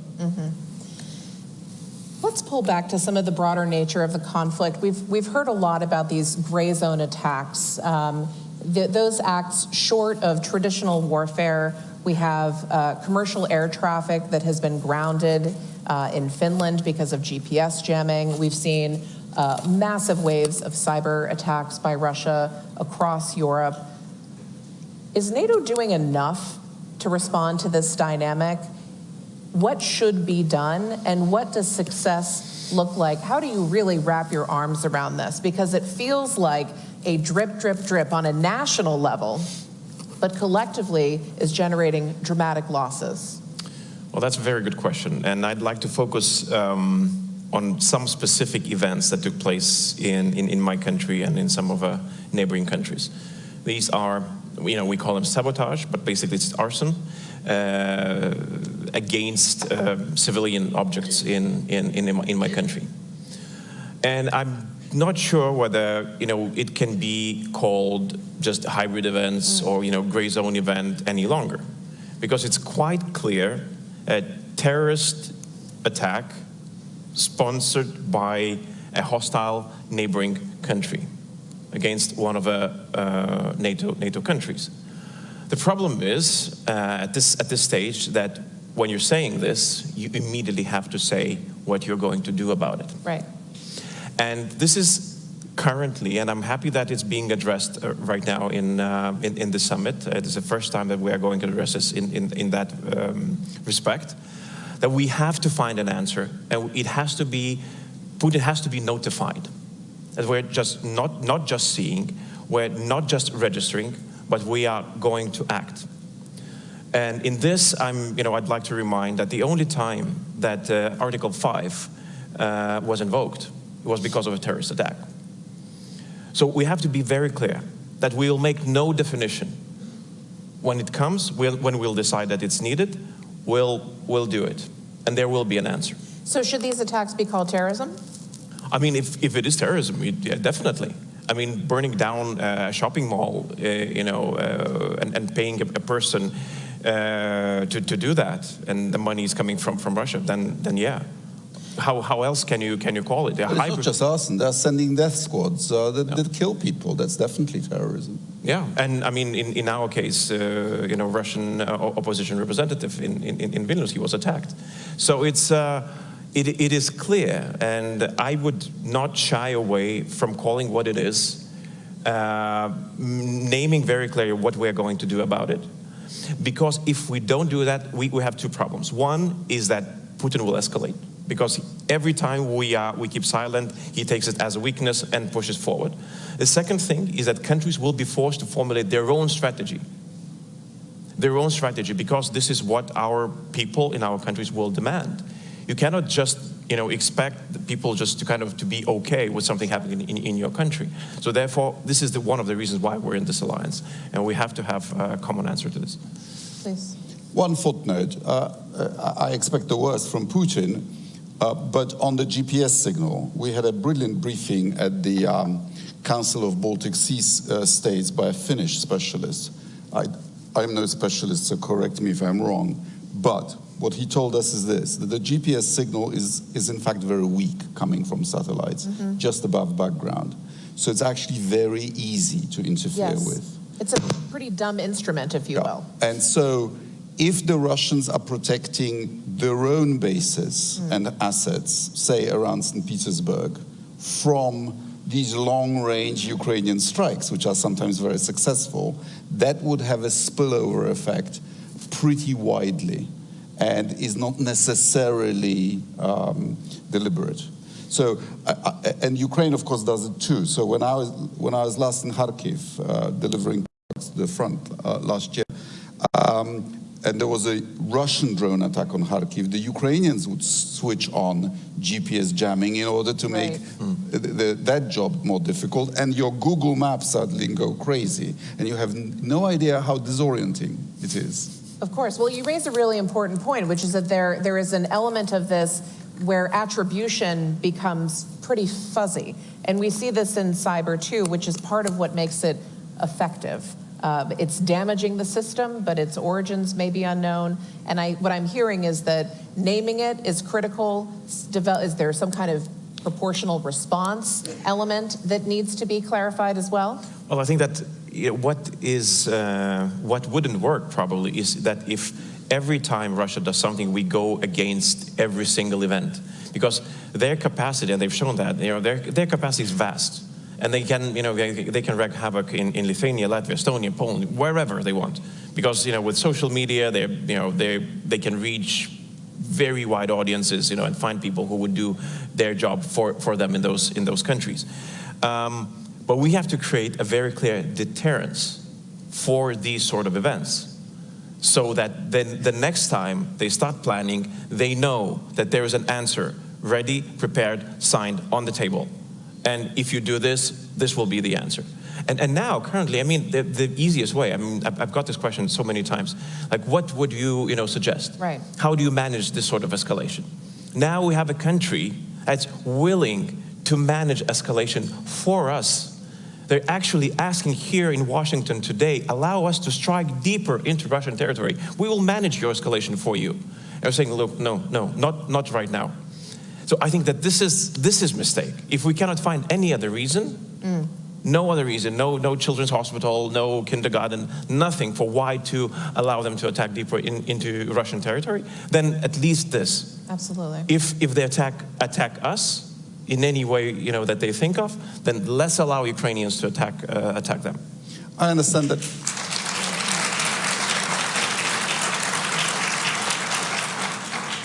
I understand that our final communique will refer to Russia as a multi-domain threat to the alliance. We have to have an answer to them in every domain of those domains. Yes. Folks, it's time to start queuing up. I'll take the first question from Anna Maria Boss. Making money available for new equipment is one thing, but how are NATO countries going to find the necessary personnel when many people don't want to serve? Huge manpower issues even within Ukraine. How do you respond to that? Well, in Poland, we are beginning to train the first Ukrainian brigade composed of volunteers from inside Poland. We have up to 1 million Ukrainians of both genders, and several thousand of them have already registered for their draft. And interestingly, many of them do want to serve and rotate their compatriots, but they say, we don't want to be thrown into the battle without being properly trained and equipped. And we are going to do this for them, and they will then be available to the Ukrainian government as a unit, with the right to return to Poland after they've done their rotation. If every European country did that, Ukraine would have several brigades. Yes.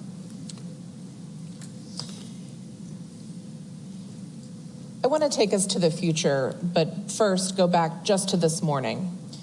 We heard from General Cavoli on this stage that NATO's transition from out-of-area operations, Afghanistan and the like, to fighting now on the European continent, reshaping those plans, thinking about those capabilities, represents a really dramatic shift for the alliance, and it's taken years to get there. So in this moment now, what is the next big moment we should be planning for? What is the blindness that you feel we have now that we'll look ahead to 25 years from now and think, boy, we really missed that? Well, the blindness would be, I'm not necessarily saying that it is there, is the expectation that somehow this Putin will stop. And I have a sense that it is in the room in some cases. This expectation that, okay, one day there will be negotiations and we'll prove to Putin, that he cannot continue, that if he does continue, then blah, blah, blah. We were unable to prove that in 2008. We are unable to prove that in 2014. I don't think that we have any, difference in our position to prove him now. That means that he will continue. And this is the message, and I'm returning back, then this is the message to the industry, this is the message to the electorate, in each and every country, and this is a message to all of us, that look, we are in this for a long run, and we have to prepare for this. This won't be over in 2 years, where we'll be back into some reality, pre-war reality, with Ukraine calm, us calm, and then again, all business as usual. That's it. There's no longer business as usual. Or, I mean, there is business as usual in our case, in the Baltic case, where we've seen Russia for what is. Yes. So for us, it is quite a natural state of mind, but it has to be wider. If we're expecting this, that is blindness. If we're expecting this, this is a mistake. Mr. Johansson, and then I'll come to you, Minister. I would say that if you look at, I agree, I mean, NATO is coming back to regional defense capabilities, and many of the countries, of course, Sweden now being a new kid on the block, are waiting eagerly to get our capability targets from NATO.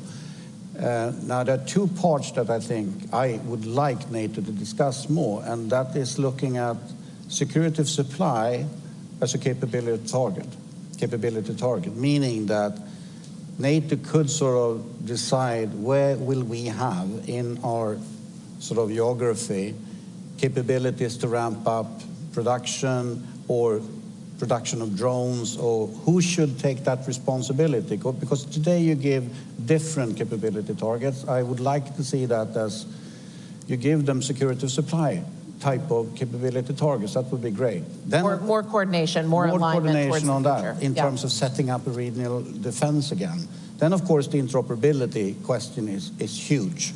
And if we cannot come to a new architecture where there is a real multi-domain operation capability which everyone in NATO can hook up into, it will never work. So that's also a big thing going forward to make that happen. Those are the two things I'm thinking about. Minister. Deterring Putin is a NATO job in Europe. And if we stay the course, I believe we can sort him out in a couple of years. The emerging threat, I believe, is in Africa. The Wagner Group has now been renamed Africa Corps. And Africa Corps is trying to take Tobruk again. The Russians have no business in meddling in Libya and switching on and off the mass migration to try to destroy the European Union from within through the political process. This business of Russian mercenaries taking over gold mines and other African resources and then destabilizing Africa using their own money, this has to end. But I believe that this is a job that could be done by the European Union, that we don't need to beg the United States to solve every problem for us. We should have a reinforced brigade operational as an EU rapid reaction capacity in a couple of years. And from what I hear from the Pentagon, that at last they see the logic of relieving the United States for other jobs in other theaters. You made this argument in Foreign Policy magazine recently. This is the 5,000... up to 10. Up to 10. And you think this could be operational within the next few years? This is what we've pledged ourselves to do. We have a crisis center. We'll soon have a joint operations command. We have a defense budget of the European Union, wonderfully called the European Peace Facility. And I believe in the new commission, we need a defense commissioner to ramp up production, mostly for the defense industry. Europe as Europe should be completely helpless. This brings me to another question, and then we'll turn to you, ma'am. How confident are you in U.S. leadership? And what does the U.S. need to do to reinforce confidence in American commitment to European security? I think that a lot has been done to reinsure that that U.S. is interested in European security. Now what we need to do is we need a common approach from Europeans and United States when it comes to how do you ensure that it stays stable. The end goal, you know, and it's the note that you hear throughout the conversation here. How do you make sure that Putin is no longer able to do and to repeat the things even in more brutal way? So this is yet what we need to achieve and to find consensus. I don't see any other way. I agree with Minister Sikorski, what he says, that, you know, that Europe has to play a stronger role on its own, and that's definitely a fact, but Europe cannot act alone. And I don't think that any other major conflict globally, wherever that would happen, that US could act alone. That means that we need these two pillars of transatlantic alliance working together, either in Europe or anywhere else, you know, to support stability. If you had to make the argument to the American people about why its investments in Ukraine matter for American security, Mr. Sikorski, what would you say?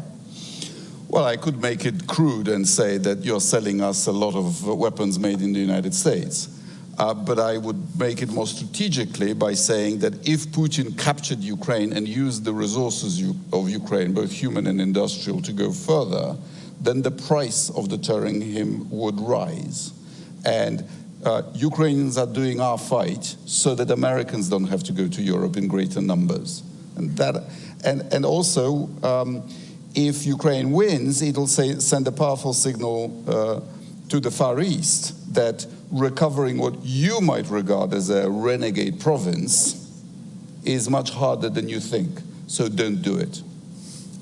Ma'am, please give us your name and your affiliation. Hi, thank you so much. Erin Osborne with Radio Free Europe.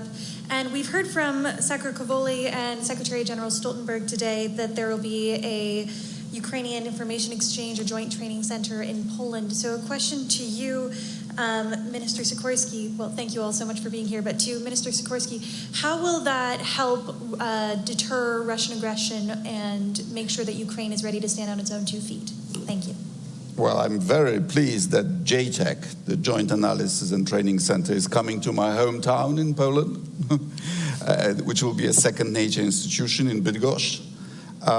And we need it. It won't be big, but it's an analysis center. You know, this is the most up-to-date war, and it's re-evaluating many of our assumptions. You know, the role of drones has been transformational in this war. And we need to study it and then apply the lessons. And I believe that the people who will be, that in future, it won't be us training the Ukrainians. Ukrainians will be teaching us. Yes, indeed. And JTEC, I hope, will serve that. Sir, I'll come to you. Yes, thank you. My name is Adam Dudash from Tilburg University. First of all, thank you for the insightful discussion. You've discussed the impact of Finnish and Swedish accession on the Baltic and its waters. But what about the High North? Does NATO need to reevaluate its strategy in the Arctic in light of melting ice crafts that are going to allow, or are already allowing, Russian naval assets to move more freely in these waters? Yes, the melting Arctic. Well, Henry Kissinger once said that there is never a shortage of opinions in Poland. So let me give you my piece of wisdom on this. What a fool Putin is. With the Houthi attack on the Red Sea, with the problems in the Suez, he would now be making a lot of money servicing the northern route, the shortest sea route from Europe to the Far East. And instead, he's ruining his country. Mr. Hansen, would you like to respond? Ms. Saab has some technology that's weather-built.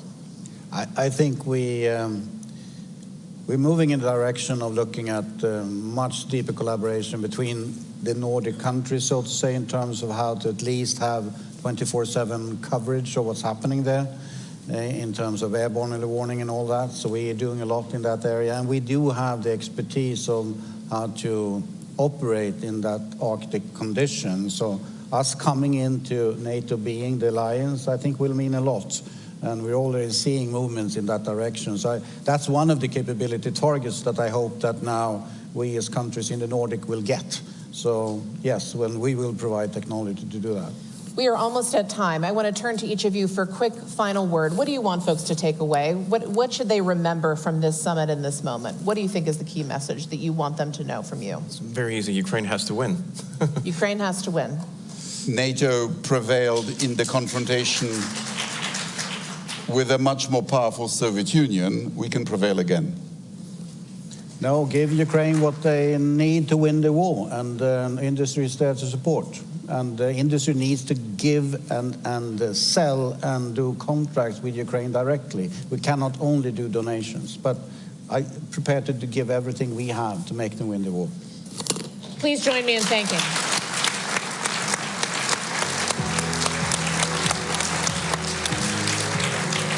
Thank you. Thank you, Jenna. Thank you, ministers, for this fascinating, wide-ranging conversation focused on victory at the end. Looking forward to seeing you all. Don't run too far. I saw a lot of determination, a lot of leadership in the last conversation, and it was very well summed up by a statement of we'll do whatever it takes not to be a Russian colony again. We are all having fun here, but we have another great panel coming, so please take your seats or set up conversations a little bit. Oh yes, this is great. Please take your seats, because we will now focus on a specific issue of Russia's ability to reconstitute its forces. And this conversation will be led by a good friend of mine, Henry Foy of Financial Times. Henry now serves in Brussels, but he has very good Polish roots. That's why he's my favorite FT journalist. Henry, the floor is yours.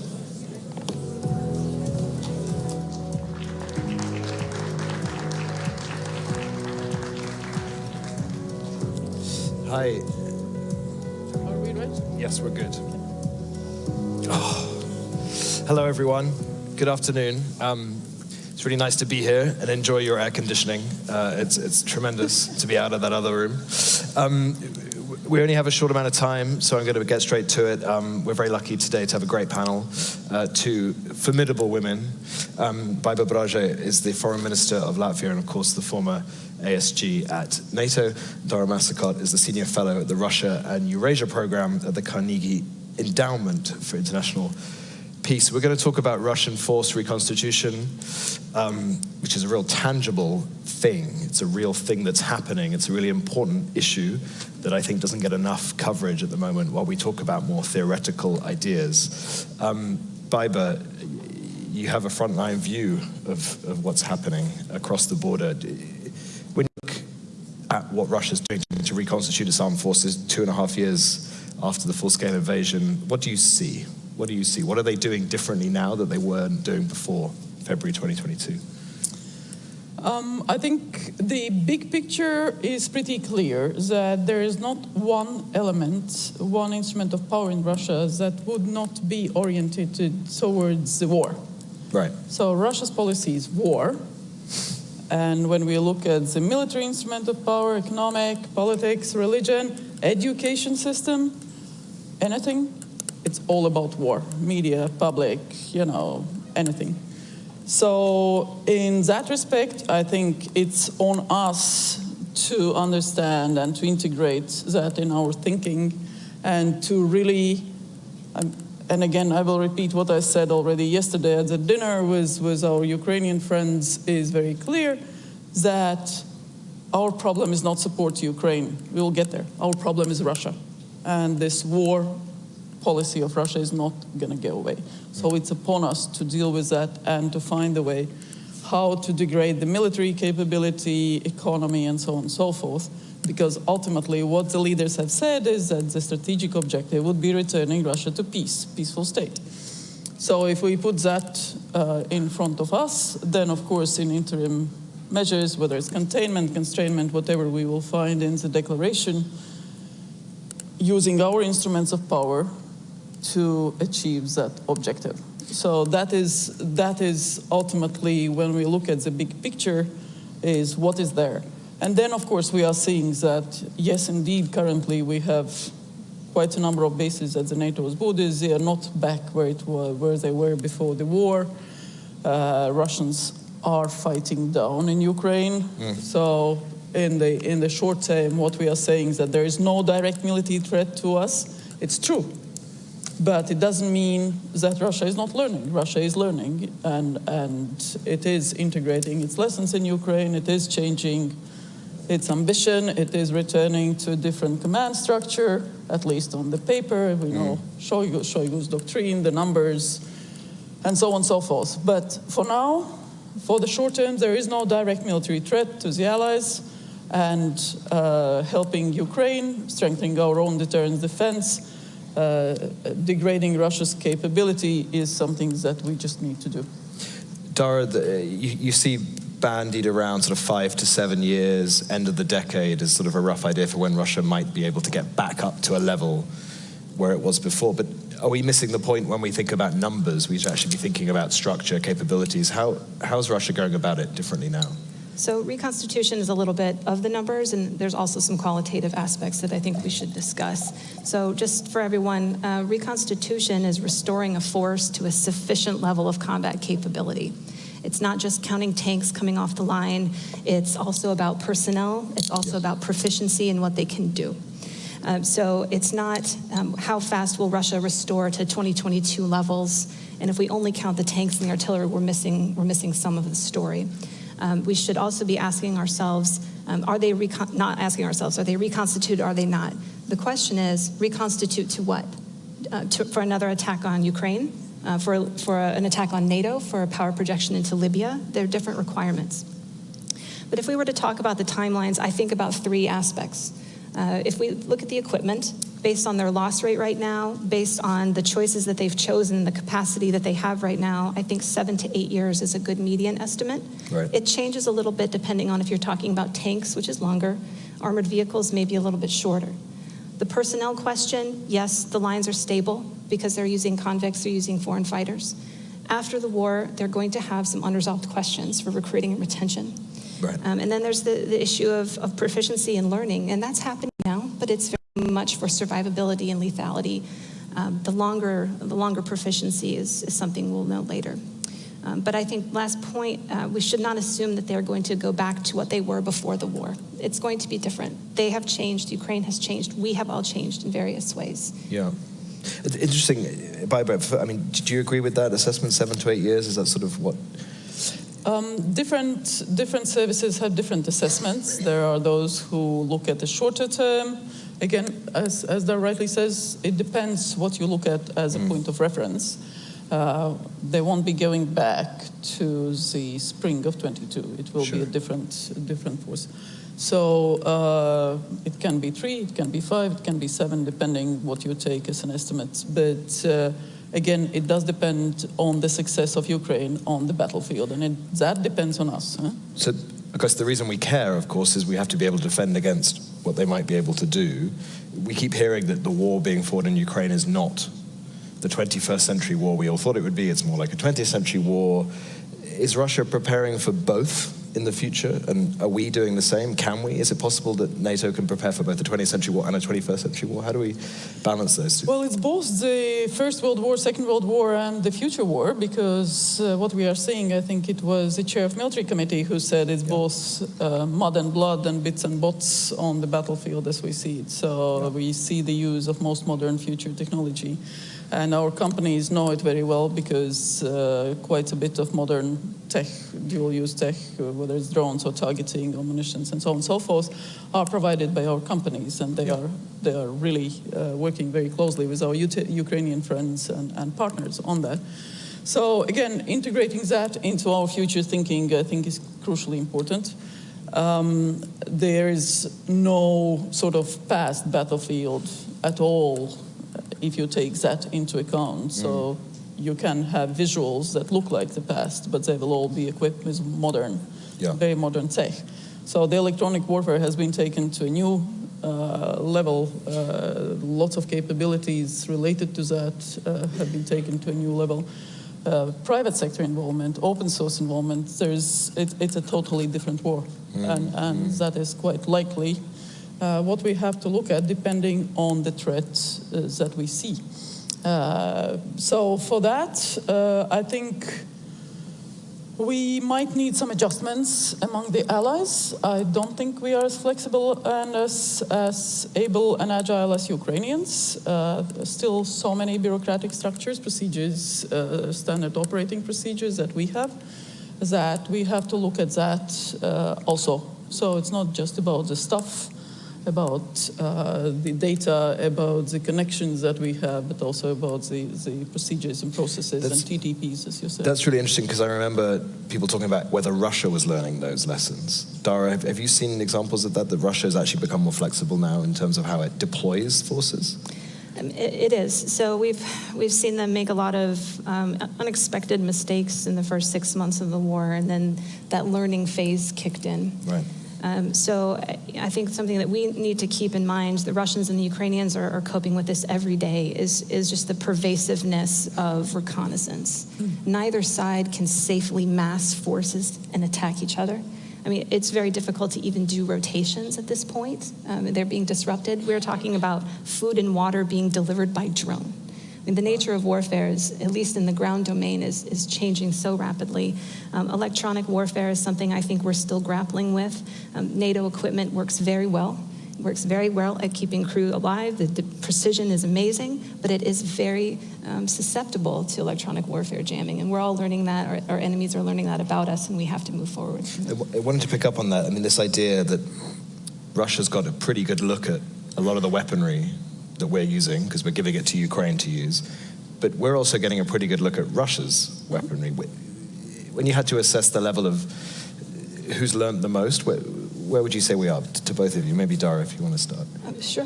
So from a strategic intelligence level, I think that Ukraine and NATO far and away have the advantage, just in terms of our understanding of intentions and how things are playing out in the battlefield. That advantage, just like all intelligence work, is not guaranteed. You have to fight to maintain, you have to fight for that access. Tactically, they're both, Ukraine and Russia, they're learning about each other, and the cycles of adaptation and countermeasures are compressing. They're very rapid right now. And just like we as NATO are benefiting from what Ukraine is showing us and teaching us, we have to think about the other side as well. Russia's allies and their partners are learning from them. And this is now a currency that Russia has to give to Iran, China, North Korea, that learning of our equipment. Exactly. And when people or observers are looking at this, I don't know that there's any real surprises here that Russian equipment is not very good at keeping its crews alive. Right. But it is quite rugged and quite durable, and it is inexpensive. And so for people looking for that kind of capability, they like what they see. Do you agree with that, Baiba? Yes and no. I mean, there are, but I want to pick on a different point, that actually there is quite a bit we can do that we have done and we need to do, and that relates to Russia's ability to sustain the warfare. Right. So again, there are different angles to that. Russia is pushing its propaganda, that its economy is doing very well, that it will last, and so on and so forth. And when you look and scratch off that, propaganda is actually not. Yeah. And that does depend on us, because Russia is financing the war from the budget. The income in the budget has significantly decreased. Its own taxes, Russian-owned taxes, the tax base is much narrower. They depend on the oil largely for the income in the budget and other exports. And that is indeed upon us, how to deal with the oil cap, how to lower it, how to implement it, how to make it more efficient, plus all the other enabling capacities that it gets for its missiles. We saw the KH-101, it was FT, that put a nice table out on the components in that missile, largely Western. So there are elements across the board that we can actually really address, both the income in the budget, the ability to sustain the war, but also the components on the battlefield, what it fights. Yes, China is trying to replace it, but again, there are limits also to that. And in terms of this reconstitution, are we seeing, Baiba mentioned it there, this reliance on Iran, China, other countries supplying weapons to Russia, or parts, I should say? No. confirmation that China's sent weapons. Is that changing the nature of the way the Russian military-industrial complex works, or is it still so tiny amounts that they're still the same megalith that it always used to be? I mean, how is that changing how they build weapons? The Russian defense industrial base has different quirks to it, to put it lightly. So they had to basically purchase a capability from Iran, and now they're building it in Russia, and they're scaling it up with respect to the Shahed drones. There's still many aspects about it that do remain mired somewhat in the Soviet past. But I think about what could change from the pathway that they're on right now that would cause them to reconstitute faster. Right now, Russia is choosing to maximize the factories that it has. It is not constructing new ones to refurbish tanks and artillery and things like that. That could change if that was important enough to Putin. But right now, he's managing a lot of different economic considerations and labor shortage situations. Sorry, so Russia has not built a single new arms factory? With the exception of drones. If we're talking about tanks, artillery, things like that, they are working triple shifts around the clock to maximize what they can put out. And the estimates are anywhere from 200 new tanks a month to upwards of 600-ish armored vehicles of various types. But most of the equipment going into Ukraine right now, 75% of it is refurbished Soviet-era materials being pulled out of bases in Siberia, and they are burning through that stockpile very quickly. Wow. Baiba, we hear a lot about rhetoric from the Kremlin about every time the EU or NATO does something they deem to be escalatory, they'll reposition troops near to Finland or reposition troops near to the Baltic states. Do you see that happening in real time, or is this all just total bluff? You mean the Russian troops? Or Correct, troops the on Russian our side? The Russian troops.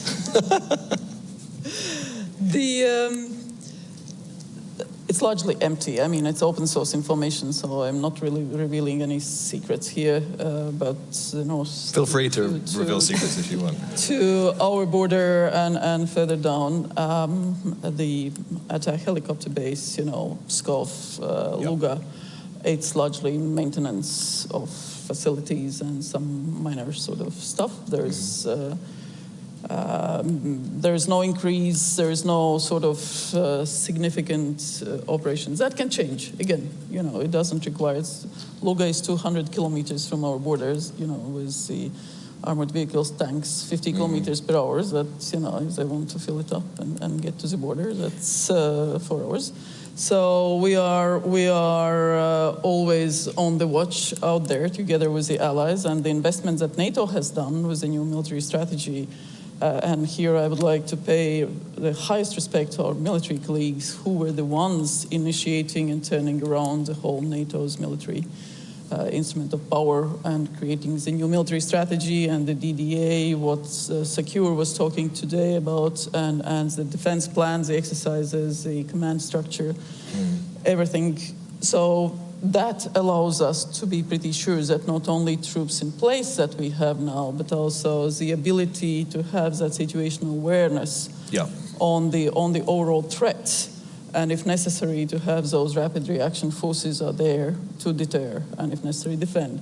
So our task is to ensure that we don't relax, but also that we apply our instruments of power to make sure that Russia does not succeed. Because at the end, it's about NATO security. It's not something abstract. Peace is not an abstract term for us. Well, that's sort of what I wanted to ask. We're running out of time, but there's obviously a difference between capability and intent. We talk about 7 to 8 years time to build up capability. Are there ways, Dara, to look at the way Russia is reconstituting and trying to derive intent? Well, if we're talking about replacement rates for armored equipment, right now that is not sufficient to attack NATO in a very large way, but it could be sufficient to make another attempt at Ukraine. Right.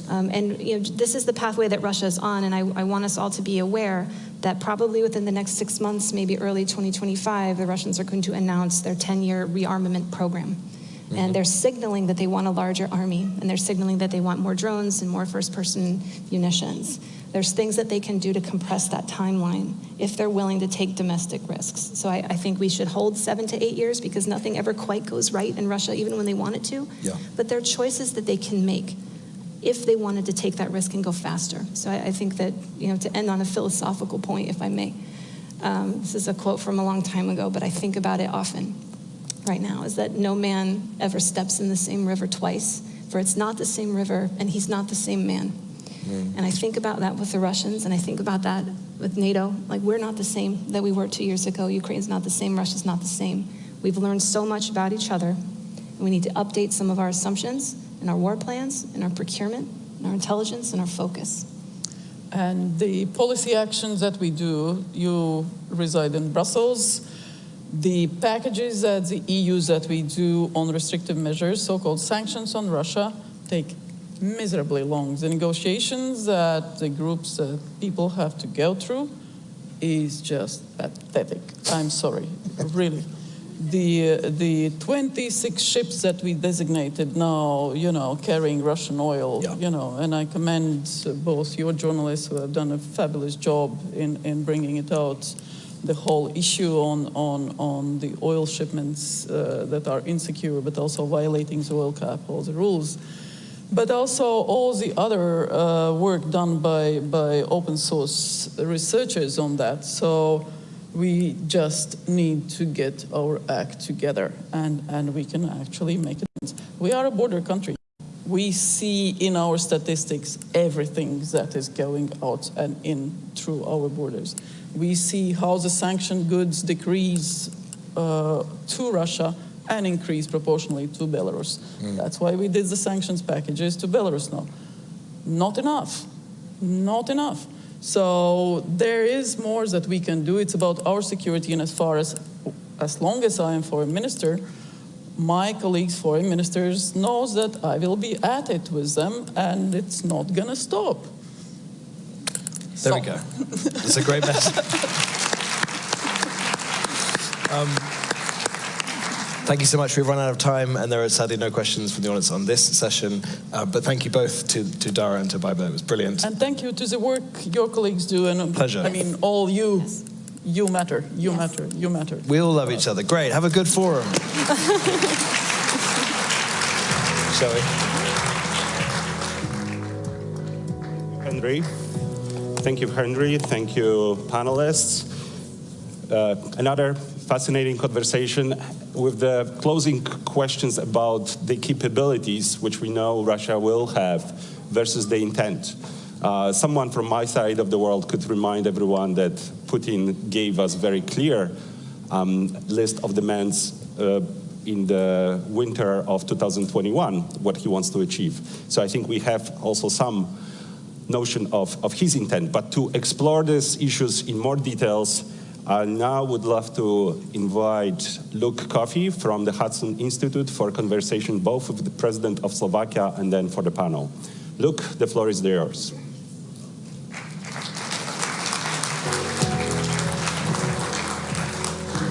Thank you. Good afternoon, and for those of you watching online in Europe, good evening. Welcome to this event on NATO's policy towards Russia at the NATO Washington Summit Public Forum. My name is Luke Coffey, and I'm a senior fellow at Hudson Institute.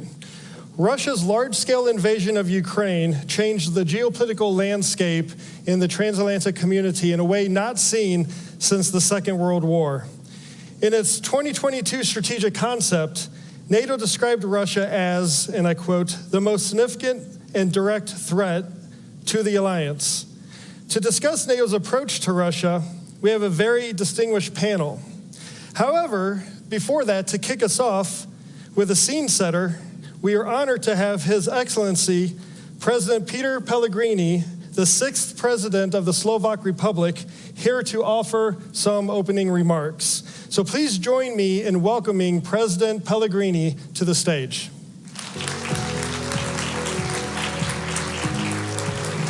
Thank you so much. Thank you.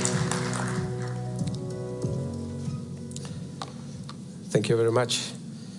Excellencies, ladies and gentlemen, it is really my pleasure to be here with you today, shortly after my inauguration. On the occasion of the Washington Summit that takes place in the changing, rather unpredictable, and thus increasingly dangerous world, as we commemorate the 75 years of this most successful defense alliance in our history. I am proud that Slovakia has been a reliable ally for the past 20 years. And we will be so in the years to come for the sake of security of our nations, of our neighbors, our continent, and the world. Our historical experience taught us that there is no better option to guarantee our safe place, security, economic and social development than this alliance. The engine of our success has been and remains as a commitment to democracy, freedom and human rights, with a clear understanding where we belong. Our present and future is in and with NATO and European Union. Strong transatlantic bond built on a fair share by the European allies is the best collective approach to preserve peace and deter any aggression. My country's strategic interest has always been based on full respect for international law and rules, shared values and norms, commitments and obligations. In February 2022, following the aggression by Russia, which we have condemned as a clear violation of the UN Charter and international law, we stood by Ukraine. Our citizens opened their homes to people escaping Ukraine, and many of them remained on our soil. Ukraine must survive and preserve its own national identity, sovereignty, and territorial integrity. And as any other country, Ukraine must have the right to choose its own security arrangements. We will never agree with change of borders by force. For us, in the NATO eastern flank, an eventual collapse of Ukraine would have very negative consequences. Without any Hollywood announcements, Slovakia provides significant and stable support to Ukraine in many ways. We do it through NATO and European Union, but also bilaterally. We still belong to the biggest contributors of assistance to Ukraine, calculated per capita.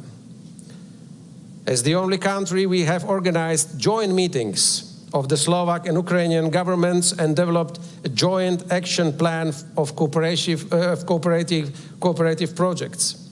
And we just agreed a few days ago to have soon yet another meeting of the two governments on the Ukrainian soil.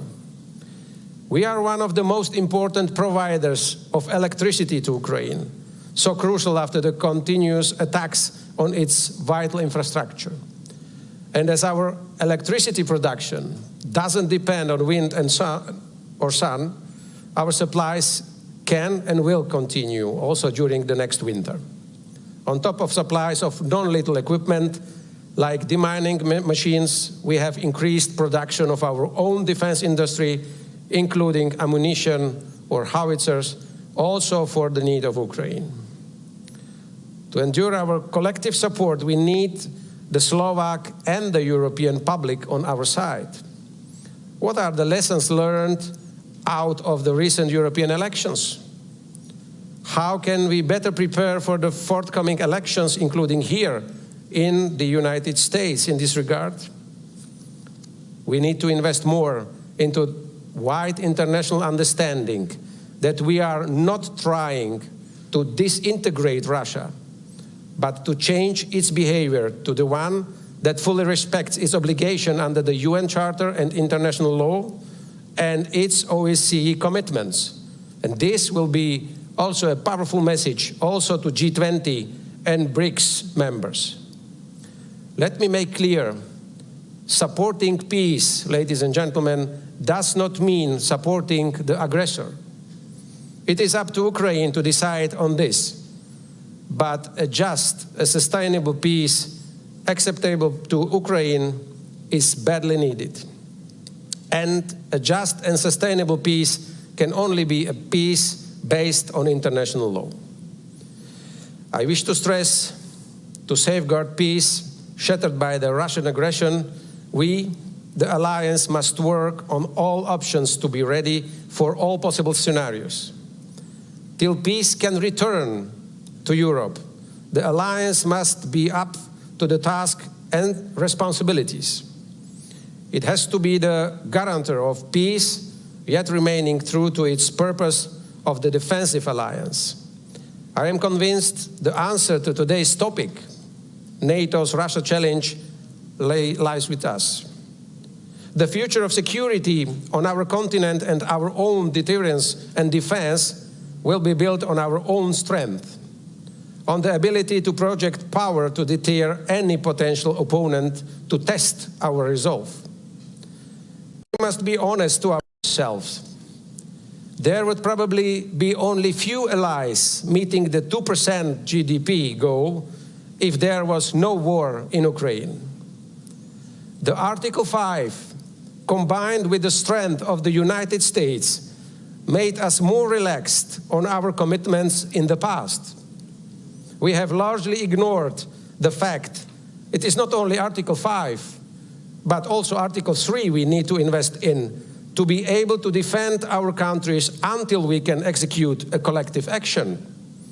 This is where we need to deliver more.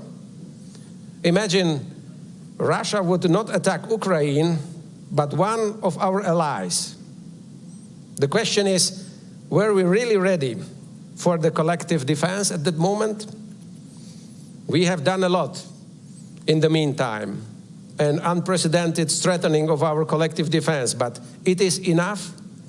There are still gaps such as air and missile defense that we must fill in to make our defense up to the task, especially in the eastern flank. We have here several defense ministers, and I wish to ask them, is our defense industry ready to ramp up the production? If we speak about air defense, we may have plans, but how realistic are they? Can we build it in 5 years, or 10, or more? How much time does it take to produce, for example, to produce and sell 5 Patriot systems? Russia has managed to restart its defense industry. How much time do we need? It is evident 2.5 years have not been enough. We need to turn plans into reality, as our opponents do. And let us also not forget about the new. What are the lessons learned from this war? Drones, electronic warfare, keeping the technological edge, and the hybrid warfare that accompany this aggression. Are we already implementing this aggression? Are we already implementing these lessons into our plans and our forces? We have been meeting the 2% commitment already, but will this be enough? Is there a true political will to do the necessary? All those questions may be sensitive, uncomfortable, and absolutely necessary. And we need to find the answers and deliver on them, including in Europe, to send a strong signal to the United States that we are paying our bills and we are a solid ally. And, ladies and gentlemen, we should not shy away from the sensitive and maybe unpopular ones, including how to restore peace in Europe, how to make everything possible to have, again, peace in Europe. Thank you very much. Thank you.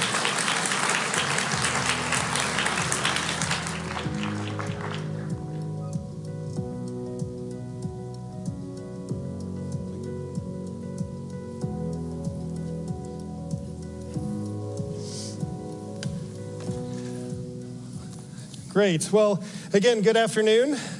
We are now here with our very distinguished panelists to take this conversation another step forward to assess what the Russian threat is, what NATO needs to do about it, and how we can best be prepared to do this in the 21st century.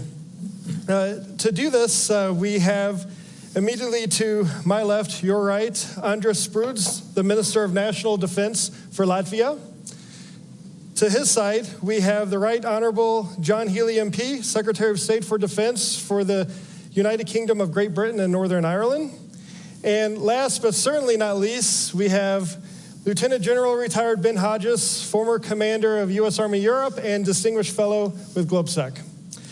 I'm going to turn to Secretary Healey first. You've been the Secretary of State for Defense since July 5th. 5 days. Yeah.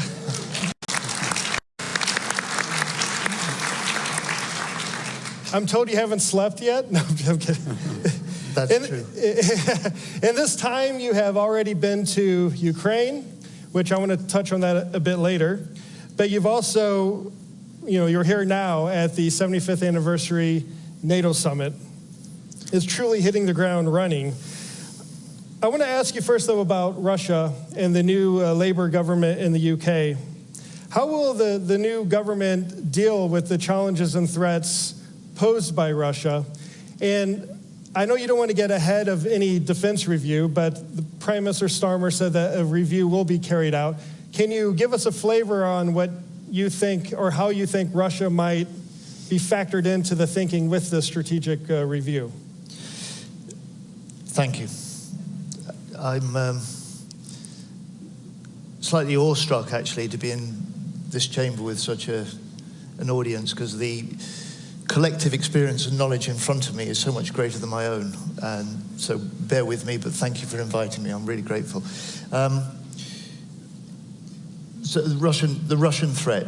Well, for those of you from the US, your president said at the NAC about an hour ago that Russia is our greatest threat that we face as an alliance.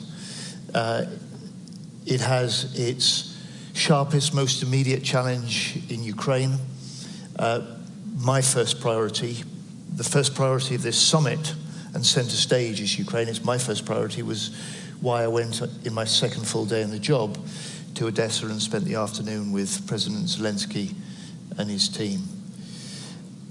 But the Russian threat isn't just directed at Ukraine. You know this very well. In fact, we all in our own countries have had warnings of this. We've all had knowledge of this and experience of this for a number of years. So we face wider Russian aggression directed at our own democracies, from hybrid attacks to threats in the high north. And I think this is why this NATO summit in many ways is so important at this time.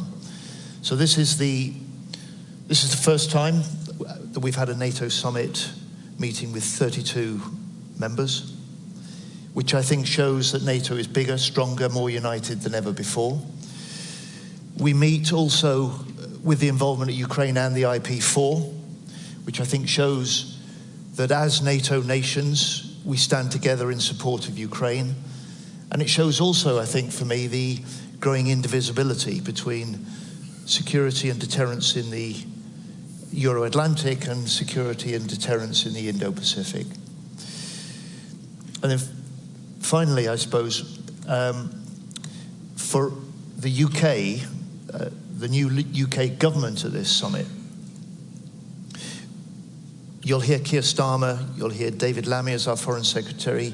I'm afraid you'll hear from me as well as the Defence Secretary, that we will be a government that sets out determined to fulfil our NATO obligations, to secure our role as the leading European nation in NATO, and to make Britain democracy's most reliable ally across the world. So to link that to your, I think, third question in your set of questions. My third question and my one question. So we will follow up this NATO summit by launching a strategic defence review.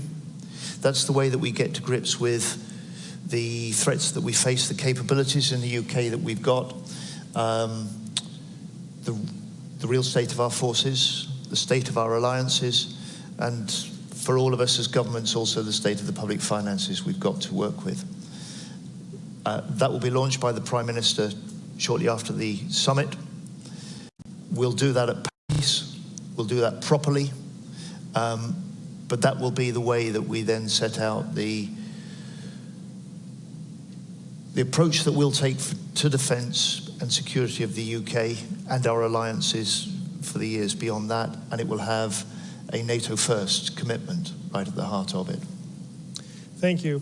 Minister Spruds, a conversation about Russia at a NATO summit would not be appropriate if we did not include the important voice from the Baltic region. So that's why I'm very grateful that you've taken time out of your schedule to come here to speak to us today.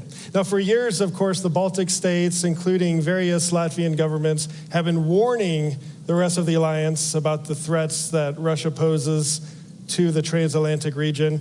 But it wasn't until 2014 that the alliance started to get serious about this. And frankly, it wasn't until February of 2022 that we started to see real action. So once again, the Baltics were right. We should be listening to the Baltics more. Looking at it from your point of view in your region of Europe, how do you assess the threat that Russia poses, not only to the region, but also to the alliance as a whole, and what should NATO do about this? Thank you so much. Thank you for having me, I think, very symbolic anniversary summit, and also here in the public forum. I've been participating in public forums for years in a think tank community representative. Now I switch sides, but of course I'm always very glad and grateful to come back and of course discuss those very important issues for all of us. Yes, indeed, the Baltic voice is important, and thank you for including the Baltic voice as well in this discussion. We've been advocating taking a strict position on Russia for years. We ourselves have been experiencing hybrid attacks from Russia for decades, so that's why the threat has been quite clear what we are facing. We are facing Russia, the country which can change in every 5 years, in every 10 years, dramatically, but nothing changes in 100 years. So we pretty much see the same Russia. It's expansionist, it's imperialist, regardless of what kind of regime we are dealing with. On the one hand, we might say that it is Putin's Russia, but we might also say that it's Russia's Putin. Basically, it represents those long-term resentments, ambitions, the expansionist moods, what we have seen and experienced for years. So that's why certainly we have to have a mindset that we have to deal with Russia, which is imperialistic and expansionist in a long-term perspective. So the long-term perspective approach, the mindset is important. And I think we are there, because we start always with a basis of how we think about, how we analyze, how we assess. I think the threat assessment absolutely is the basis how we build our policies upon. Additionally to this, apart from mindset, I would say another layer of mindset is that we should approach Russia, and I would say not only Russia, we should approach the challenging, transformative world also from positions of strength. Let's not underestimate ourselves. Let's not underestimate the strength of our unity. Let's not underestimate the strengths of our democracies. Let's not underestimate the strengths what we can also put on a battlefield if we need to. We are the most successful collective defense alliance in history, and I can fully agree with those assessments. So that's why, of course, understanding and believing and also acting from positions of strength with Russia absolutely is important. What we should do practically, of course, that's also what the NATO summit is about. Invest, and it's about political investment, it's about financial investment, it's about investment, of course, in our armed forces, in our military industrial capacity, it's about societal resilience. So, of course, we open also other domains as well, hybrid security, cyber security, being resilient against illegal immigration, being resilient against any incidents against critical infrastructure, what we experience also in the Baltic Sea region, also in the Baltic countries. So that's why, of course, this 360-degree approach is pretty much also should be there, how we deal with strengthening ourselves, our own capacities, but of course also how we deal with Russia.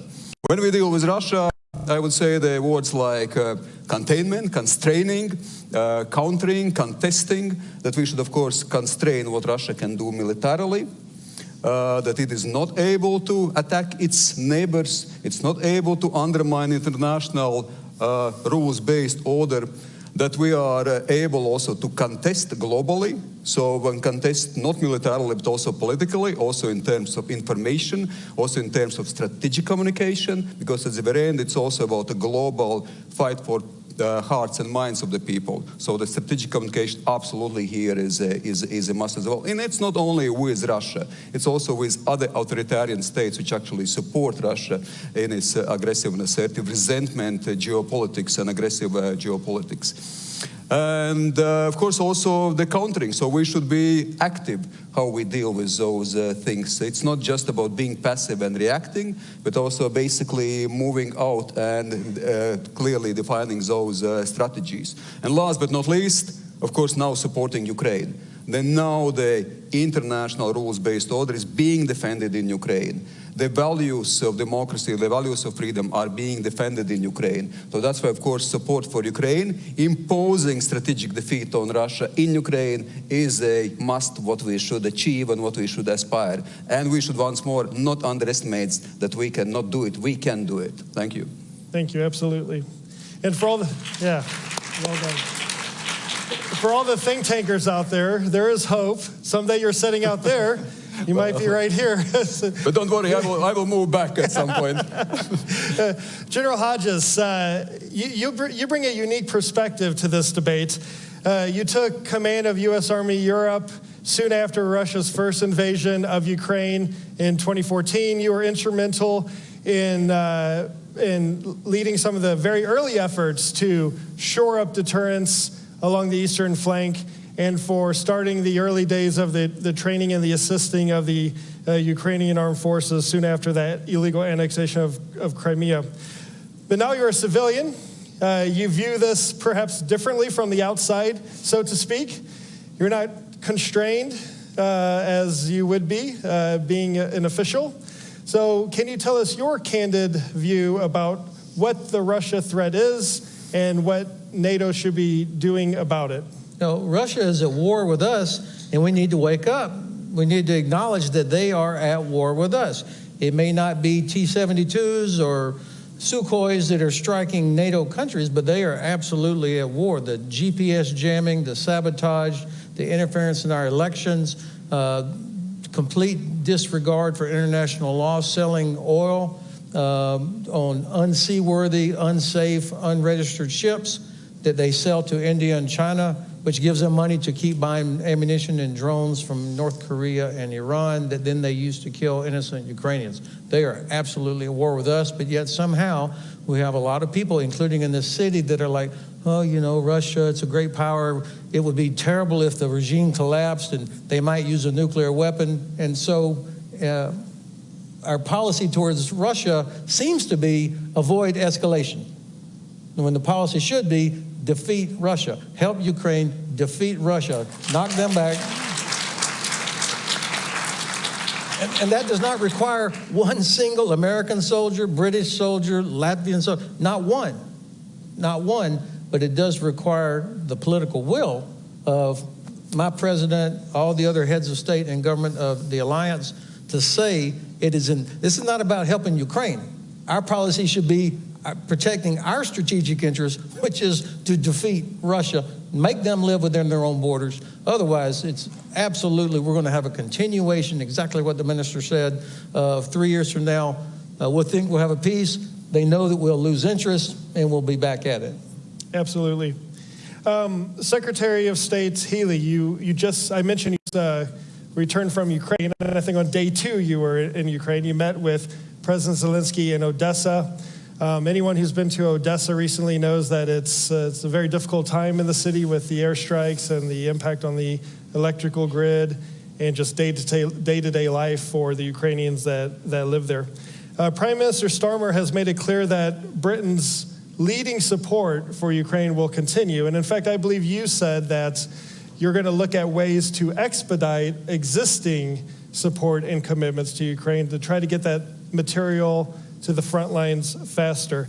Can you tell us a little bit about this and why coming into government, you believe that a Ukrainian victory is important to the United Kingdom? So General Hodges just said, look, we need to view Ukraine in our own strategic interest. He's a general, he's got that strategic insight. I'm a politician, I'd put it plainly, because I don't think our public and our people fully and properly understand what's at stake here. And so some of the arguments I try to make in the UK are, especially on the campaign trail, which we've just finished, defense of the UK starts with Ukraine. And that's true for us, it's true for most of the European nations, it's relevant also to America's interests as well. And that's the case because we know that if Putin prevails in Ukraine, he's not going to stop there. That's even before we get at the truth that General Hodges just said, that Putin, without deploying the military against us, is already at war with all of our countries. There's a wider importance as well, because if Russia does prevail, then it says to other big countries around the world, you've got the scope too to try and redraw international boundaries by force, which reinforces the instability and the danger to us all. So fundamentally, that's a public argument we need to make more forcefully. Certainly in my country, that may be true in other parts of the alliance as well. So for a UK perspective, we've been bipartisan from the start. It was just 5 weeks before Putin launched his full-scale invasion of Ukraine that David Lammy, now Foreign Secretary for the UK, and I together went to Kyiv. And we were discussing the risk then of the threat of the invasion. And we told them then, if Putin invades, the UK will stand united with Ukraine. And I'm proud that that's the case in my country. I'm proud of our government, the previous government, not ours now, and the leadership that you've mentioned on Ukraine. And Keir Starmer and I are dedicated to developing that. So that's one of the reasons that I wanted to be out in Ukraine at the first opportunity, having been appointed. And I was able to say to President Zelensky 2 days in, and his team there, first of all, we will speed up the delivery of the equipment and military aid that's already been pledged by the UK. We will do that. We will complete that delivery within 100 days. So the big Rishi Sunak pledge in April, the largest UK package to date at that time, will be fully delivered within 100 days with a Starmer guarantee. The second is that I was able to require a immediate stock check of what we could offer, and we've been able also to provide an extra package of equipment, the sort of kit that they're using day to day and need in battle. I can give you some of the details.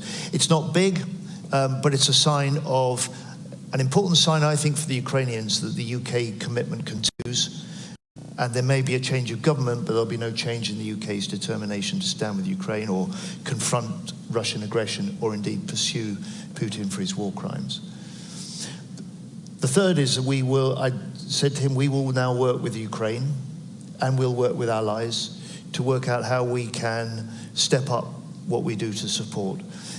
My view is that we need to see this in a much bigger picture, the sort of picture you were drawing of the Russian aggression, because too often we're focusing on the immediate military battle, the immediate military equipment needs, when if Ukraine's hand is going to be strengthened by us as allies, it isn't just the military help that we can provide, it's the political, diplomatic, economic support and pressure that we can put in Putin. And if Ukraine's going to be in a position to judge that the time may be right to pause the fighting and try and find some settlement, it needs to have the strongest possible hand in the strongest possible position, and that's our responsibility. And that finally, I think, is why, again, this NATO summit is so important. The unanimity behind very significant long-term multi-year commitments to support Ukraine, not just militarily, but also industrially, is so important. And if we do what we say, if we deliver what we promise, then we will be playing a big part in making sure that Putin in the end does not win. I think that is music to our ears, hearing that in 100 days this equipment will be expedited. It's very much needed, of course.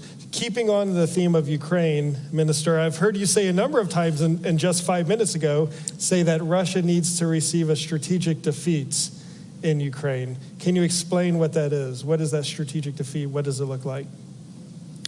Yes, of course. Again, one step back. We must remember what are the consequences of the Russia's aggression in Ukraine, and what are the consequences of how the war goes, and what will be the outcome of it. The consequence is that if Ukraine loses, it's undermining the international rules-based order, it's undermining our credibility, it's undermining our security. So I think the stakes are high, and this should be always remembered, which also means that we must have a very clear strategic goal, what we want to achieve together with Ukraine. We as a transatlantic community of democracies of like-minded, what is the strategic goal? And strategic goal is not Ukraine not losing the war. The strategic goal is Ukraine winning the war and imposing strategic defeat on Russia. What does it mean? I think it's again clear. It's restoring territorial integrity of Ukraine. It is taking those war criminals accountable for their crimes. What just we've seen a few days ago as well, with brutal attacks against children and innocent civilians. It's also about financial repercussions. They're using the frozen assets. And at the very end, strategically, it's also about Ukraine becoming the 33rd member of NATO. And it will become 33rd member of NATO. How to achieve it? Of course, keeping the strategic ambition in mind, yes, we have to make also practical steps. Practical steps providing military support, and I think the financial commitments here also shows how seriously we take it. The Latvia, Baltic countries, we committed 0.25% of our GDP for military support to Ukraine. It is quite a considerable amount. It is for Latvian military or defense budget, almost 10% of our military defense budget goes in supporting Ukraine. And I think we should still consider even providing more. It is also, of course, about coordinating all those different activities what we have. We have a lot of activities. We're co-leading together with UK a drone coalition. And I think it's an excellent coalition. There are other mobility coalitions. What we realize that we should also take steps faster, a more voluminous approach. Well, but we are also democracies with our procedures, so unfortunately sometimes things take longer than we expect. Last but not least, we should be ready to support Ukraine as long as it takes, being ready that the conflict must be or can be protracted as well. So be ready for it and support Ukraine, and I think the strategic goal of imposing strategic defeat on Russia will be quite realistic. Absolutely. General Hodges, you've been one of the most outspoken supporters of assisting Ukraine, arming Ukraine. You were obviously not very compelling. Well, we have seen some progress on your focus regarding the long-range strikes, ATACMS missiles, trying to isolate the Crimean Peninsula. We've seen steps in the right direction. We haven't gone as far as I think many of us would like. We haven't gone as quickly as we would like. But practically speaking, what does NATO, and you can talk about the U.S. or individual countries inside the alliance, what do we need to be doing more of and faster to help Ukraine win on the battlefield? If President Biden would come out tonight when he's hosting all his heads of state and government guests at dinner, if he would say, ladies and gentlemen, it is the policy of the United States, it is our strategic objective that Ukraine defeats Russia.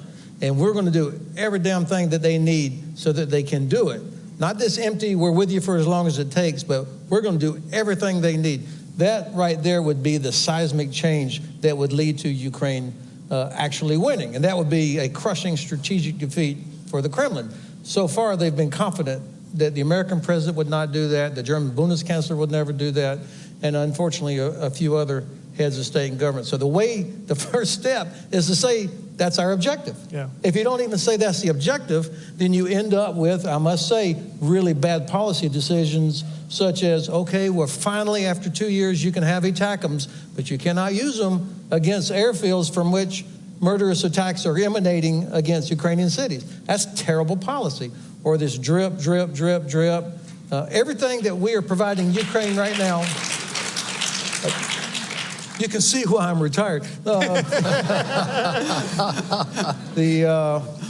Everything that Ukraine has right now from the United States, with the exception of Javelin, was a no for the first months of the war.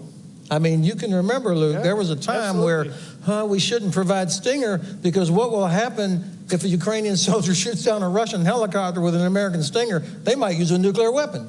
I mean, that was the thinking. And so it's taken 2.5 years and tens of thousands of lives to get to where we finally are. And we're still underestimating Ukraine's ability to integrate new equipment. So at the risk of sounding like a broken record, make it our policy. This is our objective, strategic objective. And I mean, look, 8 months where nothing came from the United States. 8 months, Russia achieved nothing. All they could do is continue attacking Ukrainian cities. So they could not even exploit for over half a year, despite having all their advantages, they lacked the ability to knock Ukraine out of the war. They can't do it.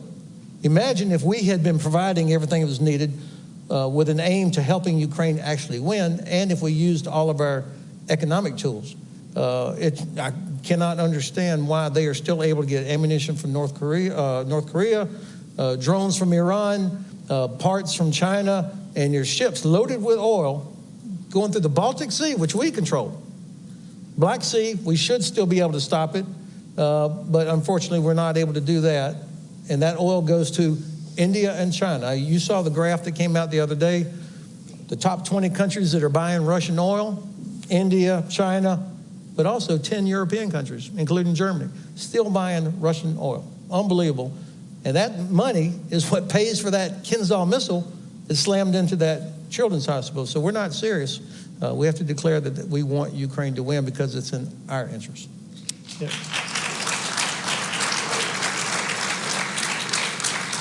Yeah, it comes down to we have to start wanting Ukraine to win more than we just hope that Russia might lose this war, and we need to start acting that way. Now, these gentlemen have very busy schedules. They rushed over here from the NAC, and they're going to be rushing directly back to the NAC as this ends, and I'm very mindful of the time. I want to make their schedules delayed. So with that, please join me in thanking our three panelists.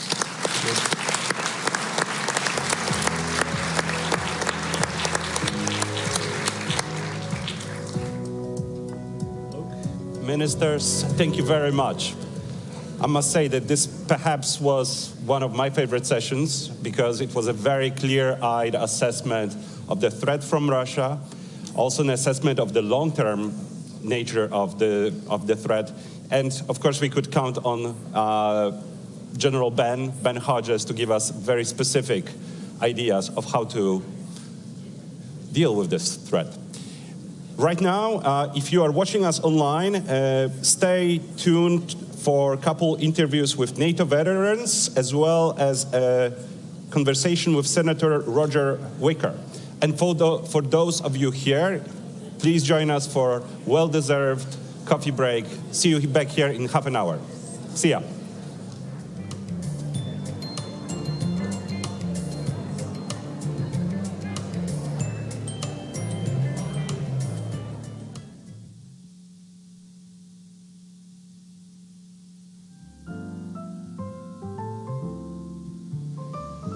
Good afternoon.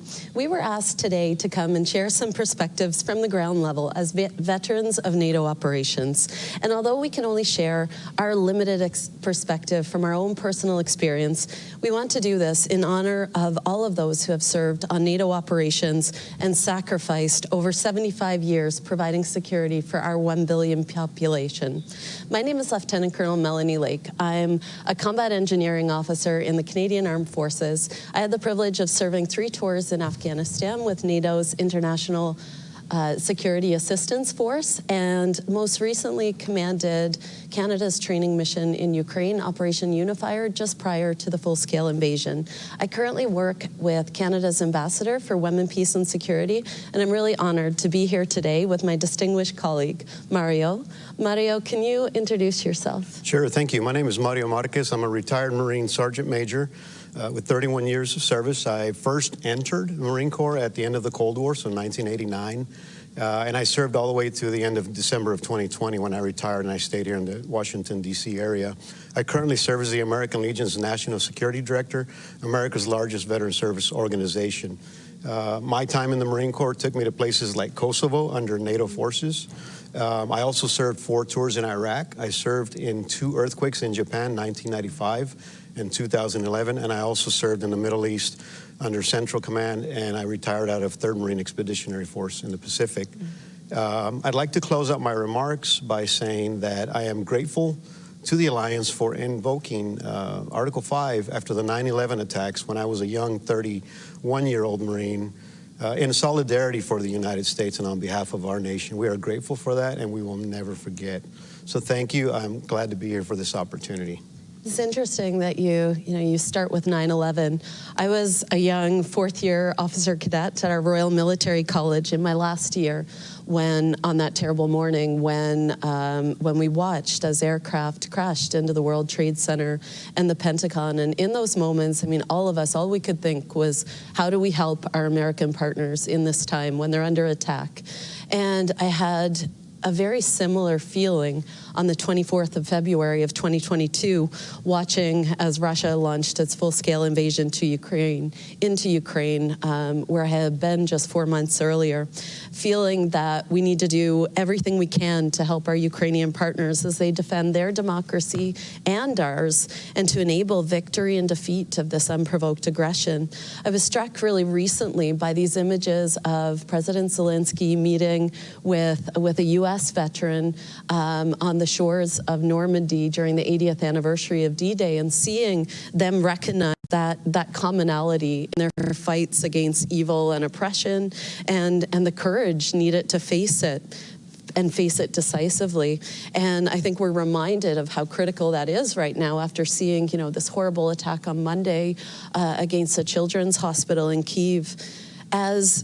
As soldiers in the Alliance, I think that those of us at ground level, we've always understood and accepted that great sacrifices might be required of us in the defense of our values, our democracies, protecting other nations' rights to self-determination, and deterring others who might be aggressors. And we stand very willing to do that and ready to do that.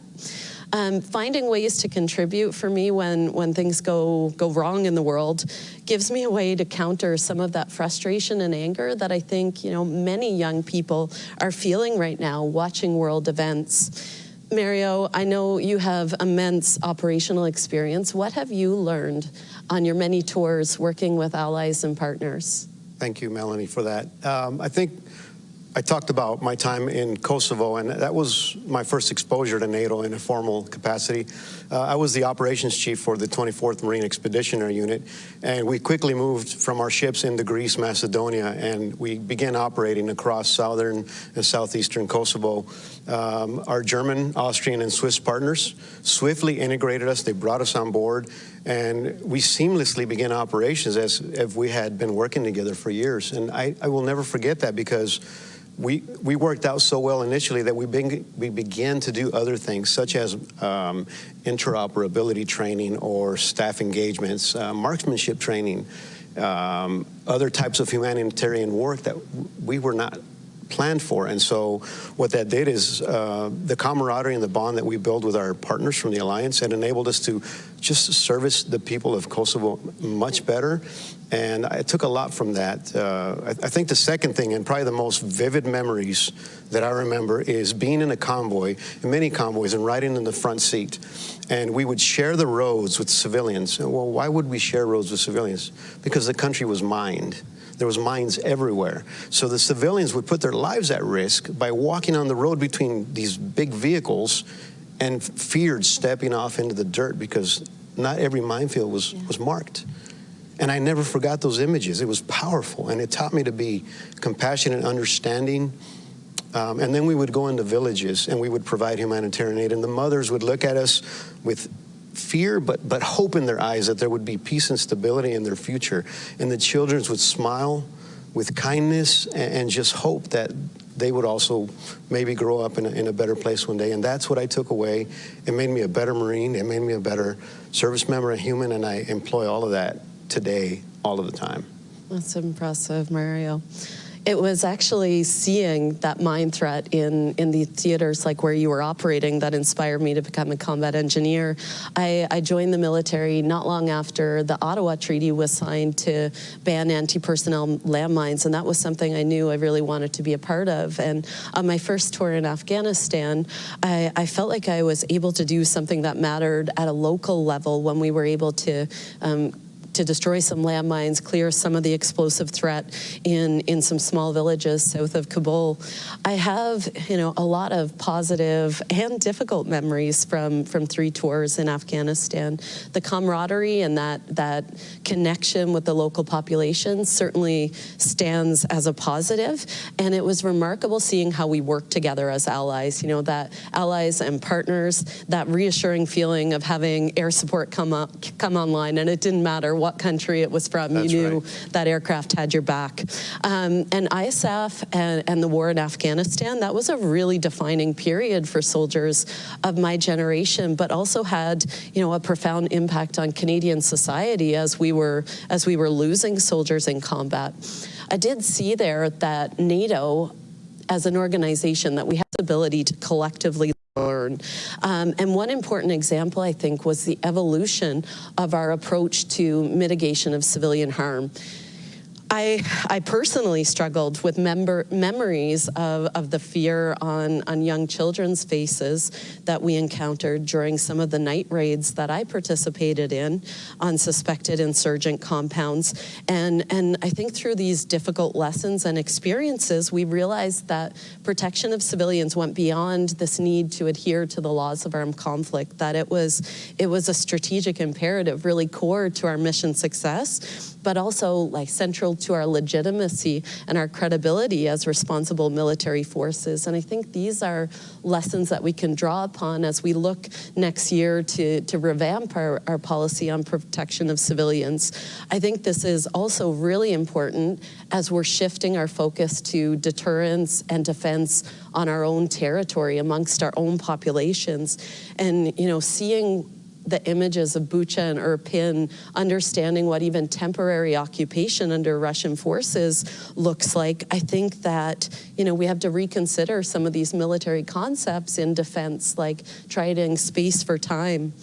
When Kabul fell to the Taliban in 2021, I was in Ukraine, and I found it really powerful seeing how the veteran community and serving members around the world mobilized for those who mattered in that really dark time. And, so many of us who served there were left questioning, what was this all for? And it was Afghan women who gave me the clearest answer on this. They said to me that, this gave us 20 years to pursue our education, get jobs, be a part of public life here. And we've seen what our country can be, and we're not willing to give up on that. And right now, they are the fiercest resistance that the Taliban is facing, both at home and in exile around the world. And I think we really need to continue that support to them in this fight. Now, pivoting back to you, Mario. This week, the Secretary General published an op-ed that said NATO's main purpose is not to fight war, but to prevent it. And our experience taught us that the best way to maintain peace is to be prepared for war, that credible deterrence and strong defense. How do we get there? Sure. First, I'd like to comment on your last segment you just spoke of. I'm really proud to hear of your experience. It brings back a lot of memories. It's healing. It's soothing to know that other people have witnessed many of the things that veterans from across the Alliance have seen and felt and suffered and worked through. To answer your question, for me, I've heard a lot of fantastic briefs, not only during the summit and the forum, but throughout. And I think it's important to discuss all those things. They are all matters of urgency. But my advice and my recommendation to every leader that is listening today, both partner nations and the alliance is to invest in your non-commissioned officer corps. Because without that mid-level leadership who is competent, able to make tough decisions in a decentralized manner, carry out commander's intent, whether it's in humanitarian missions or combat, those are the critical aspects of any successful military organization or alliance. You will never achieve your full aim without a competent non-commissioned officer corps. I couldn't agree with you more. A big part of the training we were doing in Ukraine was focused on the professionalization of the NCO Corps, and that was, you know, to them, that was a really important part of their journey of their reforms towards NATO interoperability. And I think, I mean, those senior NCOs have showed us without a doubt the value of that on the battlefield. From Canada's experience, as we stood up our Enhanced Forward Presence Battle Group in Latvia, which is now growing to brigade with 14 countries all working together, we're working through many of the complexities that come with interoperability. I mean, there's a lot of challenging technical aspects, like how do you get your radios to talk? How do you work through language barriers? How do you get your resupply? How do you resupply each other when you have all different systems? But, you know, we're doing a lot of work on this right now, figuring out how we really work together effectively and getting through those challenges so that we can work together effectively in crisis. And although there are many challenges, there's so much strength that comes in this many countries, you know, working together, united by a common purpose. It was a young Master Corporal on my training mission in Ukraine when we were training the 4th Rapid Reaction Brigade, he had just arrived, and we were training, and he said to me, "Ma'am, we'll go to war with these soldiers tomorrow." And I looked around, and all of our soldiers were wearing Ukrainian flags on their arms. All the Ukrainians had Canadian flags. And it struck me that, you know, the foundations of interoperability, they truly start at that most basic level with human relationships, friendships, bonds, and that understanding that comes from working side by side. One final note on this, I think that, you know, another lesson from Ukraine is around civil society and citizens, how they're integrated with their military. And I think there's a ton that we can learn around civil-military cooperation in total defense from Ukraine to strengthen our own resilience. And a shout out to the incredible role that women in civil society are playing to that. We're down to 2 minutes. Do you have any final thoughts? I'm just blessed to be by your side. I really am. Look, for the leaders out there, the alliance, the partners, and even other people watching this throughout the world, we need to do a better job about incorporating our veterans from military to civilian life. If we start doing that, our veterans will be more productive citizens. We have a powerful voice. We impact and influence policy and decision-making at the highest levels. We need to do a better job about that globally. There's this thing called a military recruiting crisis. It's not an America problem, it's a global problem. And until the world starts taking care of veterans and including and showing them the value, including veterans and showing the world the value of our service, then we're going to continue to have those problems. I totally agree. And I think it's the thousands of small acts every day interlinked together that create security. This is all about people and our connections. As a final thought, I think that our values within NATO are actually our strategic advantage. Our human rights, liberty and freedom, gender equality, these things are actually our best weapons and the biggest threat that we pose to authoritarian regimes. The fact that everyday life for our citizens is better in democracies, that governments are accountable to their people, and that our citizens are invested in their countries. But in order to defend these values, we have to live up to them. We have to be willing to defend them and fight for them, even when that's most difficult. But I think that's when we're truly at our best. We're seeing more conflicts around the world than at any period in my lifetime, with devastating consequences for civilians. And I believe that, you know, with this alliance, by courageously living up to our own values and defending them, we have the ability to change this, to be a force that stands in the starkest contrast and authoritarianism and the defense of freedom. Thank you so much on behalf of both of us for this time today. We truly honor the service of all those who came before us, those who continue to serve, and we never forget those who gave the ultimate sacrifice for all of us. Thank you.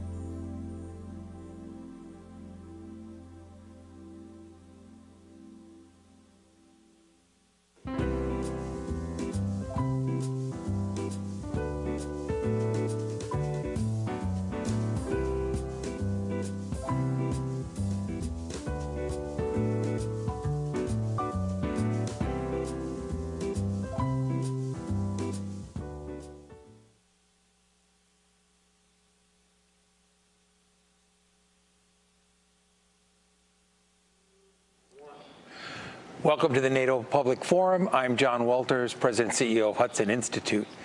I am very pleased to be joined by United States Senator Roger Wicker of Mississippi. He sits on the Committee on Armed Services in the United States Senate. And most of all, I think he has been the author of this report, Peace Through Strength, which is an analysis of the needs of the United States military, how to meet those needs with actual budget numbers. So we're not talking about talk, we're talking about actual dollars and building capacity. Thank you for being with us. Thank you, John. Glad to be with you. Thank you for your work. You released this report on how to maintain 21st century peace through strength.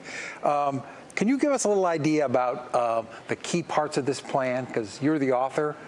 Well, the key parts of the plan are getting us back to 5% of gross domestic product, just like Ronald Reagan did. During the Reagan years, we stood the Soviet Union down by saying we're going to be strong enough that nobody's going to take us on. That's called peace through strength. That was Reagan beginning in 1981. So my plan is modern day peace through strength. And really it's based on everything we see in the news, but also the specific testimony that we've gotten from defense leaders and from people who actually are tasked within the Pentagon and within the administration to keep us safe and get the job done. Yeah, as a think tank head, I read a lot of reports, government, and so forth. A lot of them are not interesting. They're not as specific. They're very general. I urge everybody, read this report. It's online.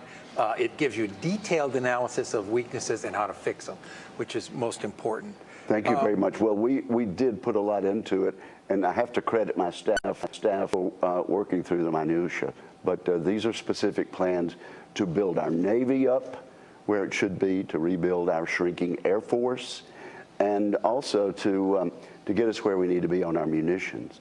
There's so much that needs to be done, and of course this interview is taking place in connection with the Nato Public Forum, so we need to work with our allies and a great alliance we've had. What do you see as the biggest shortfalls, and where do we need to make up deficits? The nice thing about the report, I think, is also it does near-term needs and threats and building a base for longer term. Well, the principal shortfalls are in the Indo-Pacific, but also this report asks us to recognize, and excuse me for my voice, that we are facing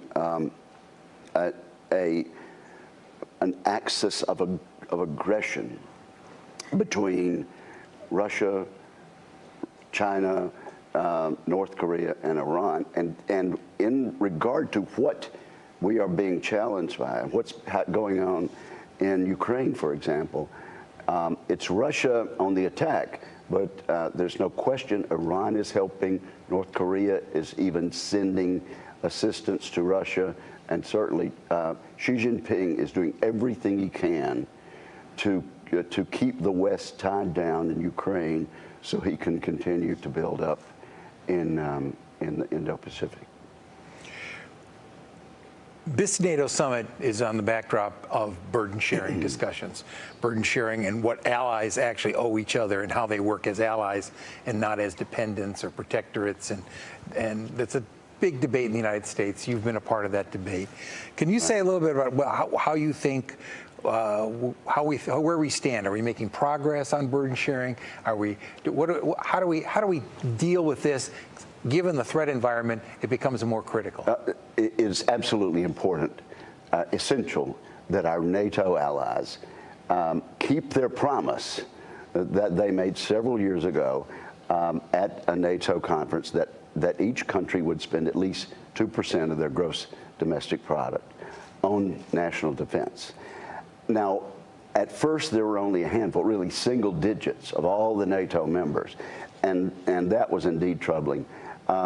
Now we're up in the 20s, but there are some notable exceptions, and quite frankly, the leadership of the Senate, me included, met with Prime Minister Trudeau, our northern neighbor and one of our closest allies, yesterday, and we pointedly mentioned that they are one of the laggards when it comes to putting in money on their national defense so they can help the alliance. It's only about 1.5% in Canada. I can report to you that Prime Minister Trudeau said that they were going to unveil a plan later on this week, and perhaps it will come Thursday, Friday, but before the end of the week, to get Canada to 2% of GDP by the end, within a decade. So that will be helpful. Clearly, we're making progress. Clearly we're not where we need to be. But it is, I would have to say, the strong rhetoric, perhaps hyperbole, on the part of President Trump during his term of office and during the course of this election has been a wake-up call for our NATO allies. And so they're headed in the right direction. A lot more needs to be done. And since the context here and allows speaking to the American people as never before, and a reminder, what is the importance of NATO as you see it? You have to look at the appropriations for the U.S. military. You have to work with our allies, but you see the overall threat situation. When you look at that, how do you tell your constituents what the importance of NATO is? Well, the question is, who will lead the world in the rest of the 21st century? Will it be dictatorships like Iran, Russia, Communist China, North Korea, or will it be the great democracies of the West and people like them, like we're beginning to form alliances with in the Indo-Pacific, Japan, South Korea, the Philippines even, and Australia. So someone is going to lead in the world. Will it be the dictatorships of Putin and Xi Jinping, or will it be the United States and our allies? And that will determine what kind of world we live in. I don't want to turn this country over and the rest of this century over to my grandchildren in a world that is ruled by dictators. Democracies don't invade their neighbors. Look around. The countries that threaten their neighbors and try to change the borders by violent aggression and armed forces are the dictatorships of this world. And chief among them are this war criminal named Vladimir Putin. Absolutely, if Russia were a democracy, they'd be tending to their own business and seeking to internationally recognized borders that the rest of the world has agreed to abide by. Since we've had NATO, we've had a relatively peaceful Europe, and that has meant a relatively peaceful Atlantic alliance, including the United States and Canada. Yeah, I think people forget that the combined GDP of America and its European allies, when they worry about being swamped by the economic power of China and others, we dwarf them out as far as you can see. We'd have to let them not wreck that. True, except for this. China is increasing their defense spending dramatically, and that's why we have this report. We're getting. We are being overtaken by the dictatorships of this world. They don't have to spend money on school lunches, on social spending, on retirement programs, and we need to be absolutely mindful of what the witnesses in this year, last year, and the year before have told us, and they tell us this is the most dangerous era that we have faced in half a century or more. And so, yes, while we have the economic might, we're not spending a big enough portion of it on defending our future and defending freedom and democracy. Well, I want to thank you again for this plan. Well, John, thanks for your leadership. Thanks for the Hudson Institute. We really appreciate it. You're welcome. Thank you, sir.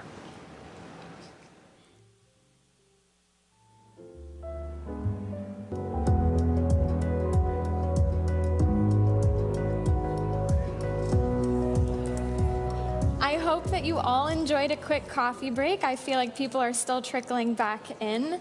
Please now join me in welcoming to the stage David Shulman for our next session, The Axis of Upheaval.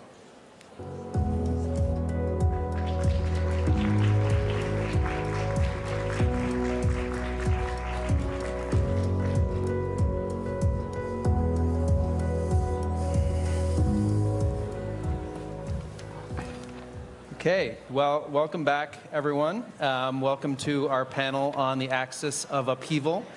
We've had a bit of a last-minute change in moderation, so I will be acting both as moderator and panelist. And what we're here to discuss over the next 40 minutes or so is, we've discussed over the last couple of days, of course, NATO's successes in recent years and expansion, but it's critically important that we discuss as well what NATO adversaries are doing. Obviously, Russia, we've talked a lot about China, but also the role of Iran and North Korea, and what that means for the NATO alliance, what that means for the United States and for Europe. Just as Russia's invasion of Ukraine has revitalized cooperation and cohesion among the NATO allies, it's also spurred a lot more cohesion among Russia and its backers. We've seen the consequences of that in cooperation that's on full display in Ukraine, where the support Russia has received from China and Iran and North Korea has enabled it to sustain its warfighting machine, and we've talked a lot about that over the last couple of days. But that's really just the tip of the iceberg. We see their relations deepening in a whole range of different domains. They're increasing trade, all of these countries. Russia has become China's largest supplier of crude oil. Trade between China and Russia hit a high mark last year. Moscow is now Iran's largest source of foreign investment. And they're finding ways to work around the Western financial system in critical ways that undermine U.S. and NATO foreign policy tools, including de-dollarization. And of course, they're also deepening military cooperation. And we see China and Iran and Russia having held naval exercises just recently in the Gulf of Oman, and having done that now 3 years in a row. And they're also looking to expand their access to other countries. So this is a really critical domain that we need to dig into further. And we have some excellent panelists here today to discuss it from a variety of different angles. I'm happy to be joined by John Alterman, who's a senior vice president and holds the Brzezinski Chair in Global Security and Geostrategy, and is director of the Middle East program at CSIS. And we have Benedetta Berti, who serves as head of policy planning in the Office of the Secretary General at NATO. So maybe, why don't we get started and just jump in, maybe start with you, John, and give us a sense of where you think Iran is when they think about this axis that we're talking about between North Korea and China, Russia and Iran. How do they view it? How is it of utility to them? And where are maybe their concerns going forward?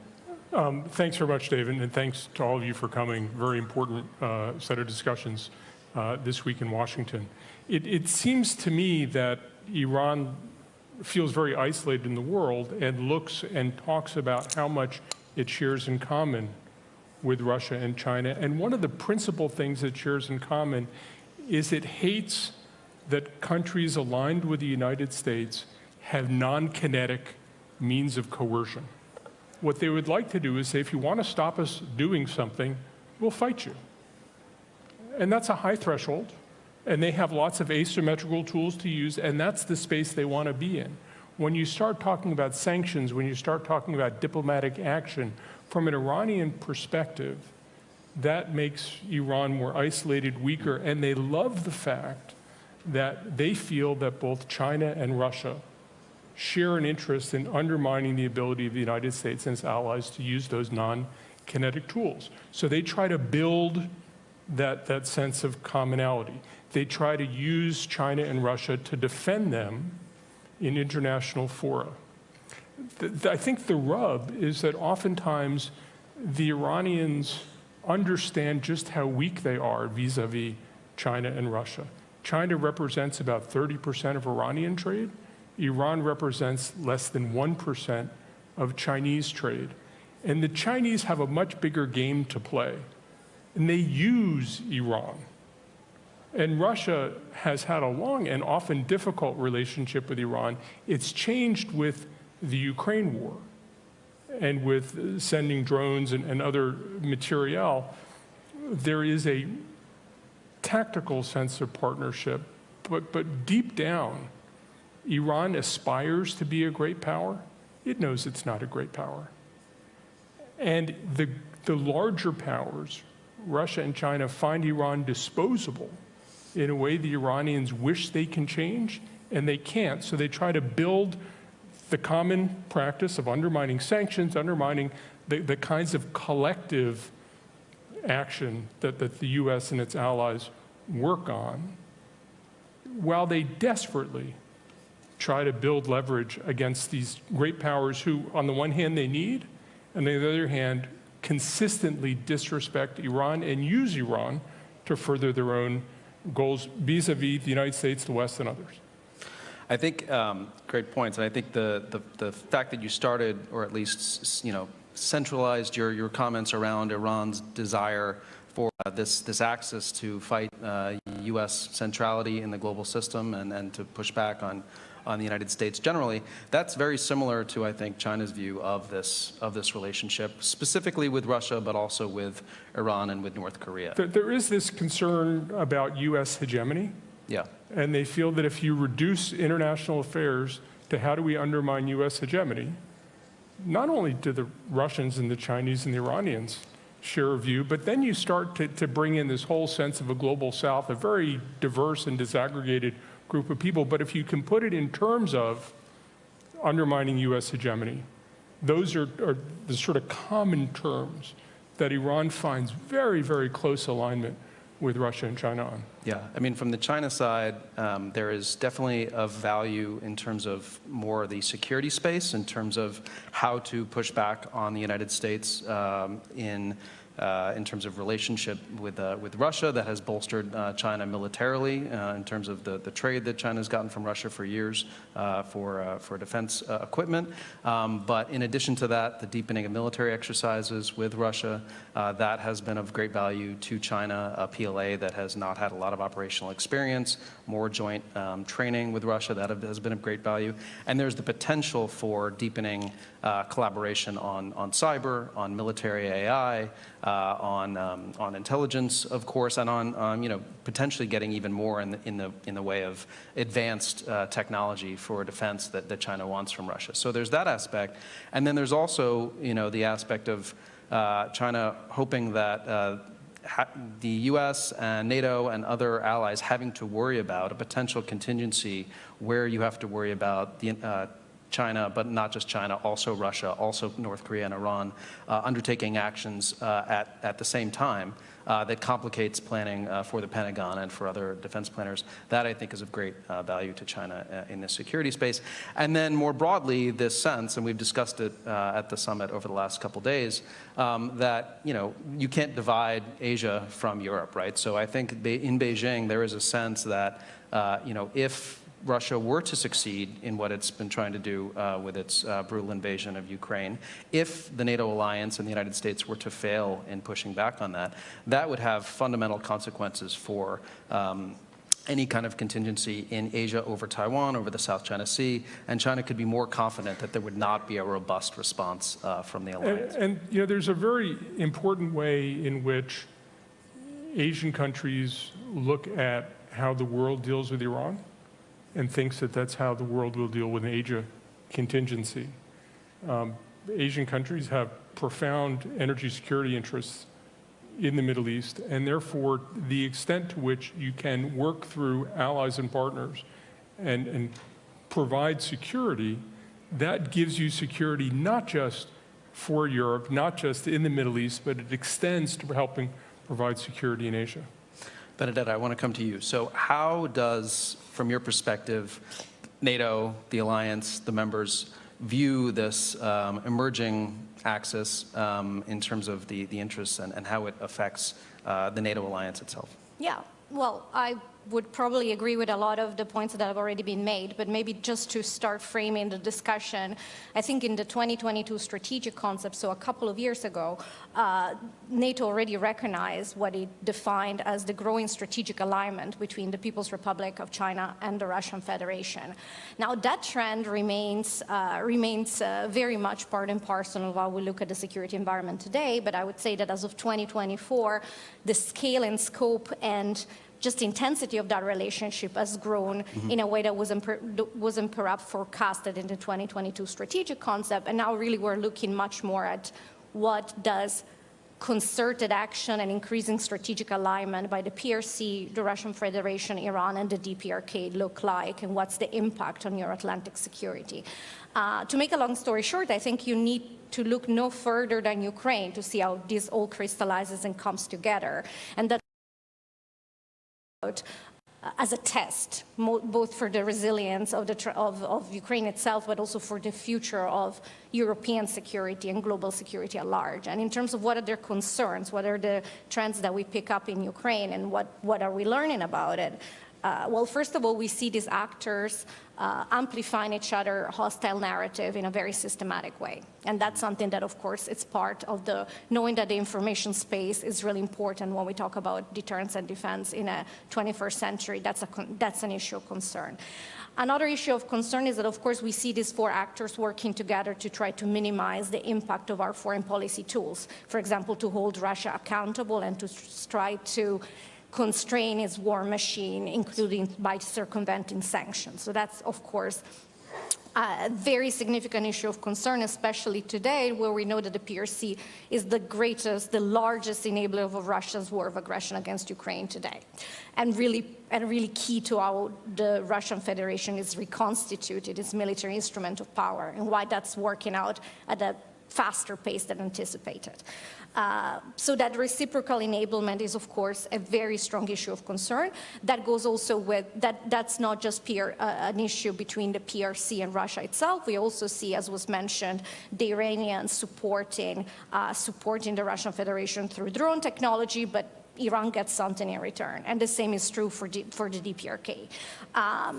Just as important, I think I would highlight the trend of authoritarian learning, mutual learning. And I think you have to look no further than the recent example from the Iranian strikes against Israel, in which they use a large combined swarm of drones and missiles in a way that very much resembles what the Russians are doing in the Ukrainian theater. So these two theaters operationally are more and more linked, and that's a cause for concern. The more these actors learn from each other, the more, of course, we have to be concerned. And then at the macro level, there is what we defined already in 2022 as a pushback against the rules-based international order and the attempt to promote an alternative authoritarian model of global governance. So all of this together, I think, are just one of the many reasons why what's happening in Ukraine and the stakes are so incredibly high. And the concern, of course, is the more the Putin's war of aggression is seen as succeeding in Ukraine, the more these actors will be emboldened. And that's why for Ukraine to prevail is for us one of the most important, if not the most important test for the future stability of the Euro-Atlantic space.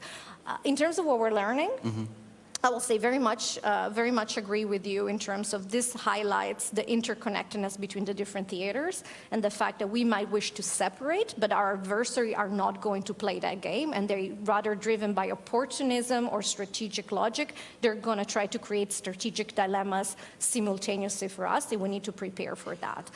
Maybe 30 seconds just to say that since you asked me to highlight the concerns, I did that. But I also want to say that these actors working together are, yes, a reason for concern, and yes, their strategic intent and actions are growingly convergent, but they do not have anything that resembles the type of alliance that we have with NATO. In terms of institutional, in terms of force structure, in terms of military might, economic heft. So we need to also remember that. And when we work together with our Indo-Pacific partner, then we're talking about 60% of the world's GDP and military might. So yes, it's a cause for concern. No, it's not a cause for panic. Yes, it's a cause to double down on the rebuilding of our military instrument of power and on that cross-theater solidarity that we see at play this week in Washington. And if I could just add to that point, one of the interesting things about the way that these countries engage with each other is they're constantly calibrating how close should we be, how far can we be. There isn't the sense of common purpose. They have some shared strategic goals. They have a whole number of goals that don't overlap. And I think there's more agility within how these countries are really willing to sell each other out all the time because they are in it for themselves. And one of the things different, listening to Nato talk about how the alliance works, we are in it together, and there's a way in which this isn't an alliance, this is a pickup game. They can help each other. They sometimes pass to each other. They sometimes don't pass to each other. They sometimes let him take the hit.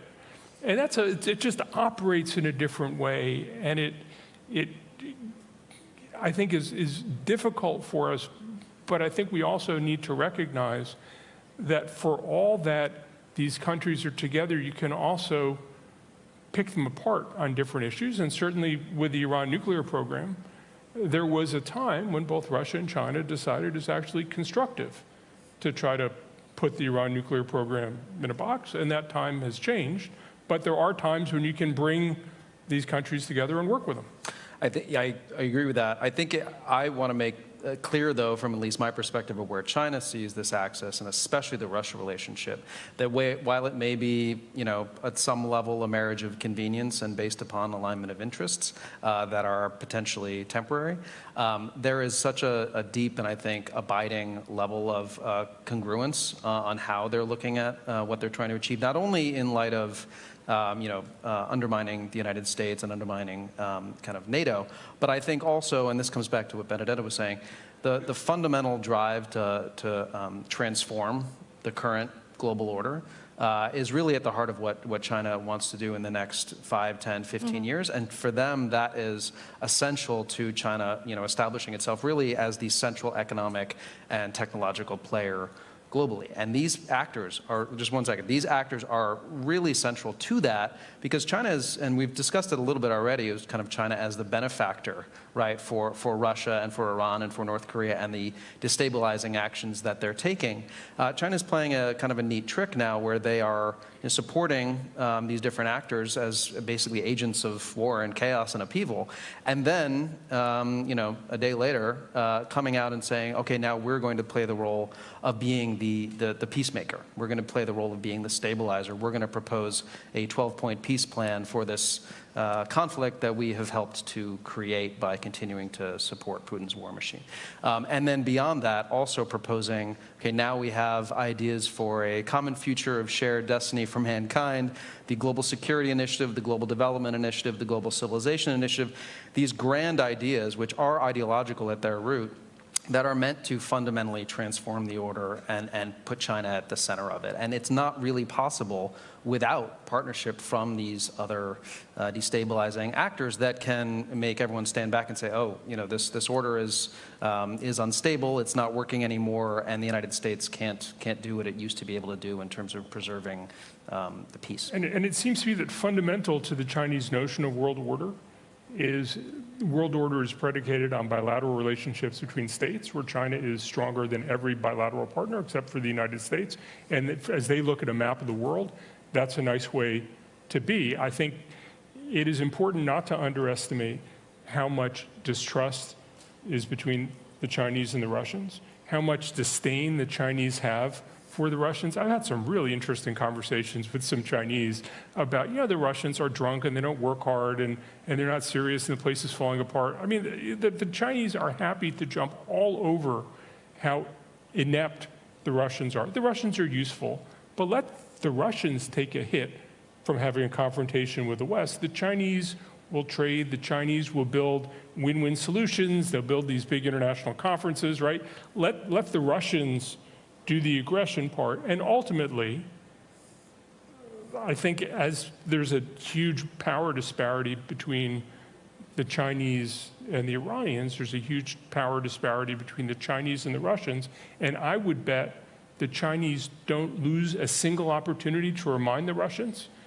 and the Russians don't go a single day wishing they didn't have more leverage against the Chinese, desperate for leverage against the Chinese, and knowing the Chinese would sell them down the river in a New York minute if it became convenient.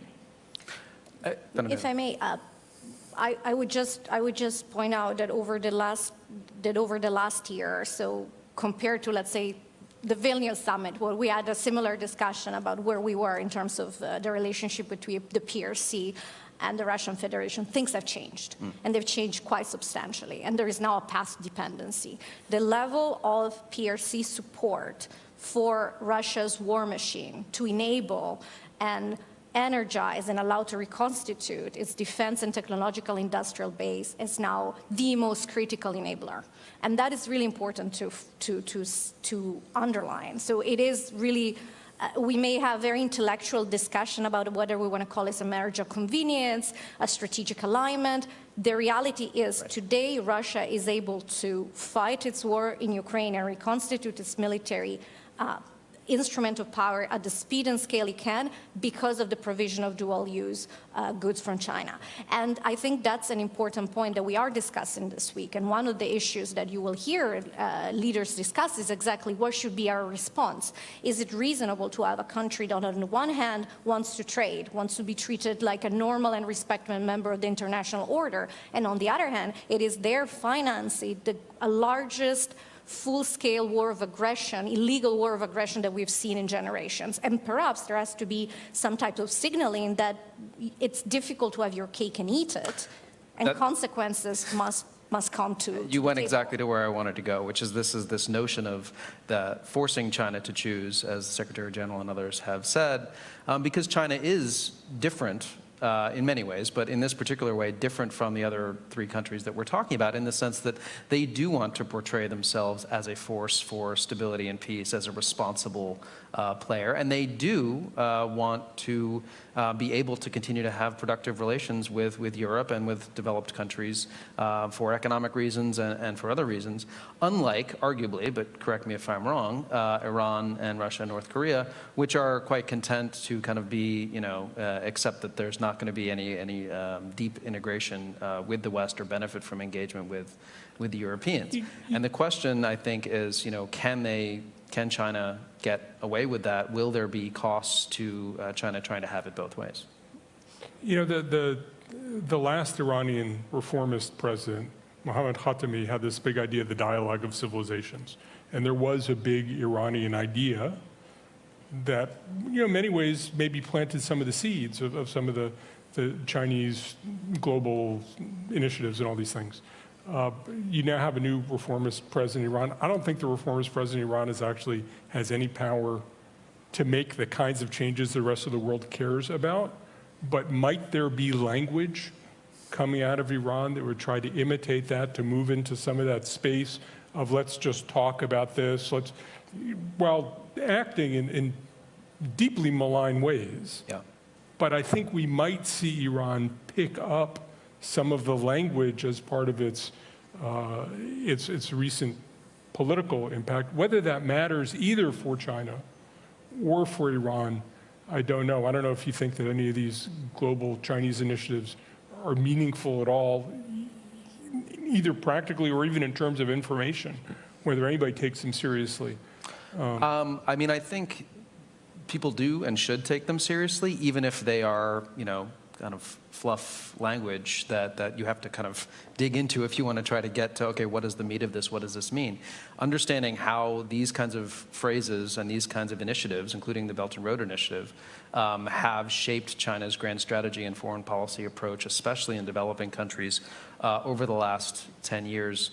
I think we make a mistake if we dismiss them as meaningful, because I think China now, in the way that it has for years referenced the Belt and Road Initiative in most of its engagements with countries across the developing world as well as in the developed world, it's now referencing the Global Security Initiative and the Global Development Initiative, et cetera. And it also underscores the fact that what China is trying to achieve here is ideological, right? I mean, it is a transformation of the order to one that is, China at the center, not U.S. led. But inherent in that is what China puts forward in these initiatives, which is, no focus on individual rights, of course, or democracy, a focus on sovereignty, which of course we know that China itself violates by its support for Russia, but, all these other principles that are baked into a notion that is, countries such as Europe and the United States should not be lecturing other countries on how they run their own systems, and one system, authoritarian, is just as legitimate as another. So in that sense, I think we should take them seriously. And certainly there's enthusiasm in the Middle East, not only in Iran, but in the Gulf and Egypt and elsewhere about Belt and Road and what it means for them. And you know, I think it's important as we think about the alliance that there isn't a Western strategic vision that's attractive either to people in Iran or even throughout the region. And certainly the Gaza war has created even more fissures between the region and for countries like Iran that say we're part of the resistance to what's happening in Gaza. It gets them support throughout the developing world. You know, and the Iranian strategy under President Raisi, which was let's look more toward Asia, look toward regional partners, let's stop chasing the West, and let's support these agents of resistance. That strategy, from an Iranian strategic perspective, I think most Iranians think it's worked really well. Mm-hmm. And the Western alliance hasn't come up with a way to undermine it. Yeah. Well, we have a few minutes left, and then we're going to come to questions. So I encourage people to start to come up to the mics if you have questions for our Q&A session. But before we get there, and you were starting to take us in this direction, John, I want to start talking about, you know, what should the NATO alliance be doing in terms of pushing back on this budding axis, if we want to call it that, among these adversaries? What is, you know, essential both in terms of our response to those adversaries, and then what is essential in terms of trying to ensure that the key swing states that we're looking at in the international system, your Brazils, your Saudi, your Indonesia, all these kind of key countries that may determine kind of where the future order goes, make sure that they feel invested in some version of a current order that maybe does need to transform, but we don't want to necessarily buy into what China, Russia, North Korea, and Iran are offering. Maybe we can start with what we are doing, because we are actually doing a lot. But let's start with Ukraine, because I think maybe I will repeat myself, but I think it's worth doing so. Right now, Ukraine is the test case. It is the laboratory for authoritarian learning, authoritarian cooperation, and the stakes there are incredibly high. That's why I go back to Ukraine. There are very different paths for our future. One is where Ukraine prevails as a sovereign, independent country and is vindicated in its fight for freedom. And that's a world in which there is a powerful lesson sent to Beijing, sent to North Korea, sent to Iran, sent to Russia itself, of course. And that's a message that, of course, supports the global rules-based order, supports the beginning of the rethinking of a European security architecture, which right now it's on life support because of Russia's brutal war of aggression against Ukraine. So if you want a strong first policy proposal, and that's exactly what the alliance is doing by supporting Ukraine, is, first of all, Ukraine must prevail. The war of aggression must fail. These authoritarian actors need to see that using force does not pay off. And that's really important, because the alternative, one in which Putin's war of aggression is successful, is where these actors become even more emboldened, even more brazen in their actions. And we already see it in the last year with Iran's destabilizing role in the Middle East, support for terrorism, non-proliferation concerns, this in the Korean Peninsula. We see this, of course, with the PRC enabling Russia's war of aggression. We see this with the Russian Federation itself, which is now stepping up its hybrid activities in our allied countries. And you will hear statements from allied leaders this week expressing not just concern, but also our response options to make sure that we build resiliency and counter this hybrid attacks. So first of all, Ukraine. Ukraine must prevail. These actors must understand that aggression will not pay off. In addition, we are, and you will have heard this, I think, throughout the day, in the midst of the largest reinforcement of our deterrence and defense posture in generations. This is part and parcel of how you communicate, resolve, and credibility to these adversaries, because I don't think we must be naive. The main language that Putin understands is power. And we need to be, and that's why we have such a key key task to rebuild and re-energize our defense industrial base and our military instruments of power.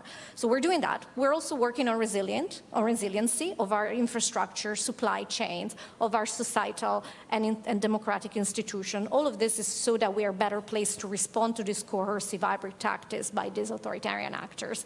And we're doing that not alone. We're doing it as an alliance of 32, but we're doing that more and more with our partners. And it's not a coincidence that tomorrow there will be a session with our partners from the Indo-Pacific, Australia, Japan, the Republic of Korea, and New Zealand. Again, this is what transatlantic and Indo-Pacific solidarity looks like, not just in supporting Ukraine, but in pushing back against authoritarian aggression. And of course, we also have multiple partnerships in the rest of the world, working with countries that are interested in cooperating with us on issues like countering disinformation, countering hybrid threats. So there is a lot that we are doing. I'm looking forward to hearing what more we can do, but I think we always have to start with recognizing that we recognize the reality, we're responding and adapting to it, and possibly, again, I'm going to be boring, but the most important thing we can do today is ensure Ukraine prevails as a sovereign independent country. That is the lesson that we want to send to Beijing, to Moscow, to Pyongyang, and to Tehran. I couldn't agree more. Yeah. Thank you. Thanks. Absolutely agree. John, anything to add? I think there are any number of ways in which the actions of countries like Iran and North Korea threaten the interests of countries like Russia and China, and we can find ways to cooperate on what we can cooperate on to constrain the bad things that Iran is doing. For example, Red Sea security affects China in a pretty profound way because so much of Chinese trade passes through the Red Sea and through the Suez Canal. China cares a lot about Egypt, and China has a lot of investment in Egypt, and Suez Canal tolls, which are a huge source of revenue for the Egyptian government, are down 50% since the beginning of the year. I think there is a case that can be made that China should be playing a more constructive role, not to help some broader international alliance, not to join, not to bolster the United States, but to advance Chinese interests and call out China for not doing it, to call out China when it does the right thing. I think, say, on the Iran nuclear issue, we had support from Russia and China for the JCPOA. I think there are ways to make it about less than global hegemony and more about these countries' interests, and just be clear about you're hurting yourself, you're hurting everybody, you could play a role, be responsible. And I think that there are ways that Europe can work with the United States to make clear to Russia and China that there are rewards for doing the right thing and costs for doing the wrong thing. And we should find ways to, again, you don't have to agree on everything, but there are some things, they're not in anybody's interest, or they're certainly not in Russia's interest, or certainly not in China's. When energy costs go up, that's good for Russia. It's really bad for China. Yeah, I agree that, I mean, I think the fundamental way to approach this, at least when it relates to China, is not trying to create wedges between these countries, because I don't think that that's going to work, but to basically change China's calculus such that they start to understand that their interests are going to be better achieved not by aligning themselves with countries that start and lose wars. And I think that that's, and that they're not going to get to this position of centrality in the global system and be perceived as a responsible player by doing this. The problem at this moment, as we kind of have said already, is that China at this point is making these decisions in terms of its support for some of these countries and its position on things such as Iran's support for the Houthis, based, I think, more around what might hurt the United States and hurt NATO, not so much what might be not convenient for Chinese interests, such as shipping through the Red Sea, right? We can talk about the extent to which China actually put pressure on Iran, but I'm betting it was pretty minimal. So, I mean, that I think is the challenge, is that we're not necessarily framing this, as the Chinese would say, in Cold War terms. Mm-hmm. It's China that is looking at the United States and is looking at NATO from through that lens, and how do we deal with things given that reality. Oh, we have a question. Great. Please share your name and your affiliation. Yes, hi, I'm Nick Locker from the Center for New American Security. Dave, I wanted to ask you a little bit about how China is viewing the deepening relationship between North Korea and Russia that we've been observing, you know, really since the onset of the February 2022 invasion, with North Korea's military support for Russia's war against Ukraine, and then, you know, we did just see Vladimir Putin visit Pyongyang recently. So just, you know, I assume that this has some implications for China's outlook on the region more broadly, but I'd be curious to hear your thoughts on that. Thank you. Yeah, thank you. That's a great question. You know, as you know, I mean, China has long-standing relationship with North Korea. North Korea's only formal treaty ally going back to 1961. And I think, you know, when we look at how China views this burgeoning tightening between Russia and North Korea, as you mentioned, we have this meeting between Putin and Kim Jong-un in Pyongyang. They had a new announcement of a defense pact. I think on the whole, China is uneasy about this development between Russia and North Korea. I think there's a positive in the sense that obviously we've seen where there's indications that North Korean missiles and other support are going to Russia, and from China that's probably all to the good. But in terms of China's ability to have sway over North Korea in the determination and the decisions that it makes, that potentially gets diminished by Russia and North Korea deepening their ties. And I think, you know, China, as we've discussed, kind of views itself as a more responsible player in these other countries that it's dealing with as the risk appetite, ones with high risk appetite and doing things that might be dangerous. And when you look at the Korean Peninsula right on China's border, I think the notion of Russia and North Korea getting closer and potentially making decisions that are risky that damage China's security is of great concern to China. Potentially Russia even giving North Korea advanced technology that helps North Korea to further its nuclear development in ways that could create even more security hassles for China in the region. So on the whole, I think China is watching this warily, not terribly happy about it. But there's not much they can do about it, to be honest. And I think the question that I've gotten about this is, well, is this an opportunity to create a wedge there between these countries? And I don't see that at all. I think it's just something to watch and wait. But it is an indication, as we've discussed, that there are these. This is by no means a smooth relationship between these four countries that we've been talking about. No, I would agree that smooth is possibly not the word that comes to mind, but I think still the reality is that it is further along than what we would have, I think most analysts would have anticipated before 2022 and the beginning of Russia's war of aggression against Ukraine. And that also when we look at the DPRK-Russia relation. And there are, of course, very serious concern, as you highlighted, about what would, in the future, or even a very imminent future, North Korea get in return for the significant military support that is provided to Russia, and what would it do in terms of stability in the Korean Peninsula, what would it do in terms of concerns over non-proliferation, and more broadly, what would it do for the stability of the Indo-Pacific theater, which, as we know, is incredibly important to global stability, global prosperity, and of course has also direct implication for the security of the Euro-Atlantic area, being such a central domain of growth, development, and competition. So it is a very, I think, concerning development, and I would agree that maybe not everyone in this quote-unquote axis, which is a word I'm a little hesitant to utilize, but maybe whatever you want to call it, strategic convergence, not everyone may be enthusiastic about it, but yet none of these actors is taking active steps to slow down the cooperation or undermine it or call it out in international fora or, frankly, support sanctions to North Korea. So I think that again, we see that despite the fact that there may be baked-in frictions and disagreements for the time being, the broader strategic direction of trying to undermine the United States, NATO, and its allies remains, I think, the dominant consideration. That's something that we need to take on board and reflect upon and adjust our posture and actions accordingly. But, of course, it's something that we need to keep a close watch on. Yeah.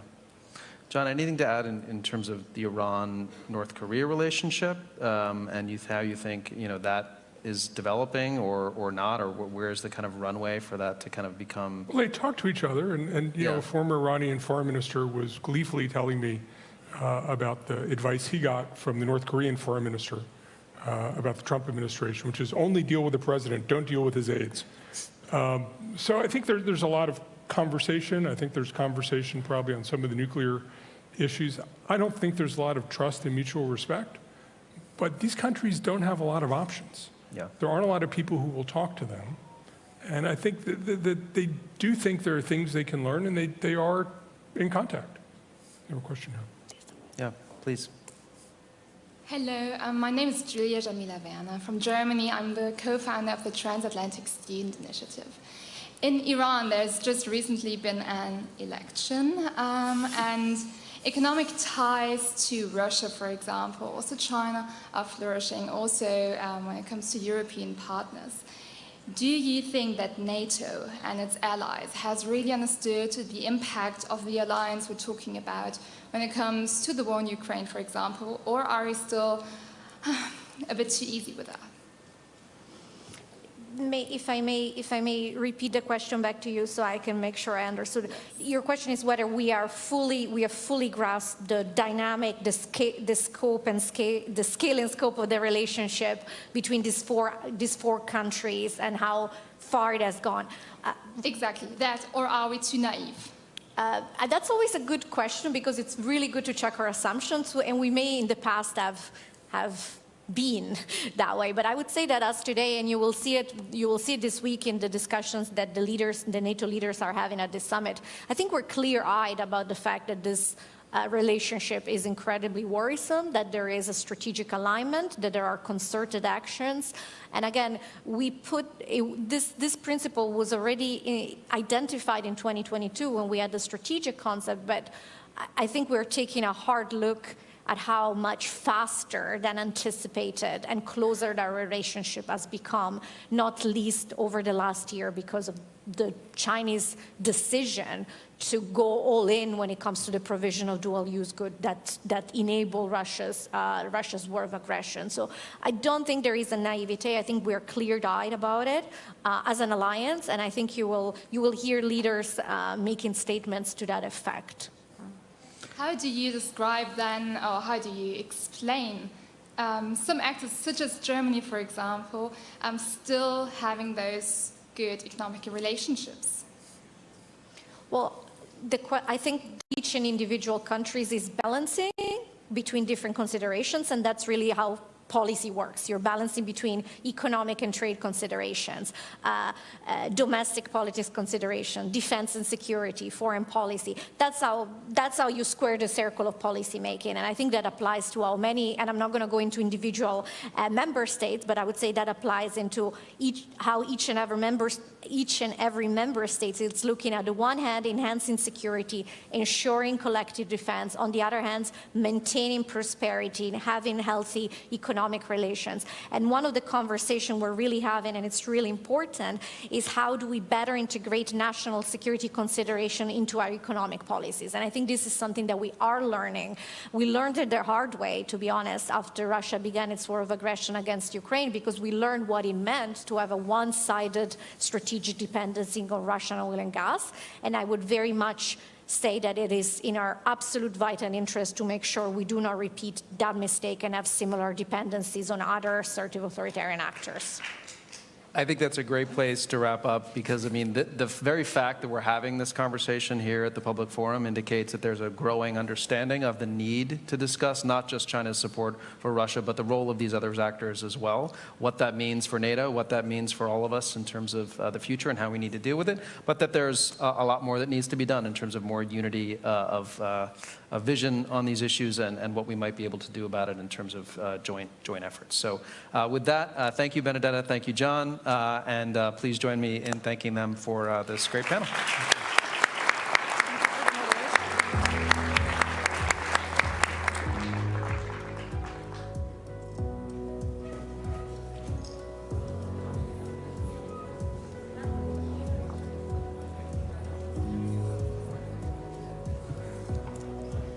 What a brilliant panel discussion. Thank you to our panelists.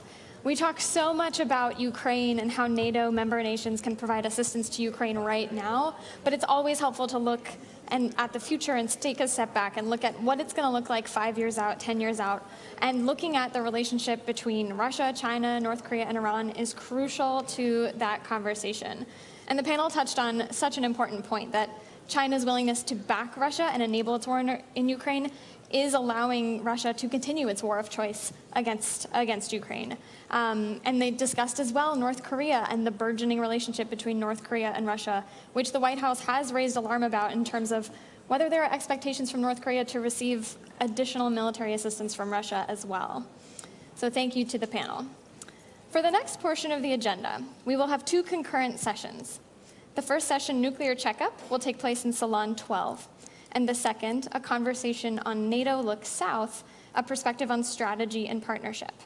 The salon will take place in the other salon. I believe it's Salon 10, but please check with any of our audience members on the way out. The salon is located on this floor, down the hall and to the right. Please proceed to the breakout if it interests you in an orderly and timely manner so our next sessions can begin shortly. Before the next session starts, we will take a poll and answer the question, what is the most pressing challenge to global security today? So start thinking about it, but in order to vote, go to the polling function in your app, if you have the app, and select your response. Soon we'll have some results to share with you. If you're on the live stream, press Slido to access the poll. So we'll wait a minute while the results are coming in. And I'd like to take a step back and bring us through a moment of reflection of our day so far. We're on the sidelines, obviously, of the summit, where world leaders are discussing the same critical issues that we have heard so many world leaders discuss today. And we've gotten a front row seat to those discussions. We've heard a resounding round of support for Ukraine from the foreign ministers of Poland and Lithuania. Ukraine must win. We've done this before. We can do it again. And it sounds like a doubling down. We've also heard from UK's defense minister, John Healey, and he put a fine point on the stakes. If we don't stop Russia in Ukraine, Russia will not stop there. The stakes couldn't be higher, and so many members know that very deeply. We've also heard a similar message focused on Americans today. If the fight is not won in Ukraine, Americans may also face some further threats in the future. And we've even seen some acute threats in just the most recent days. Earlier this month, of course, commanders put bases on high alert, a very rare case linked to threats that might come to harm service members and their family and facilities. And it's been reported that's due to Russian-backed plots of sabotage and attacks targeting US military personnel and facilities. This is already, of course, impacting Americans. And here's the thing. We've heard a number of esteemed guests talk about how we are in a changed environment 2.5 years into this after Russia re-invaded Ukraine. Russia's changed, Ukraine has changed. And Lithuania's foreign minister put a very intriguing point out on the stage today. He signaled all of the hybrid sort of gray zone operations we see Russia do, from attacks to arson attacks to cyber attacks and other operations, might not be appropriate to be called hybrid operations anymore because it's clear they're terrorist attacks. And so we continue to see Russia pushing the envelope against the grain, and the alliance will continue to have to deal with that moving forward. So in the meantime, we now have our results coming in.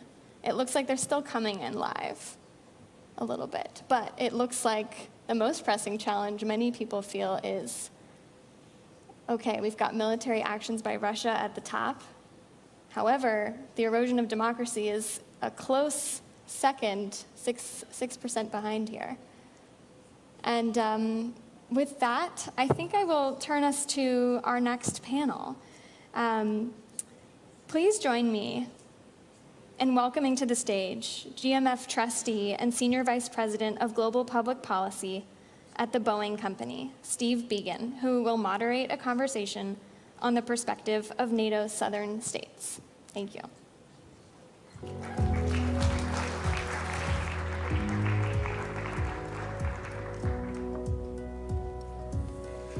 Wow, what a great day.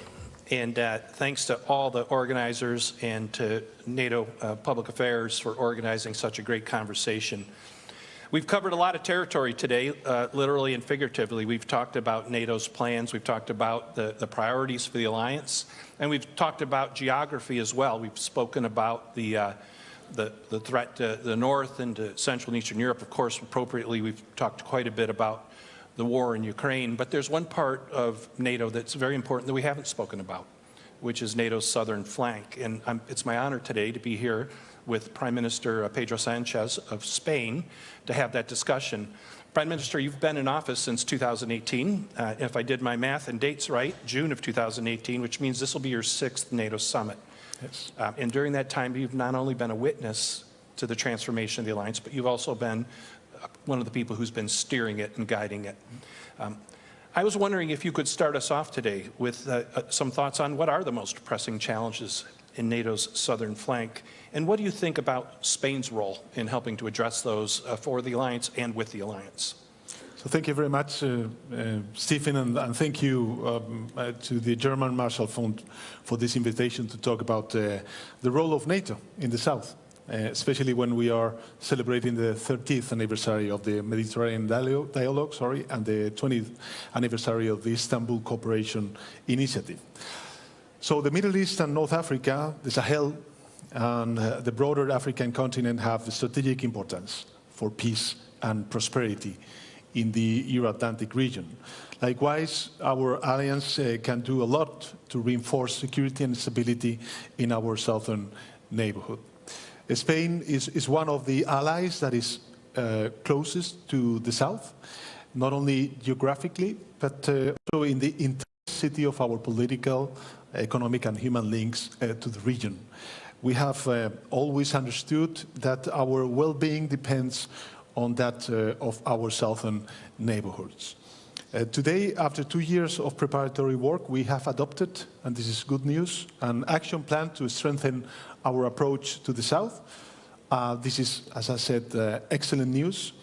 For the first time, the Alliance will have a comprehensive, detailed and practical roadmap to work with our southern partners. So let me first highlight why instability in the southern neighborhood is a threat to NATO allies. To start, our adversaries do not hesitate to use instability in NATO's eastern and southern neighborhood against us. They work with non-state actors to amplify terrorism, maritime insecurity, or the consequences of climate change. Their goal is to weaken Euro-Atlantic security by creating a crescent of instability around us. In the process, they harm human and state security in our neighboring countries, who are the first direct victims of these destabilizing tactics. Dozens of women, men, and children are killed in raids of Russian mercenaries in Sahel villages, and thousands more are forcibly displaced trying to escape. Furthermore, Russia is developing links between stability in the east and the south through human trafficking organizations, terrorist networks, or coordinate disinformation campaigns against NATO in many African and Middle East countries. Thousands of people drown in the Atlantic and the Mediterranean after falling in the hands of human trafficking networks. Irregular border crossing originating in Africa into Poland are increasing dramatically. Who is helping these criminal networks and why? The human cost of these hybrid tactics is dramatic. NATO, I believe, must therefore have a comprehensive strategy to promote stability and good governance in the South. To work with our partners for strong security and defense institutions on capacity building with practical cooperation measures, and doing all of this based on mutual respect.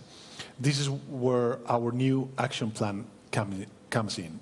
First, through this action plan, we will invest in more political dialogue and more hands-on cooperation. NATO's political dialogue with our southern partners must reflect this spirit of friendship, mutual respect, and mutual benefit. NATO has to be more present in the south, We already have a regional center in Kuwait, and we hope to have a liaison office in Amman soon. Second, we will work more with international organizations, the African Union, where we have a liaison office, the Gulf Cooperation Council, the Arab League, or are very important interlocutors and partners for NATO. With our support, they can be effective in areas that are essential for regional security. For example, initiatives to curb the spread of light and small weapons are crucial to end the insecurity that plague the daily lives of millions of peoples in the South. NATO should particularly coordinate its actions with the European Union. I think this is very important. This is instrumental, especially now that both organizations have adopted comprehensive approaches with their southern neighborhood. And third, NATO is ready to work with its southern partners on critical issues such as terrorism, climate change, maritime security, or resilience. So let me finish, Stephen, by highlighting that the endorsement of this action plan is a big step for NATO. It's a real big step for NATO. And we particularly welcome the appointment of a special representative for the South. But this is not the end of the roadmap. Implementation in years to come will be key. In this difficult endeavor, you will always find the staunch commitment and support of my country. Spain is already working on many of these fields with our southern partners, and we are ready to scale up our efforts in the context of NATO cooperation. So thank you very much for your attention, and happy to exchange some views on this with you. Great. Well, thank you, Prime Minister, and congratulations on the action plan. I know Spain provided the leadership and the heft to get that through the alliance, and you know, in another year, it might have been seen as one of the centerpieces of the summit. But for what's happening in the East, what's happened since Russia's invasion of Ukraine, the full-scale war in 2022. But in the shadow of all that concerns us to the East, there's also a war happening in the South, as we all know. The war between Israel and Hamas, despite efforts to broker a ceasefire, continues. And I was wondering if you could share your thoughts on where this conflict is headed, and what are the implications for NATO South? You ticked off some of the challenges that the southern flank of NATO face, the refugee flows and so on, terrorism. You know, where do you see this going, and what are the implications for NATO? Well, I believe that the implications are, you know, very difficult for all of us, for NATO, and of course for all the countries in the region, in the Mediterranean, and of course the Middle East. But I think this is a global challenge for all countries. As you know, Spain and other countries in Europe, we took that step to recognize the state of Palestine because we believe that we need to give a political horizon to the people in the region, especially in Palestine, a political horizon to create the conditions for a new state that could coexist in peaceful and with security with their neighbors, especially with Israel. So I would like to acknowledge the efforts that President Biden has been taking since the beginning of the war regarding different aspects. The first one is the release of the hostages. The second is in the beginning to support Israel in its fight against Hamas. We of course condemned the terrorist attacks to Israel perpetrated by Hamas. But on the other hand, we understand that we need to create the conditions for an immediate and urgent ceasefire. Why? Because first of all, we need to avoid any risk of escalation, and there's a real risk of escalation to Lebanon. Second, because we need to stop this terrible humanitarian crisis that the Palestinians are suffering, not only in Gaza, but also in the West Bank, sorry. And last but not least, because it will be important to convene a peace conference, an international peace conference, to create the conditions for what I said in the beginning of my speech, the two-state solution, and to create that political horizon for the people in Palestine. So I think that we need, of course, that political effort.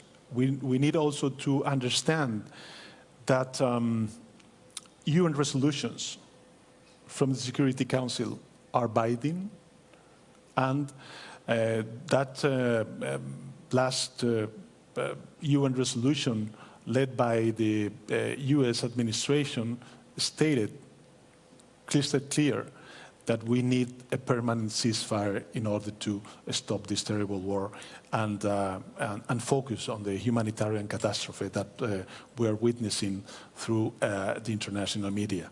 So, of course, I think that this is going to be one of the challenges of the southern flank that we need to face and address from our NATO organization. And we will do our utmost to create those conditions and not to be again prisoners, I would say, of a new cycle of violence in the Middle East in the years to come. I think that this is enough. There's a lot of suffering on the ground, and we need to create those political conditions to avoid any risk of escalation and, of course, a new cycle of violence in the future.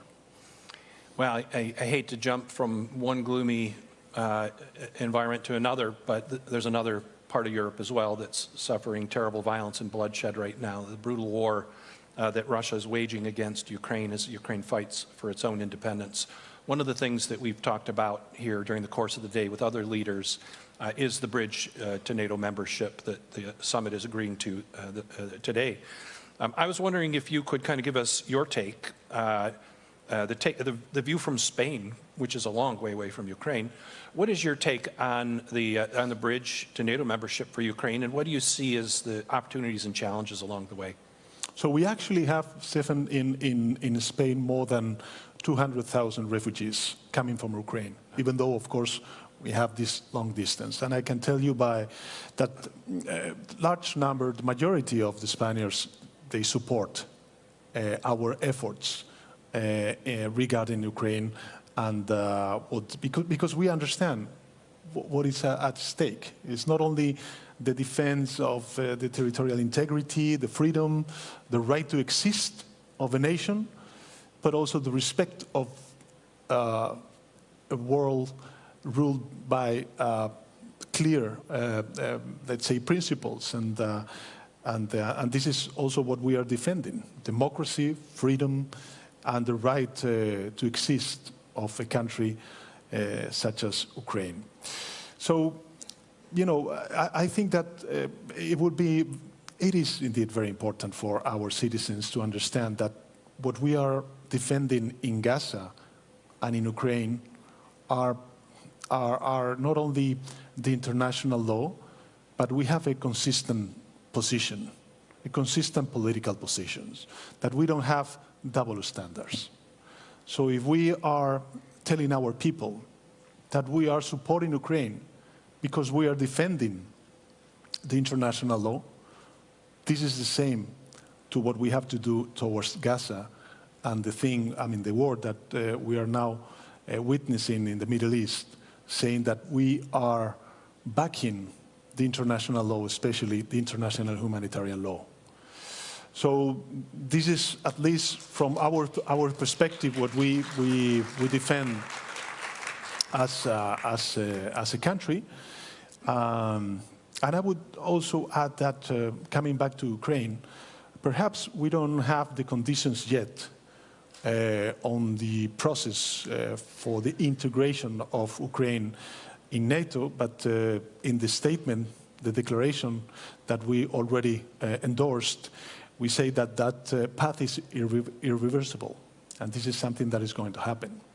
In the meantime, what we need to do is to support and back Ukraine as member states from the NATO. From NATO, we are doing. And last but not least, I would say that it is important, this double path, not only NATO enlargement, but also the European Union enlargement. And second semester of last year, we had the privilege to chair the European Council, and we were leading, along with the Commission, the process for the enlargement of the European Union towards Ukraine. So I think this is also very important, because at the end of the day, NATO and the European Union, we have a strategic partnership that could create those synergies, not only on the defense and security dimension, but also the political one. And this is something that I think is recognized, and people in Ukraine are grateful for that. Well, Prime Minister, I know you have a busy day, and I wish you the very best in the summit proceedings. On behalf of the entire forum, let us join in thanking Prime Minister Pedro Sanchez for his time. Thank you, sir. Thank you.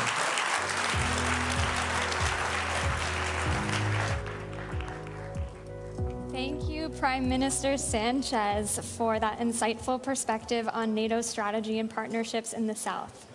It is now my pleasure to soon welcome to the stage Matthew Koenig, Vice President and Senior Director for the Scowcroft Center for Strategy and Security at the Atlantic Council, for our next panel on Nordic security redrawn. Please join me in just a moment in welcoming Matthew to the stage. All right, let's welcome Matthew to the stage. Thank you.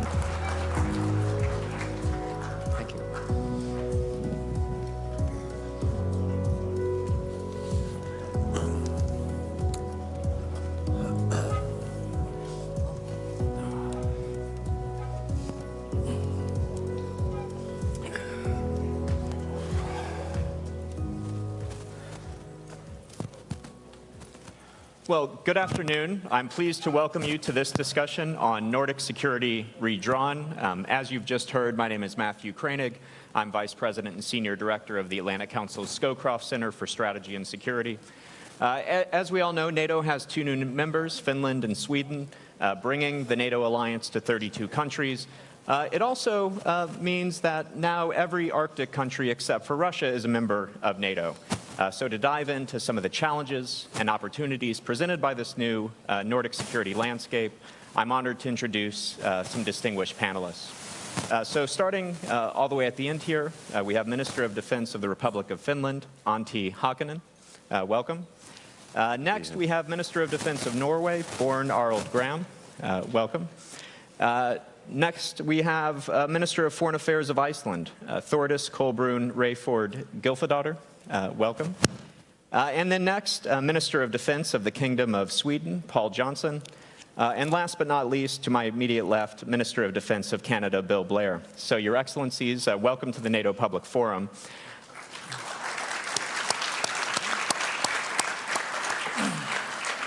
And we have 5 ministers and only about 35 minutes, so I think we want to jump into it. And so let me ask the first question, and Minister Johnson, you're the rookie here, so maybe I'll start with you. You know, some Americans might say, well, additional countries in NATO, aren't these just additional countries we need to defend? Why is NATO stronger with Sweden in the alliance? Sure, and thank you for that question, and also thank you for having me on with a great panel. We interact a lot, and I think there's many things that unite us around this panel as well. But just a few things then on Swedish NATO membership. I'll start with geography. Sweden, of course, being located at the heart of the Nordic region, meaning that when we're inside the alliance now, we're going to be an important staging and basing area for assuring that NATO can deter and defend the Baltic states and Finland. We just ratified in the Swedish Parliament the DCA with the United States, meaning that the US also will have the possibility, for example, for basing military equipment in Sweden. So that's important also for the alliance as such in its ability to deter and defend. And then, of course, there's capabilities we bring to the table. We have been operating for many decades in the Baltic Sea with our submarines, with our surface combatant Visby-class corvettes, and in the air with our air surveillance plane and our intelligence planes. So we know the Baltic Sea inside out, we like to think. Yes, that's the other countries on the panel. We also have good Arctic capabilities. I always say there's one thing to be able to survive in that cold weather up in the north, but another to fight, and our soldiers know how to do that. We also, for being a smaller country, we have a quite strong defense industrial base. There's no other country in the world 10 million who can produce fighter aircraft, submarines, advanced surface combatant artillery systems, and IFSWs. And we score quite well on innovation, both military innovation and civil innovation. So we are also enthusiastic about joining Diana and NATO Investment Fund as well. So that are a few things that we can bring to the table. And in the end, I think Sweden is safer and NATO is stronger by having us inside. Many impressive strengths indeed. And let's go to Finland next. And Minister Hakonen, same question to you. Why is NATO stronger with Finland as a member? Well, I think that when the situation that the most of the democracies belong to NATO, NATO is stronger in that case.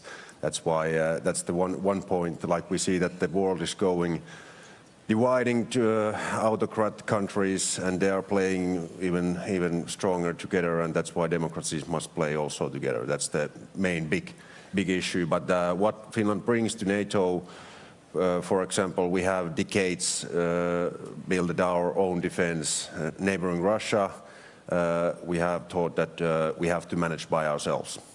That's why we have almost, I think, the highest number of will to defend the country, over 80%.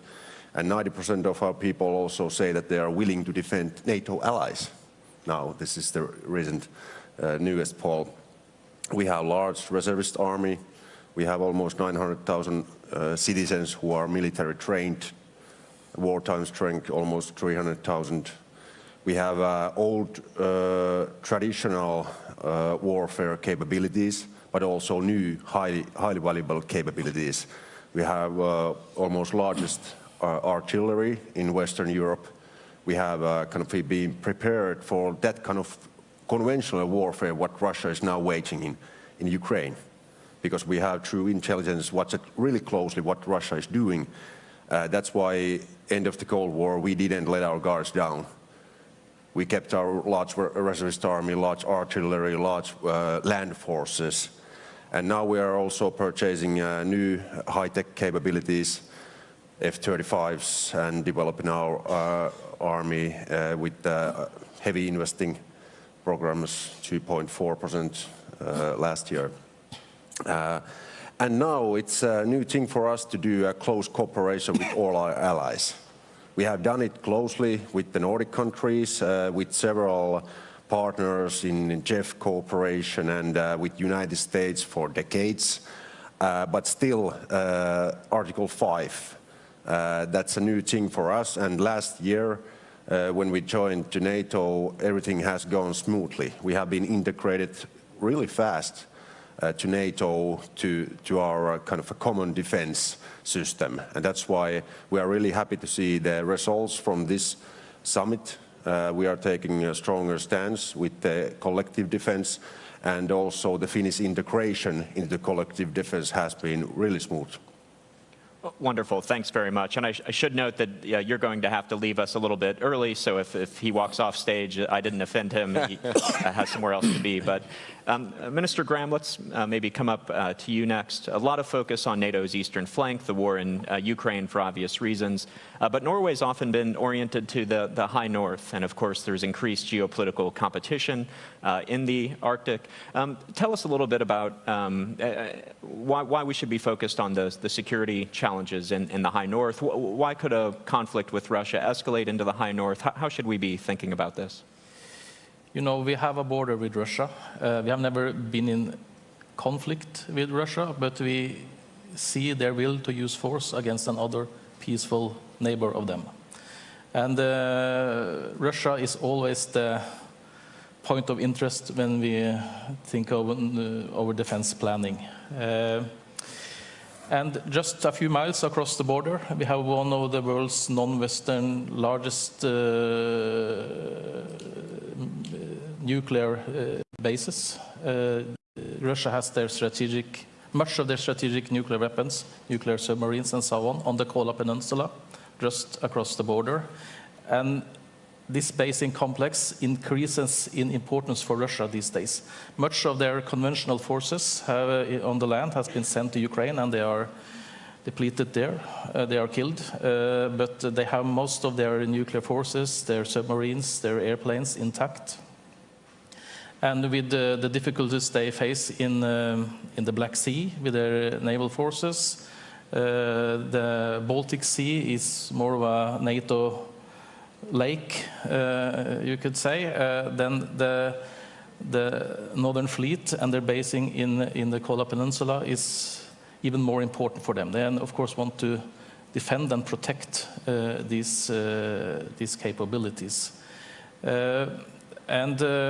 So it's, for us, it's very important to have situational awareness, to have presence in the High North, follow the activity. This was also a very important part. We had just presented and had a unanimous support in Parliament for our new long-term defense plan. Increasing the situational awareness when it comes to the space domain, to maritime surveillance, the intelligence, to being more present with the naval forces and so on. I think this is a very important part of the deterrence. We want predictability and stability in the High North. We welcome more allied activity also in the High North. At the same time, we want to calibrate this and as I said, have a stability and predictability. So this is important for us. We also watch closely what kind of development we see with the Russian and Chinese cooperation in the High North. We have Chinese researchers on the Svalbard Islands, the far north. So we have to watch this closely. But can I also say, because you asked the importance of Sweden and Finland joining NATO, I think this is a huge thing for us as well. Of course, for Sweden and Finland, this is a huge step. I mean, Sweden, more than 200 years as neutral or alliance-free. But also for us, this is a huge development. You know, being able to see all the Nordic geography, the whole of the Scandinavian peninsula, when it comes to defense planning, to operational cooperation. We have been used to be, for the first time, we have a border with a land border with a NATO ally. That was when Finland joined last year. Trusted ally. And now we have this Nordic defense cooperation. We see so many possibilities in all domains, in all areas, when it comes to defense planning and defense capabilities. So this really opens a new world, and it happened really. There were some hiccups when it came to the ratification process, but still it happened really fast. So we don't have all the answers yet, but we see there is a lot of possibilities to strengthen the northern part of the alliance. Great. Minister Gylfadóttir, let's come to you next. And Iceland is a unique and special country in many ways. One of the ways it's unique is that it doesn't have standing armed forces. So given that, how does Iceland contribute to NATO's security? Yes, thank you. I need 2 mics for some reason. I'm sorry. First of all, Iceland is a founding member of NATO, 1 out of 12, and our contribution is partly, literally our strategic location, being in the middle of Europe and North America. Our presence and us being a member of NATO is, of course, a cornerstone of our national security policy, and it has been for all these decades, 75 years, but it's also a contribution to the region. We have radar stations around the island, which feeds NATO information 24/7. We have Keflavik Air Base, where, of course, the United States was there up until 2006. We took it over. We have host nation support. So when friends and allies are operating and doing all kinds of air policing and practicing and etc.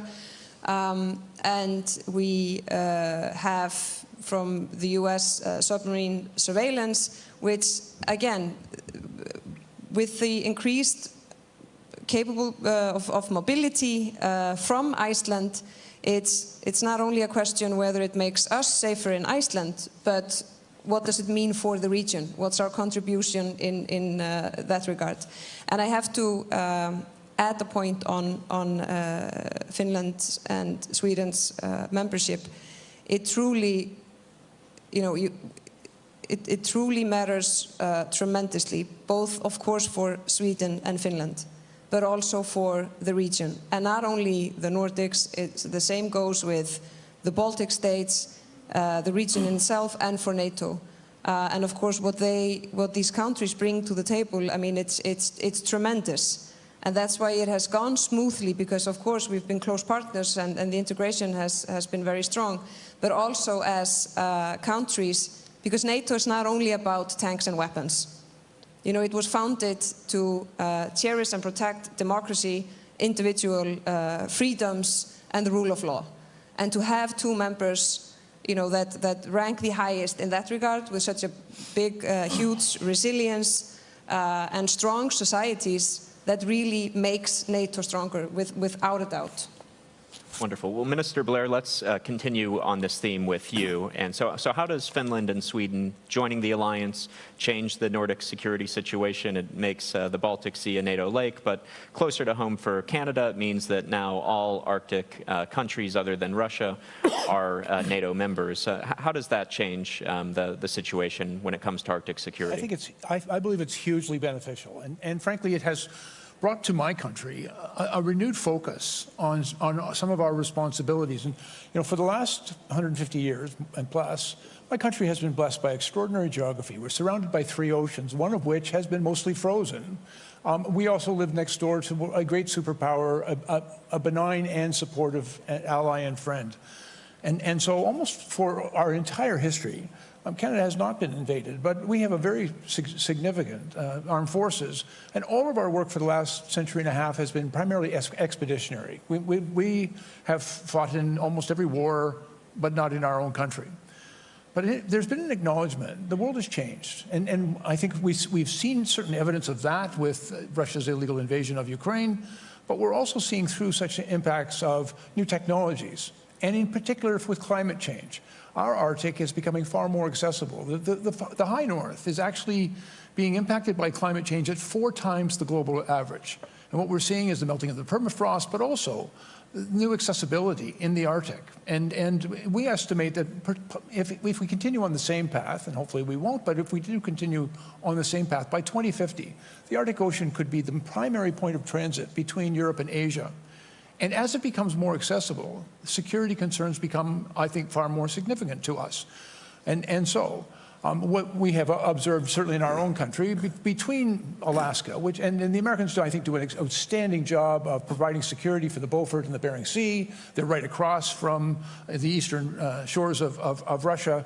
But between Alaska and Norway, frankly, there was not anywhere near as much work done there. There are huge gaps in our security and in our presence. I believe with the advent now of Finland and Sweden joining Norway, Iceland, and I would include Denmark and the United States, of course, in that relationship, we have now got a united NATO presence from Russia's eastern shore to their western shore.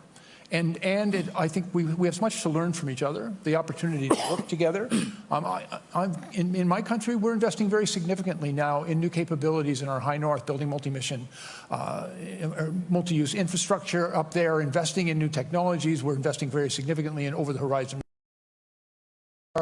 to improve our domain awareness. But we believe that there's great opportunity to learn from our new allies. And we have always been friends, and we have always worked well together. But through the alliance of NATO, I think we are strengthened by it. And one of the things, the final thing I would observe as well, that since February of 2022, NATO has transformed itself into a more powerful alliance. Everyone, I see a greater unity, a greater resolve, a greater focus of purpose. And I think that strength and that unity can be applied in all domains of risk, including potentially in the high north and in the Arctic. Okay. Wonderful. Well, you talked about investments, so let's pick up there. One of the major themes, of course, of the summit is deterrence and defense. We have new regional plans. We need to get the capabilities to make sure those plans can be implemented. And so part of that is burden sharing and making sure all allies are contributing. Some of the countries here are at 2%, some not there yet. I'm wondering if you could talk a little bit about burden sharing.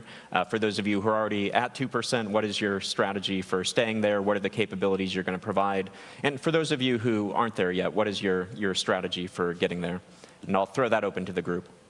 If I may start, because I'm one of the larger economies in the NATO alliance. We have the 6th largest military even today. But we are not at 2%, and we've got work to do to get there. One of the great challenges I think we're all facing is first of all, issues around personnel, and there's things that I've been learning from the Swedes and the Finns that are going to help me solve some of my challenges. But what we're seeing in production is also deterrence. And what we're finding is some real challenges in military production. And even, I've signed contracts for almost 200 planes for my Air Force just in the past year. But it's going to take a number of years to deliver those capabilities. We're building new surface combatant ships, 15 of them in our country. But I won't see the first one until 2032, and we won't be able to deliver them all until 2050. And so I think we also, I'm absolutely committed.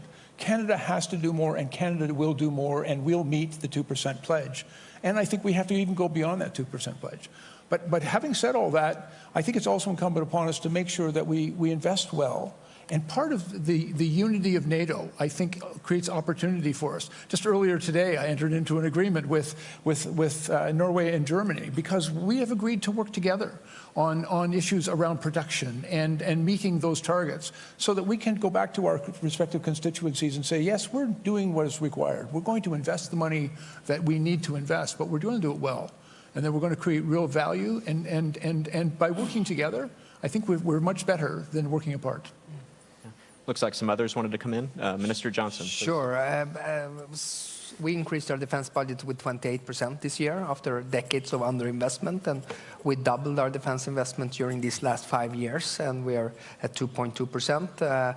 But 2.2 doesn't get us very far. We're going to get new capability targets already this fall, and which are going to be demanding because we know we will have deficiencies all across the alliance when it comes to air defense, when it comes to available ground forces, focusing on enablement, autonomous systems, and so forth. So 2% is certainly a floor, but it's not the ceiling, and we are going to be investing heavily also. We have a trajectory up to 2.6 by 2028.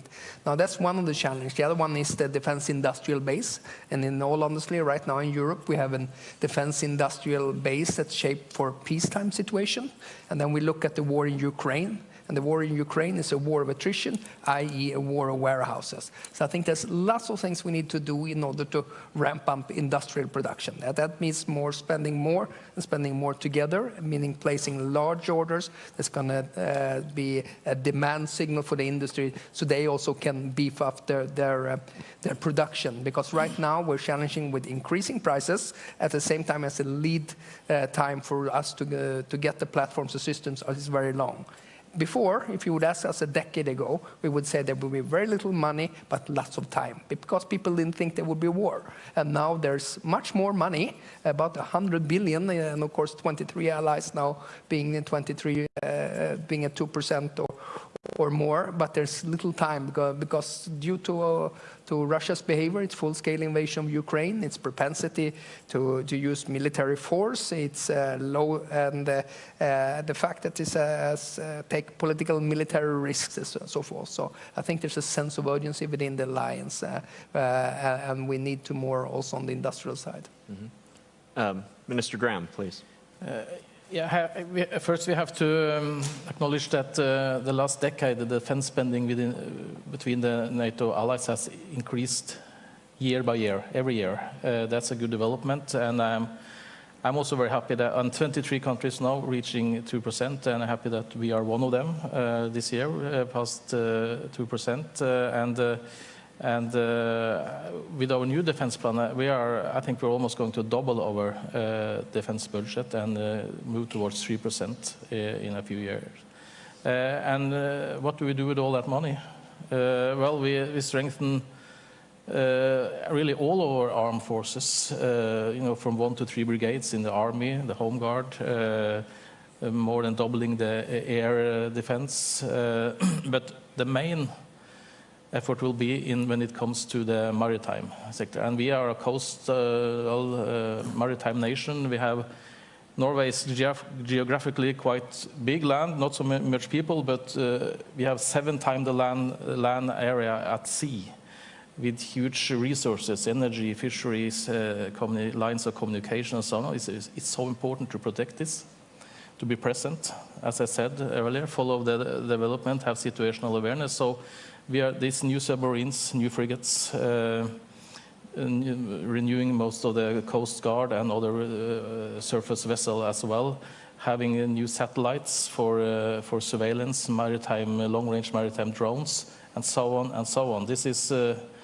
absolutely necessary, but we are also worried that it takes time, and Paul mentioned, you both mentioned production capacity and what can the industry deliver, and so that is also we have to focus even more on that, and it's a topic on this summit that's very important. We see also what can we do together in the Nordics, but also with other close allies to see how we can enhance production capacity and procure more together. That's an important part of the answer to that, I think. Minister Hakkinen, it looks like you had your hand up as well. Yeah, I just shortly say that before we joined NATO, we had this kind of almost 10-year period, planning period in the national defense, that we were assessing first the threat analysis from Russia and our 1,300-kilometer border with Russian military plannings, and we would compare that what kind of military planning should we also have with capabilities, and how large reservist army we need. And those were kind of the requirements to kind of put the size on how our national defense should be planned. Now we are trusting that the SACEUR will do the planning as overall planning. And now when we are seeing the threat analysis with Russia, with their ever-deepening partnerships with China, Iran, North Korea, and other countries, we are seeing that this defense spending is not going to be enough. 2% is not going to be enough. Like Paul said, it's going to be a floor, but where's the ceiling? I don't know. During the Cold War, it was 3 to 4% in Europe, the spending rate. Is it something like that? I don't want any news now, but it's much higher. If we are looking where the world is going, and do we want to keep our defense in good shape, but even the deterrence, which is even more important, that Russia is taking huge risks. And that's why the deterrence is also a big question. We know that even though we have invested heavily in our defense for decades, we need a lot of more money to build up these new capabilities, what comes from NATO also. But I think it's much more cheaper than to let them kind of off the list. That's why the Finnish people are trusting that the NATO capability targets are kind of planned wisely, and the money which we use to the NATO capability targets, it's wisely used money. And together we need a lot of these, what Paul and others said here, that joint procurements and cooperation with EU and cooperation with transatlantic industry. And there's a lot of good things going on now. Yeah. Well, you said the 2% may not be enough, and in fact I was talking to one defense official recently who said according to their internal calculations, to get the capabilities needed to implement the regional plans, it might take something more like 3.6% across the alliance to get there. So I think maybe we all have to do more, maybe even in the United States. Roger Wicker calling for a major increase in the U.S. defense budget. So I think we all can do more. You mentioned your long border with Russia, and of course a lot of focus on the Russia's conventional threat, but there's also the hybrid threat, the disinformation, the cyber attacks. Because of that, a lot of focus in the alliance on resilience. And at the Atlantic Council, we're setting up a new national security resilience initiative, so I'm very interested in this. But I guess maybe we'll start with you, but open it to the group. You have a lot of experience with resilience, your total defense concept. What are the lessons the rest of the alliance needs to learn about dealing with these Russian hybrid threats and how we can be more resilient? Well, first of all, we have a long history with Russia after the Second World War. They have used during the Cold War all their tools and means in this broad spectrum influence or hybrid influence, what do you call it, with all means. And now we are just seeing that they are using, they are doing the same thing, hybrid warfare or hybrid influencing with these new modern age tools. The first thing is that we have in Finland this comprehensive security model where we have kind of participated all our civil sectors and private companies to kind of what's the overall security situation in the society, and all those sectors have a role to support also the defense. And that's a good way to kind of also watch the hybrid influencing what Russia is doing. For example, now we are watching much more tighter restrictions to Russian real estate ownership, migration flows in the border control. Now there's a stricter law also coming to that, critical infra and those. We have done a lot for last decades, but now we are seeing that Russia is finding new tools. For example, migration is a new tool, and tackling also in the cyberspace some new measurements. That's why we have to run fast and do a closer cooperation between NATO countries. Others want to jump in on resilience? Maybe you, Minister Johnson. I know you have a new national security strategy just out with resilience as a major concept. Sure, we launched it on Monday, actually. I think, what do you should think this about resilience? And it's not an issue I'll be able to solve at the Ministry of Defense, and not even at the Ministry of Justice. So this is a whole of government, but even better, a whole of society approach, I think is really important. I mean, there's various forms, and we see that Russia is stepping up when it comes to activities such as cyber attacks, disinformation, cyber espionage, foreign direct investment into critical infrastructure. So build a whole of society endeavor, making sure you have good interagency cooperation, making sure your security services and the military intelligence, I think, is really, really crucial to it. Good private-public partnerships is crucial. A lot of the critical infrastructure right now, being at least in Sweden, being it in energy, banking, telecom, it's in the hands of the private operators. And of course, they are also exposed to a lot of hybrid activities. And then we have to be able to share intelligence going two ways, and enhancing our resilience in that regard as well, I think, is really crucial. Okay, great. Minister Gylfadottir, you wanted to come in on resilience. Yeah, just to add some points, because I think societal trust and national resilience, information sharing, and political unity are probably the most important issues to counterattack that. And we have increased the cooperation and information sharing a lot, and I think we need to do even more, because what we're seeing as well as, it's really important to look at it holistically. There's a pattern there, and we're being tested, and we have to have the overview of what is really happening, and we also have to have honest conversation with our peoples about what is happening.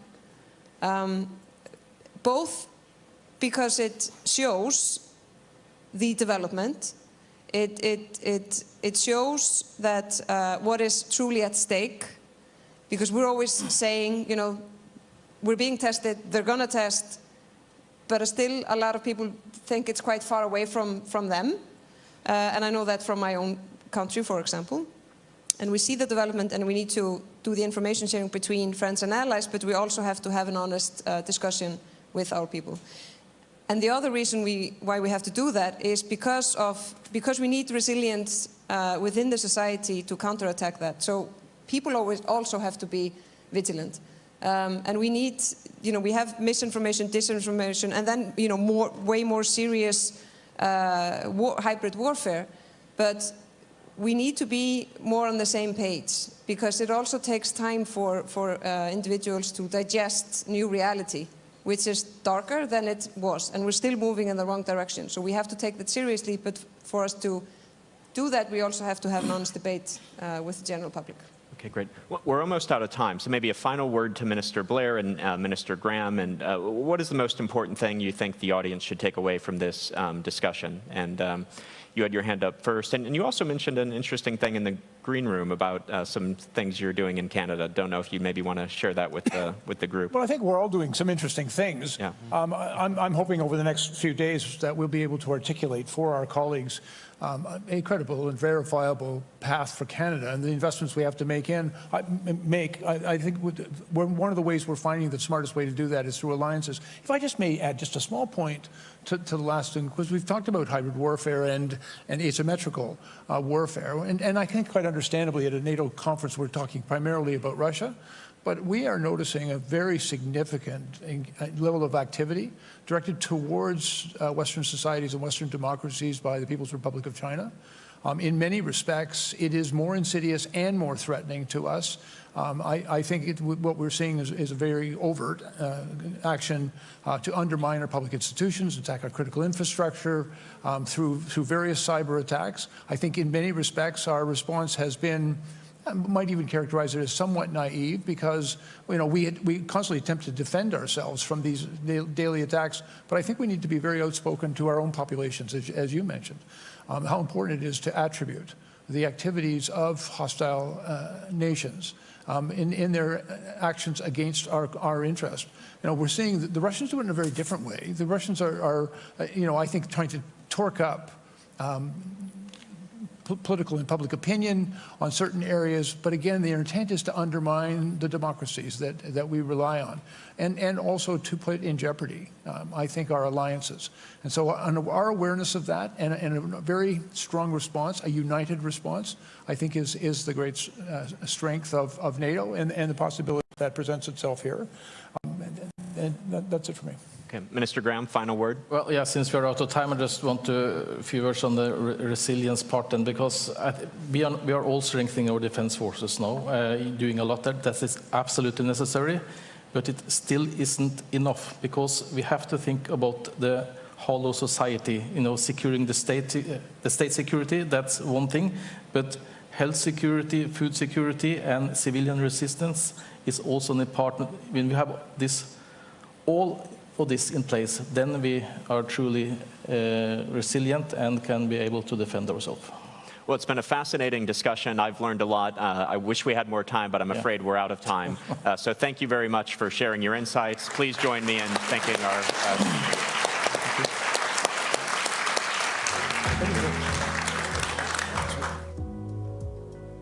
Thank you for that very insightful perspective on Nordic security. Now, please allow some time for your colleagues to rejoin us here in the plenary room from the Nuclear Checkup Parallel Panel. We will resume our programming shortly. Please do not leave the room during a brief pause as colleagues join us. Thanks.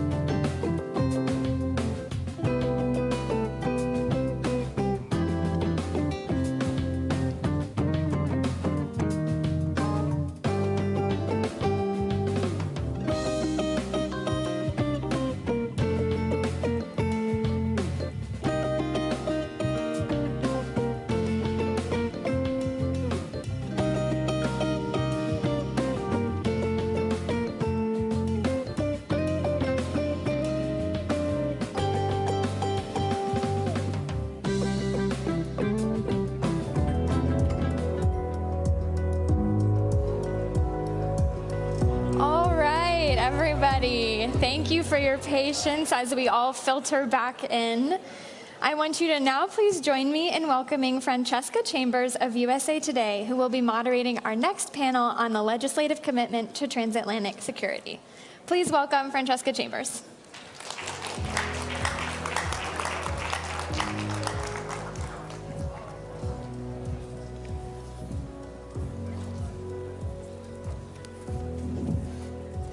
Everybody left, didn't they?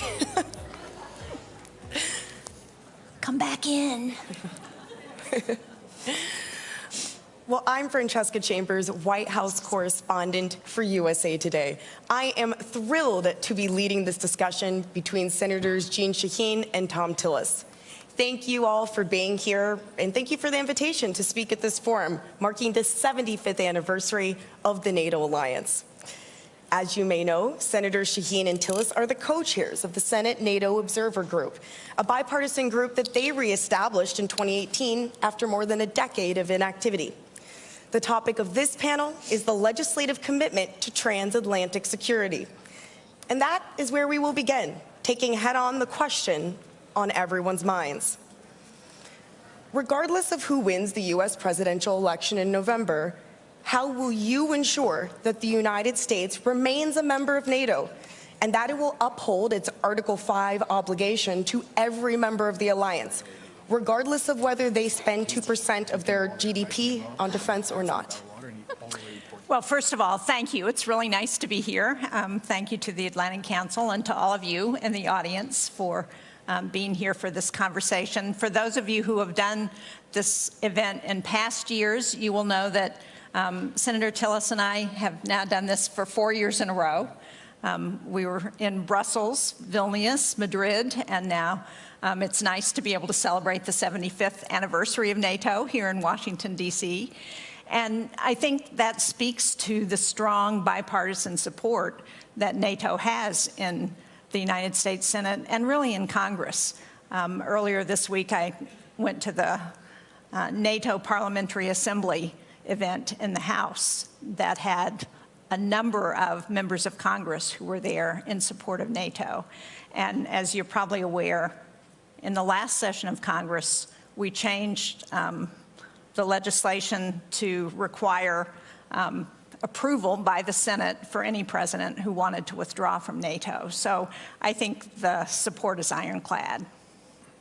Yeah, and actually that clarifying legislation was just that. It already exists. This is a ratified treaty that has existed for 75 years. And the Article 5 commitment, the only time that we have had to mobilize under the Article 5 commitment was when our family of nations came to support the United States in Afghanistan in the war on terror. So, you know, we're in the political silly season here right now. And you have to deal with campaign rhetoric. But for that Congress would ever support the exit from the most successful, most important alliance that's ever existed is, quite frankly, rubbish. And I'll speak purely at this point from a Republican standpoint, and I think Jeanne would say the same thing for my Democratic colleagues. So, you know, at this point, we have to speak frankly about this. This is not a real threat. This is something that is used as a political device to create the fear and uncertainty and doubt. And I'm an elected official. I understand that. I don't know that I would ever use it, but let's just be very clear. This is not something that's in the cards. And I do remember when we went to Brussels, right. I think it was in 2018. Literally when we were on the way, then President Trump said maybe we should withdraw from Brussels. I think we were coming to speak at this event. And I was saying, you know, our institutions of government and the Article 1 institution that we happen to be a part of is very prominent when it comes to ratifying and enforcing treaties. And you should know that the Ukraine vote, the Ukraine supplemental vote, is a good indication of just how strong support for the alliance is, and also, incidentally, for Ukraine. Well, the prolonged debate over that Ukraine aid in Congress has called into question the legislative branch's commitment to protecting its European allies from Russia's military aggression. Secretary General Stoltenberg has asked allies to maintain their spending on Ukraine over the next year and pledged to contribute a collective $43 billion USD at minimum. Given the fierce debate in Congress, is that a commitment that the U.S. can realistically deliver on? I think that we have to. We have to go through it. I mean, if you think about when we entered that debate, many people thought that we were not going to be successful with the Ukraine supplemental. It got done. And I should also say that from a Republican perspective, we're well into the primary season. There's not a single Republican who has gone through a primary, who has lost, who voted for Ukraine supplemental, who's lost their primary. So I think that's also a good benchmark for anyone else who thinks that this is something that's politically sensitive back home. So there's every indication that we'll go through it. Look, we have to go through it. And to my, I keep on using this analogy. Maybe I'll do something different next year. We're a family of nations. Like, I'm one of 6 kids. I argue with my brothers and sisters. I have one sister I'm convinced would not vote for me if she lived in the state of North Carolina. But we care about each other. And when our safety and security is threatened as a family, we come together and we dispense with the disagreements. We've seen that happen. We saw that happen in Afghanistan. We saw it happen in Ukraine after some of the complexities and challenges with our NATO partners after Afghanistan. But we have to have a serious discussion about the exposure here. This is not just about achieving a 2% floor. First off, let's dispense with the idea that that's a ceiling. It's not about achieving a floor. It's about taking today's dollars, the dollars that have not been invested in our modernization and our mutual defense and our defense industrial base. I can think of one founding nation that in this century, the amount of money that they have not committed to achieve their 2% minimum obligation is $300 billion in today's dollars. So adjust for inflation, that's $500 billion in modernization that we've lost over the last 24 years. Russia exposed some weaknesses that we're now addressing, but those weaknesses will be buttressed by a consistent commitment to 2%. For my purposes, take that off the table. And then when you do that, almost all the political headwinds that we have to deal with here will essentially go away or be de minimis. Look, I think we will continue to support the Ukraine effort against Vladimir Putin, not just because it's in Ukraine's interest and Europe's interest, but because it's in our interest in the United States. The reason the Ukraine supplemental bill got done ultimately is because a significant piece of it went to our defense industrial complex here in the United States. And as Senator Tillis says, one of the things that the war in Ukraine has exposed is the challenges that we have to get prepared for war, to support our own national security. I had a chance to go to the Indo-Pacific back in March with a delegation. And we visited the Philippines, Vietnam, South Korea, and Japan.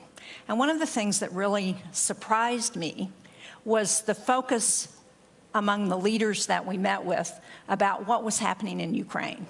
Because they got the connection between what happens in Ukraine and what Xi is looking at in China and his interest in the South China Sea and in Taiwan. They got the fact that there is a connection between what happens in Europe, NATO, and what happens with our adversaries. So it's not just our allies who are watching what we do in the United States, it's our adversaries. And the best thing we can do to slow Xi down in China, to help ensure that in Iran and in North Korea that they are being very careful about challenging the United States, is to see Vladimir Putin defeated in Ukraine. Staying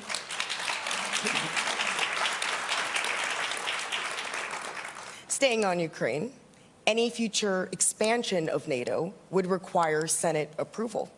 Allies are poised to declare at this summit that Ukraine's inclusion in NATO is irreversible, provided that it makes the reforms that NATO allies are seeking.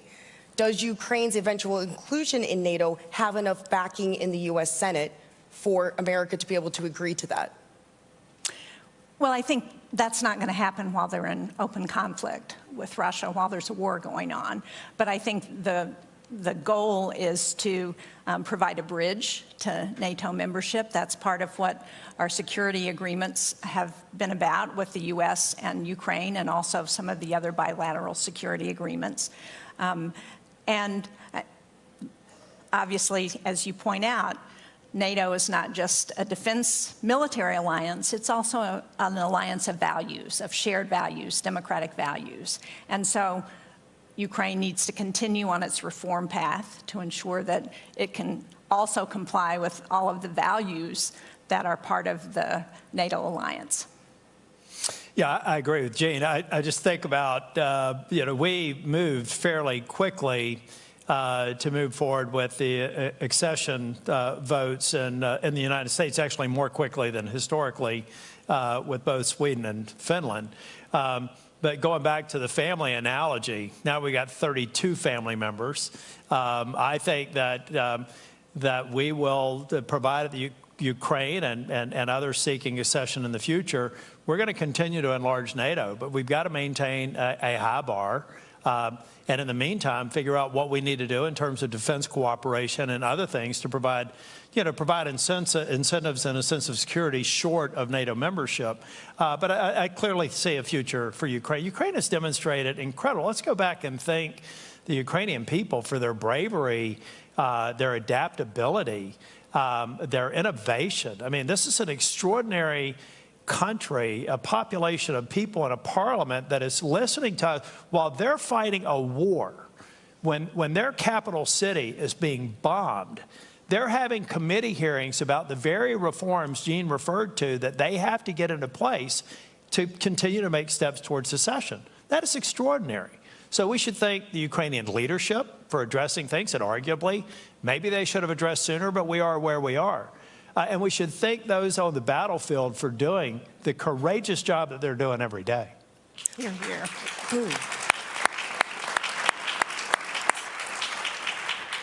So you're comfortable with that language, irreversible? Yeah. Okay. And I'm really comfortable with Vladimir Putin reading that language.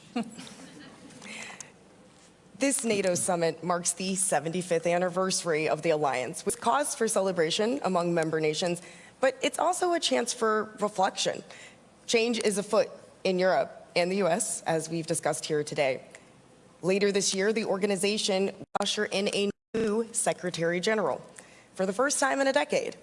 What are the biggest threats to the alliance strength and relevance, politically and militarily? Well, I think when Vladimir Putin invaded Ukraine, he thought he was going to split NATO. He thought it would be weaker, we would not be able to stay unified. And in fact, it's had just the opposite effect. And I think that's the most important thing going forward that we can ensure that NATO provides, is to continue to be unified. And it's also stronger. I mean, not only is it stronger in terms of its compact and the provisions that we are doing in terms of putting more troops on the Eastern Front, looking at interoperability for our equipment and making progress on that, new weapon systems. But it's stronger because we've added new members. The addition of Sweden and Finland has really been amazing. Amazing both because they have changed their internal policy to being more neutral, to actually having so many of the highest percentage of their population who wanted to join NATO. And they add a lot of capability as well, both from the geographic location near the Arctic and Finland sharing the long border with Russia, but also because of their capability on the sea, in the air. Tom, talk about your piece on Finland, where you talk about the F-35s that Finland has. Yeah, and I've tried to explain this to some of my members as we were talking about a session with Finland. I said, this country has ordered 65 Joint Strike Fighters. if the United States on a per capita basis were to order the same number, we'd have to have 4,000 operational 24/7. That suggests to me that they're a badass country, and they will be welcome to NATO. Here's the other serious topic that we have to talk about. Ladies and gentlemen, I do believe that Putin subjected us to a stress test that he thought we were going to fail as an alliance. He honestly, there's no way he could have assumed that he would have been successful if he was gaming this out. He had to make a certain assumption with a high degree of probability that there would be fractures in the alliance, and that did not happen. But we also have to understand, we understand a lot of weaknesses. Number one, our intelligence about Russia's capabilities was wrong, absolutely wrong. They have non-commissioned officer corps that's going to take them 10 years to develop. Their weapons platforms are far short of what they should have been, and I'm reminding some of our friends who buy Russian platforms, they may want to dispense with the brochure and see how it actually operates on the battlefield and rethink their weapons sources. But we have to modernize, we have to invest, we have to have latent capability that can be scaled up for the defense industrial base. These are not necessarily things that have to go 24/7, 365 today, but we have to be able to demonstrate that capability, hopefully never have to use it, but it will be an enormous deterrent. But if we don't have it and we get into a live fire situation, we will be dramatically limited in terms of our response without addressing elements of the stress test that were not relevant to what we've done in Ukraine, but would be absolutely relevant if we had to come together and satisfy our Article 5 commitment. You know, the other thing that NATO is working on, and I'm really excited about this because I've been involved in the U.S. in women, peace, and security, and I know there's going to be a panel after this one talking about this. But you know, back in 2000, the UN passed a resolution on women, peace, and security that basically recognizes that women need to be integrated into all aspects of what we're doing. NATO is working on this. They have a proposal that they're presenting this week on implementing WPS into all aspects of their operability, which is really critical. And it's based on the recognition that when women are at the table in conflict negotiations, that those negotiations are 35% more likely to last longer than 15 years if women are part of that. That's one of, there are a number of other data points that show the connection between women's participation and empowerment and stability in societies. But that's one that I think is really critical, and it's exciting to me as the sponsor of this legislation in our Congress back in 2017, and as we are the first and only country that has implemented this legislatively, and to see NATO adopting it and really fully implementing this policy is important. I'd like to go back to something.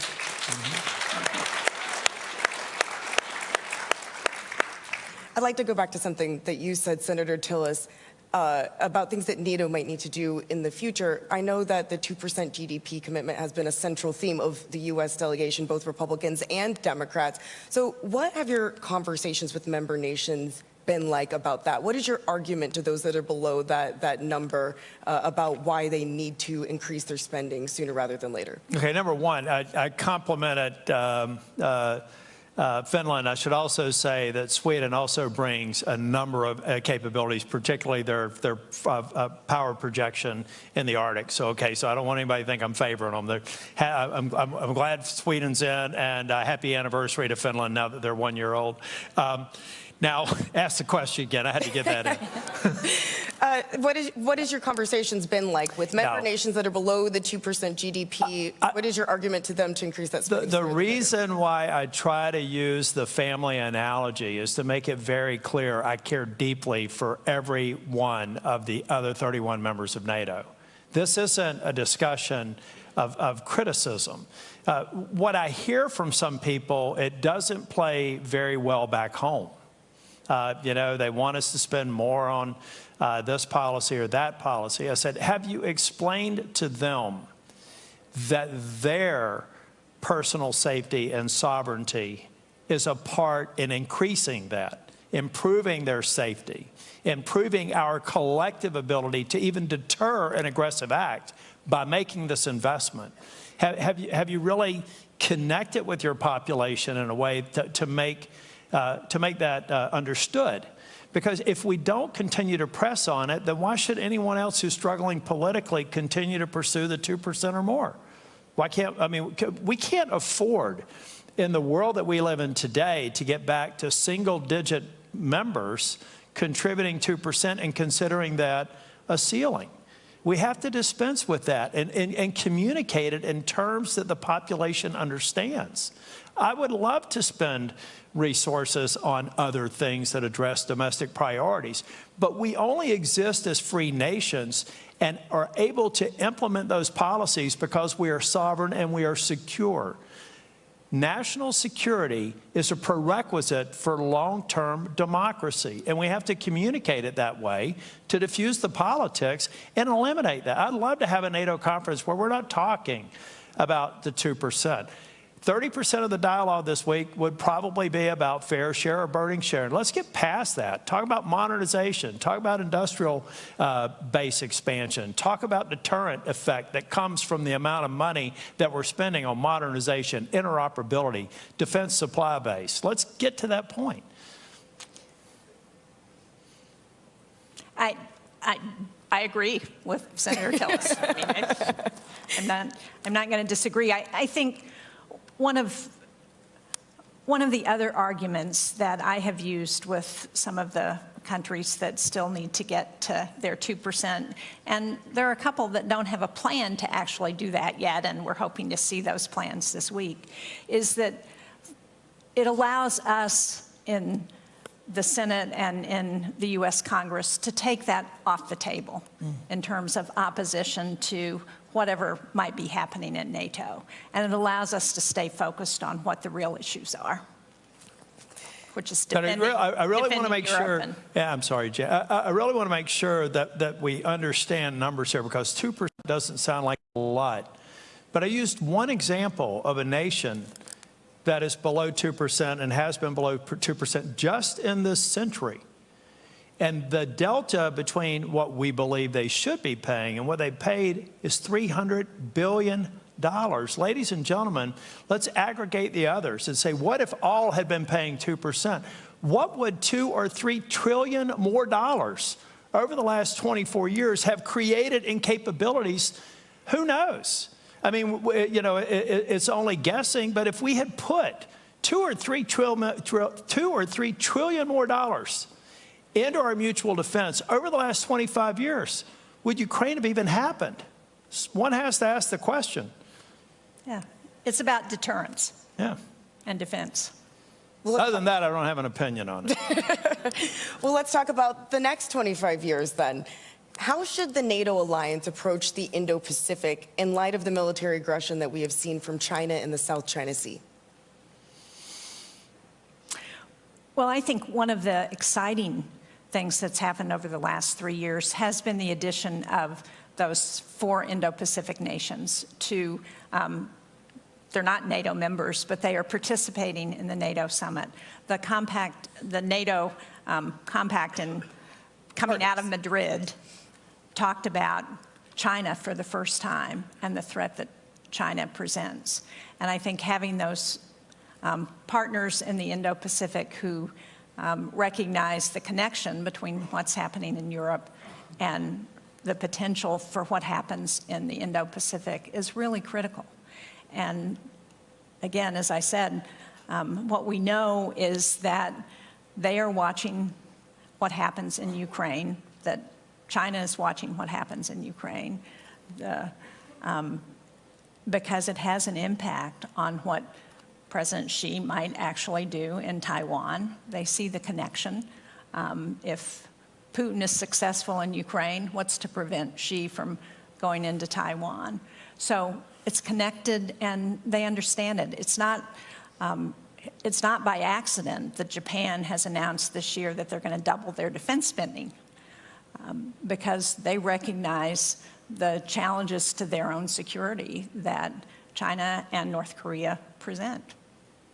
I actually think having the IP4 here since Madrid, right? Yep. There was a funny story. We were meeting with the Japanese delegation, went to the wrong Marriott, but we finally got there and had a wonderful discussion with them, welcoming them to the NATO summit. But having the IP4 now for the third year, China's watching. You know, I don't know that China is necessarily concerned with quantitative differences between our arsenals and theirs, or maybe even qualitative differences, but we know that China is concerned with our alliances. And that the more we see this cooperation, for the first time in the strategic concept, China being mentioned 6 times, those are things that China watches. I think by itself it has a deterrent effect, but it also forces discussion amongst our allies, amongst the IP4 and this forum and other forums, which I think are very helpful and by themselves have a deterrent effect. Do you see a role, though, for NATO in that theater? And if so, what would that role be? You know, I for one thing, I don't want to get into NATO necessarily becoming a global alliance. It may be. I mean, in terms of the United States, the world is small. And I think increasingly our colleagues in Europe feel the same way.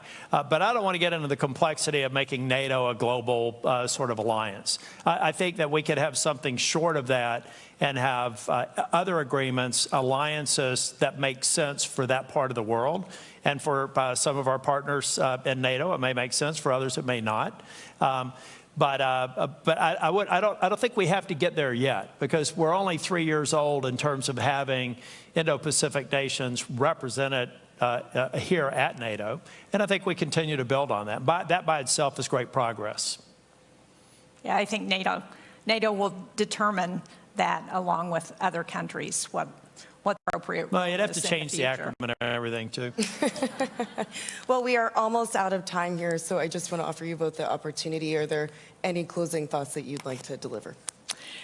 Well, just to reiterate that 75 years is amazing to have the strongest, longest lasting military alliance in history. I was talking to the president of Kosovo yesterday, President Osmani, who was talking about Kosovo's liberation or freedom as an independent state being one of the biggest successes of NATO. And she said, you know, 25 years ago, we became a country, and my children are the first generation that hasn't had to struggle with war that we can remember in our country. Well, I hope that 25 years from now, we will be hearing from the people of Ukraine that their children don't have to worry about war because of NATO's support for Ukraine.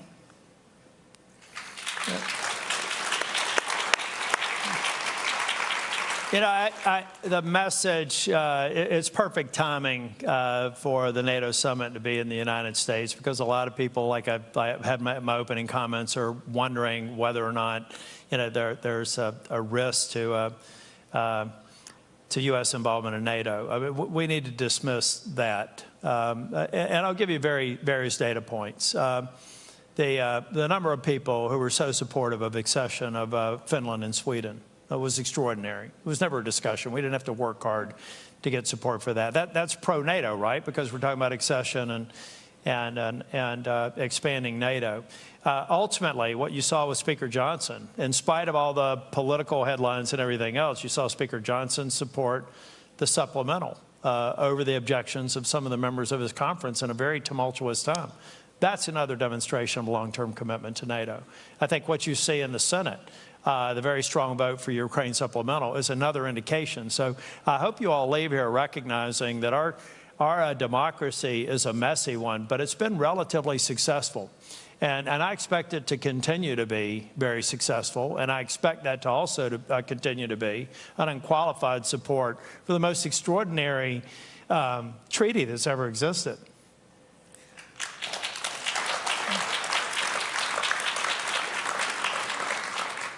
Well, thank you both for being here again and doing this panel again together.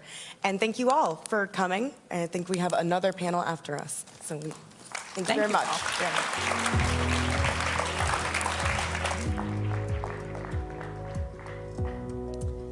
Thank you, Senators and Francesca, for such an interesting conversation on peeling back the layers on the legislative perspective on the transatlantic relationship and an irreversible path for Ukraine to NATO membership. Please now join me in welcoming Andrew Desiderio from Punchbowl News to the stage for our next session on women, peace, and security, the role of women in leadership.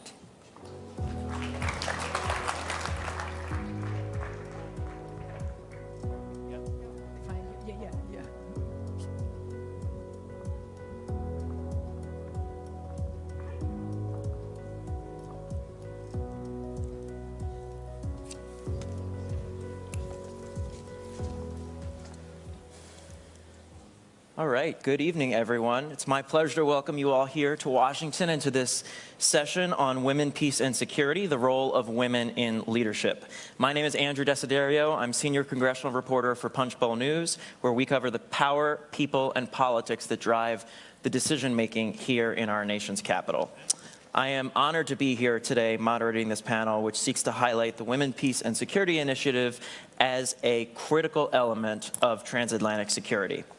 As many of you know, NATO's policy on women, peace, and security was first unveiled in 2007.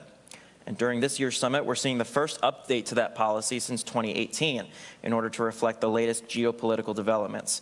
And of course, in 2022, NATO named the women, peace, and security as a core priority in the strategic concept. I'll also note that in 2017, the United States became the first nation to comprehensively enact through legislation a women, peace, and security strategy with the goal of promoting gender equality in the field of conflict resolution, and this has remained a bipartisan issue, importantly, in Congress. So what has changed since then? Well, quite a lot. Russia's full-scale invasion of Ukraine has completely redefined the security landscape in Europe and here in the United States, especially for women on the front lines. And as we know, intensifying conflicts around the world pose targeted threats against women. However, women have proven to be indispensable leaders working to guarantee peace and security. Against all odds, women in Ukraine continue to demonstrate their courage and bravery, and across the entire NATO alliance, women in positions of power are transforming the very way we think about our collective security and defense.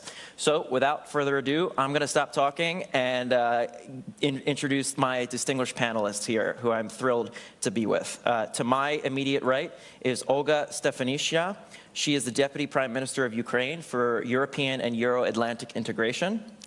We also have Irina Felin. She's the NATO Secretary General's Special Representative for Women, Peace, and Security.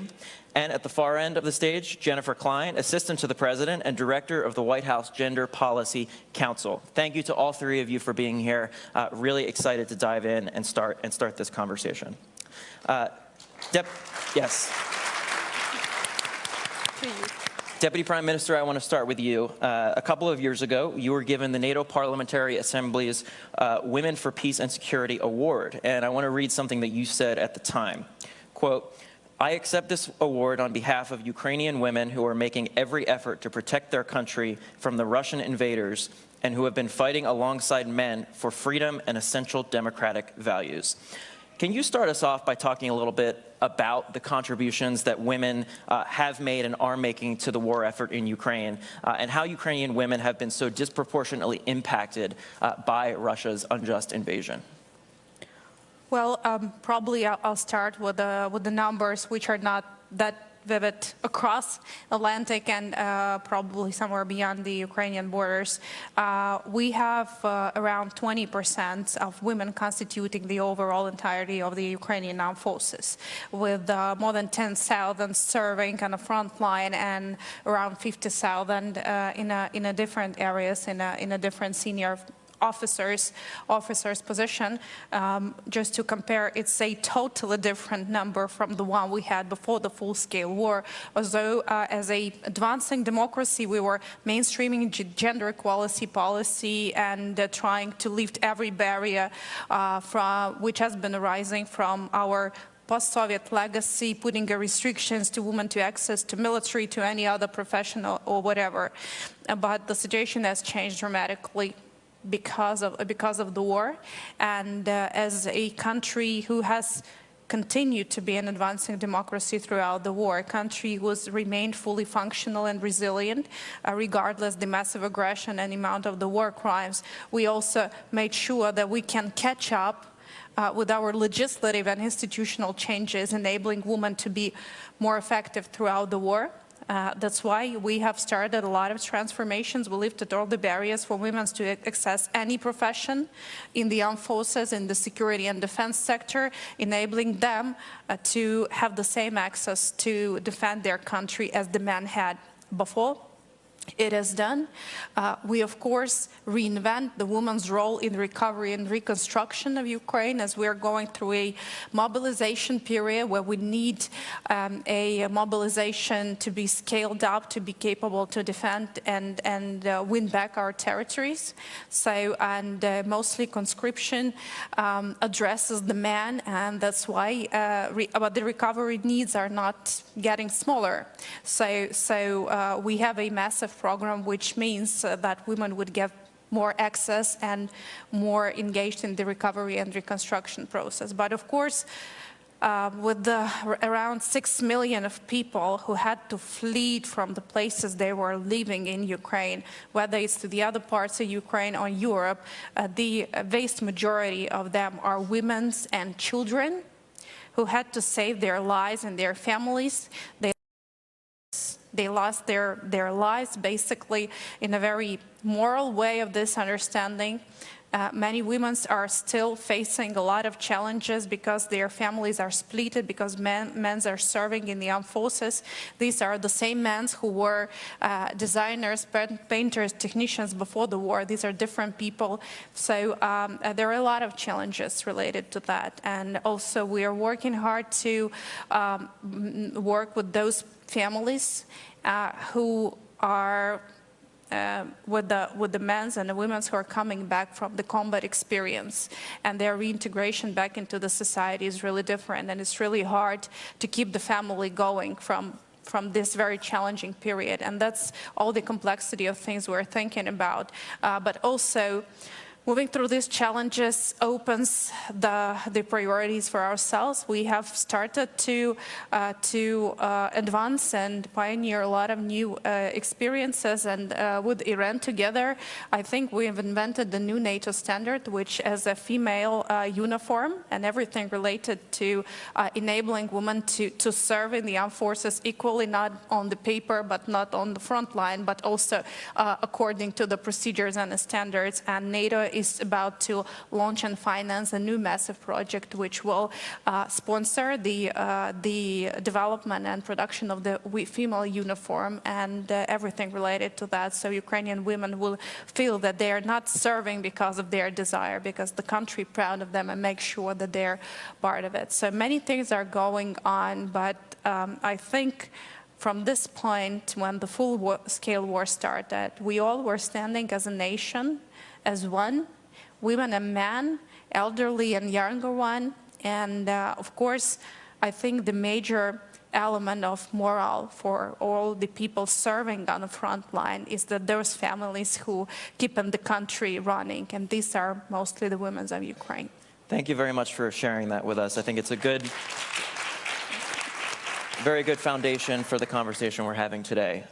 Special Representative Feline, I want to go to you next on something that the Deputy Prime Minister set us up for, actually, the modernization this year of the WPS policy. You were at the State Department yesterday with Secretary Blinken. You spoke about this. Can you talk about the updates to the policy that are being rolled out this year, and also how they're going to be implemented? As you mentioned yesterday, yes, we were at the Department of State to prepare, to set the stage for announcing the new policy on WPS. Let's make a step back and go to the other policy, the one you mentioned that was in place since 2018. The world has changed, the security environment has changed, and therefore there was a tremendous need to have a document that was fit for purpose. This does not only apply for the strategic concept and the other policy, this applies to women, peace and security as well. And Therefore, the first step was to make sure that the language was integrated in the new strategic concept. For the first time, the current strategic concept makes a reference to the importance of integrating women, peace and security across the 3 core tasks. And then following this the first important decision, we worked to have a new policy that could really reflect that the new posture of NATO, which means that shifting the focus from a crisis management, where it was mainly a stage where we were integrating gender perspective, deploying gender advice, and to look into what is today the core business of the alliance, which is deterrence and defense. So the new policy is framed around the 3 core tasks. I really want to start from the strategic concept and translate in this document throughout a gender lens. And that's very important, to speak the same language that our political leaders and military leaders speak. Because one of the problems when we talk about gender equality in the documents, that the language that we use, especially when we are in the defense and security context, does not speak to our leaders. It's very important, that's what I'm learning in my mandate, that we come with concrete examples and projects that really resonate, especially with our military colleagues. And the project that Olga mentioned, it really worked in this way, because I could get the attention from the military, because when we talk about other less concrete dimension of the agenda, it's more complicated.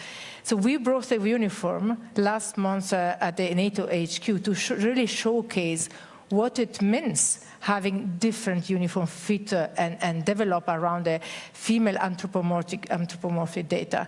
And there were also trousers for pregnant women. And there was a shock by the colleagues and the generals going around.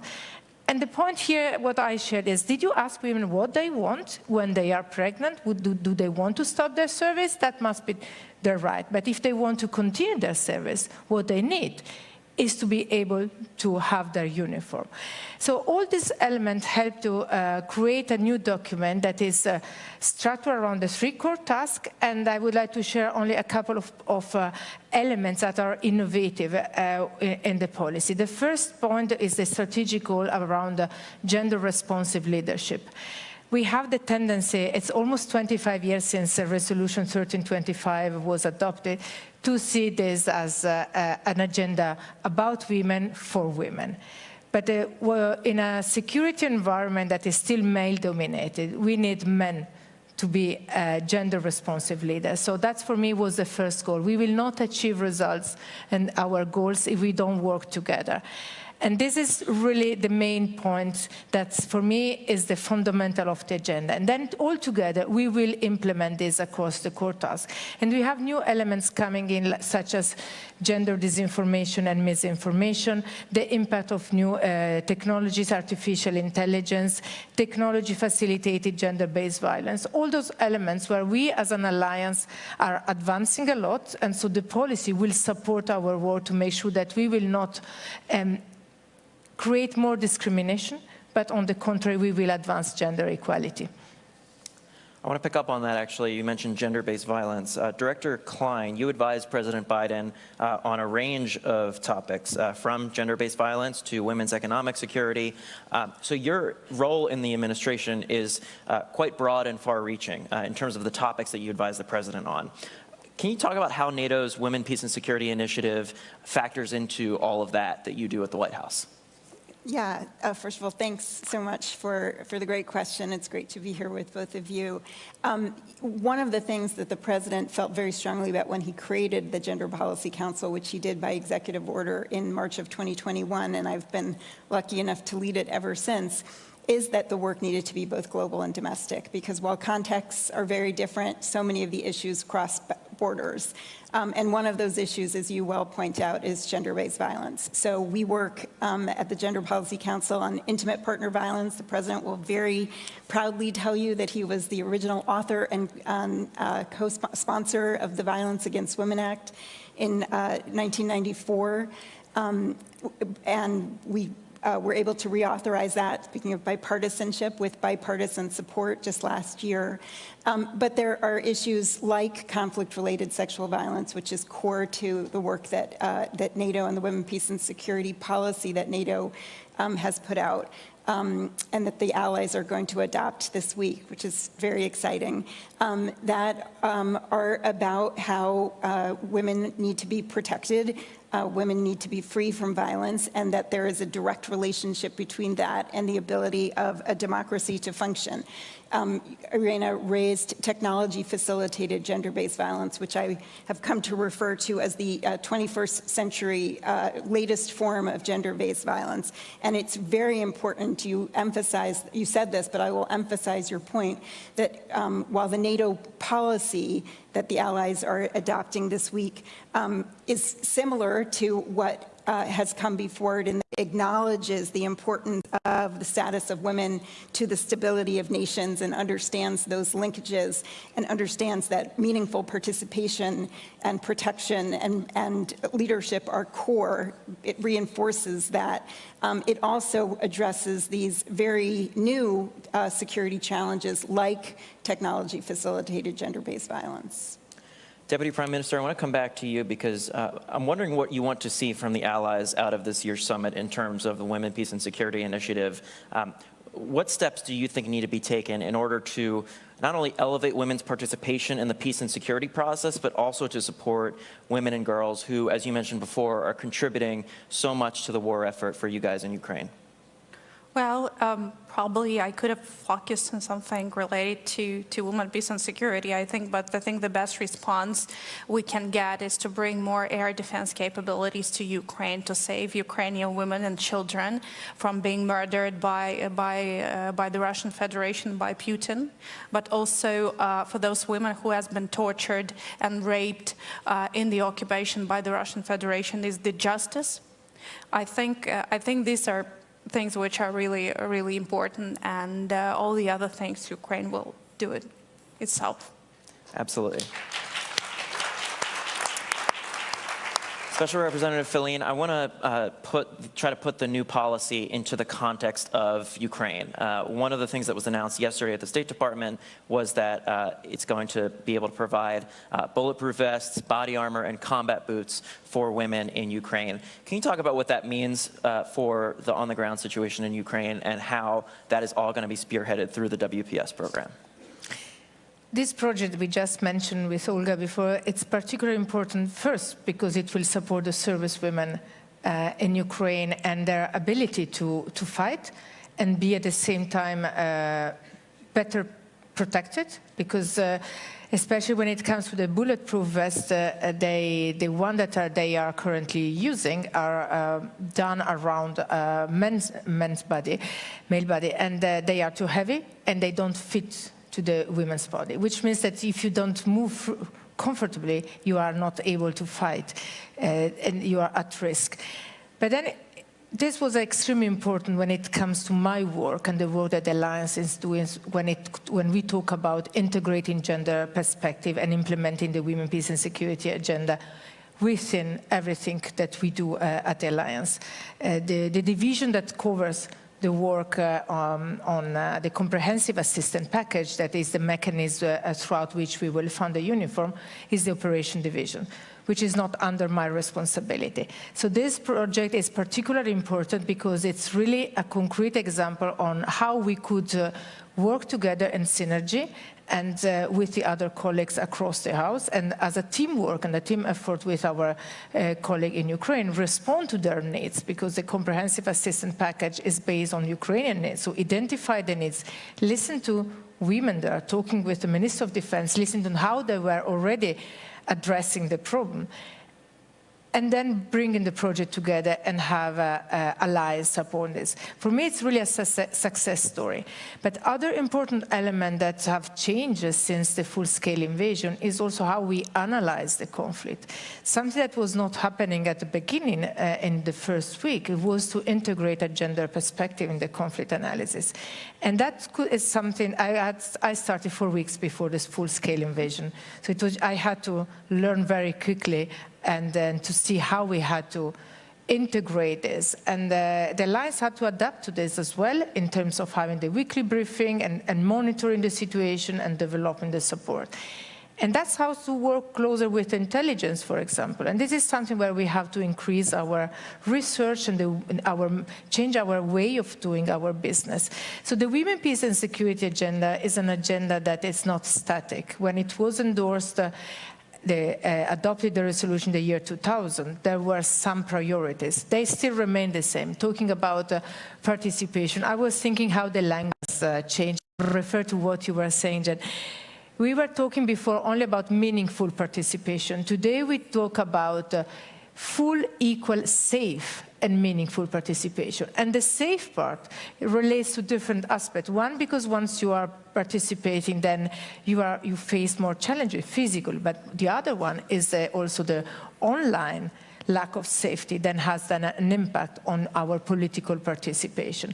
So there are different ways. So we also need to adapt on this new way of working, and that's why the new policy is extremely important, because it is the tool that will enable me as the main focal point for the Alliance and our colleague to better support Ukraine in the months to come.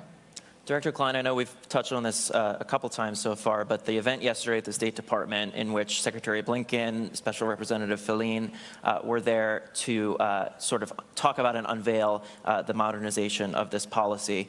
Clearly the administration is committed to it, and the president, when he comes to these summits, obviously has a lot of competing sort of priorities, right? The Deputy Prime Minister mentioned the need for air defenses in Ukraine, obviously a major point of discussion here at the summit this year, and of course the last couple of summits as well.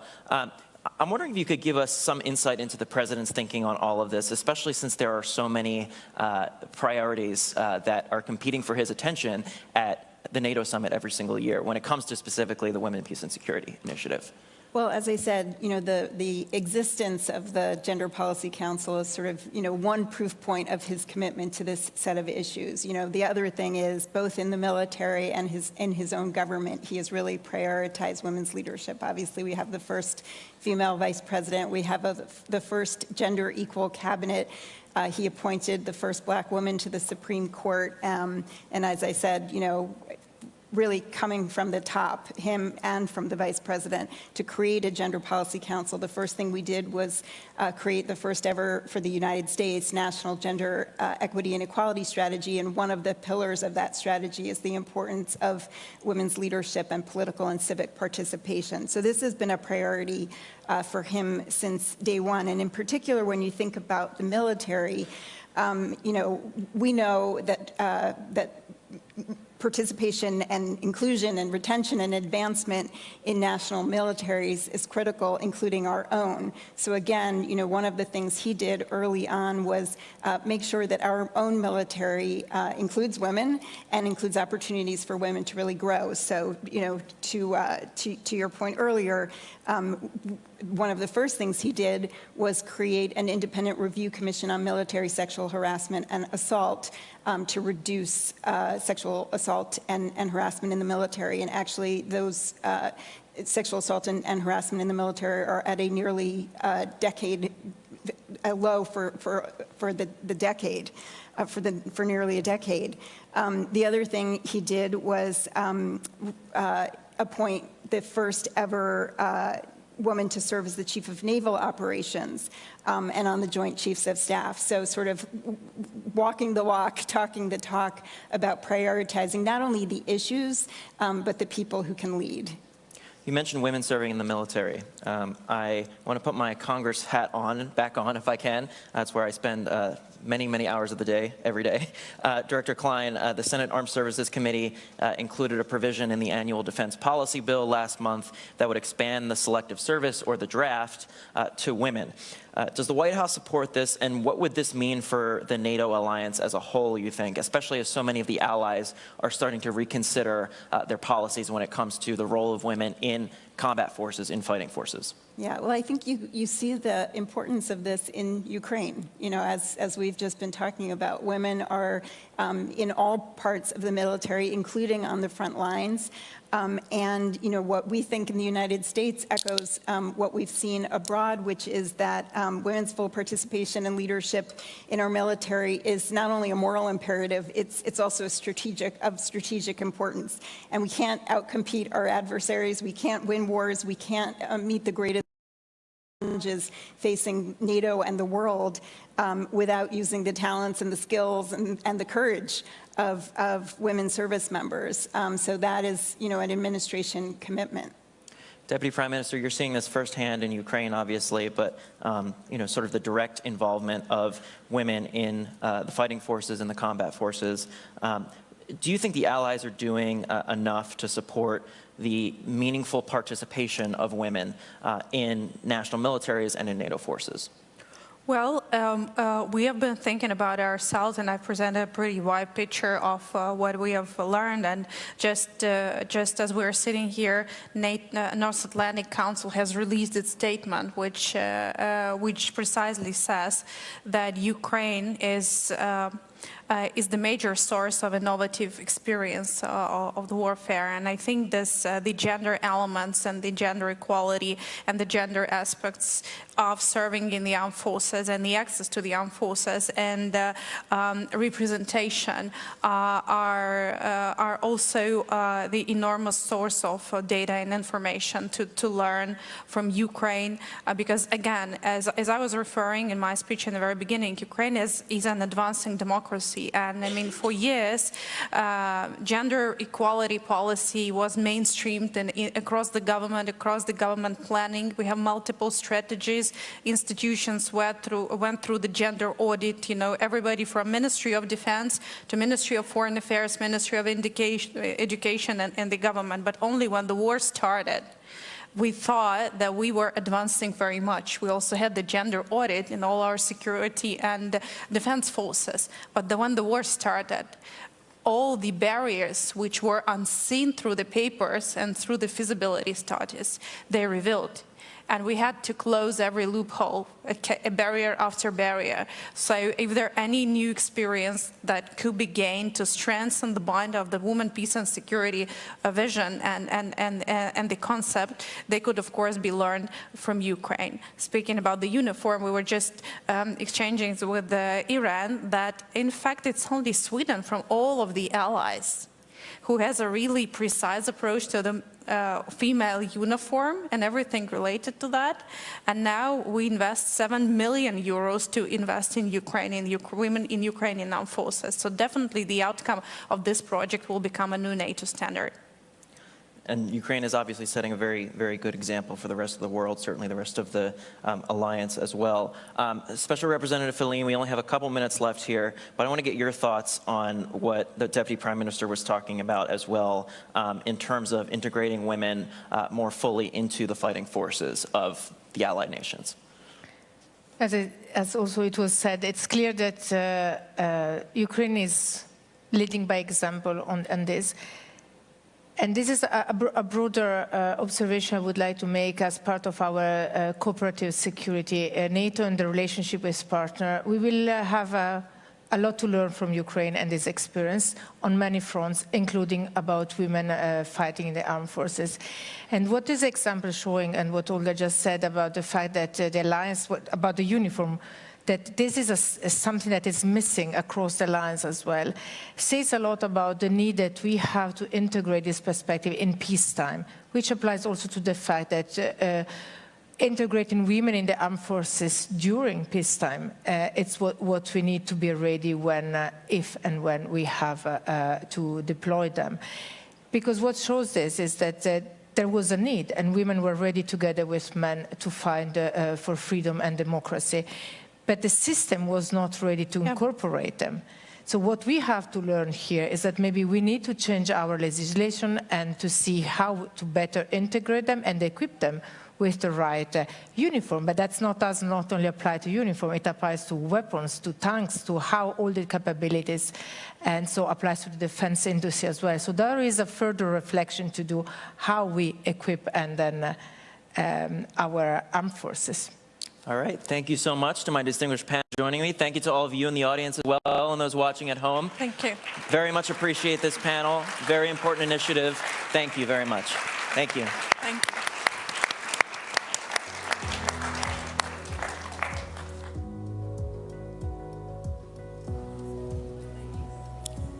Thank you to our esteemed panelists and moderator. Dear audience, that concludes our first day of programming. Thanks to everybody who attended and watched us remotely. I would like to recognize once again the effort that went behind this event, our co-hosts, NATO and the US government, and the 5 co-organizing think tanks. A special thanks to our corporate partners as well as our institutional partners. Thank you again to all of our speakers and guests for a great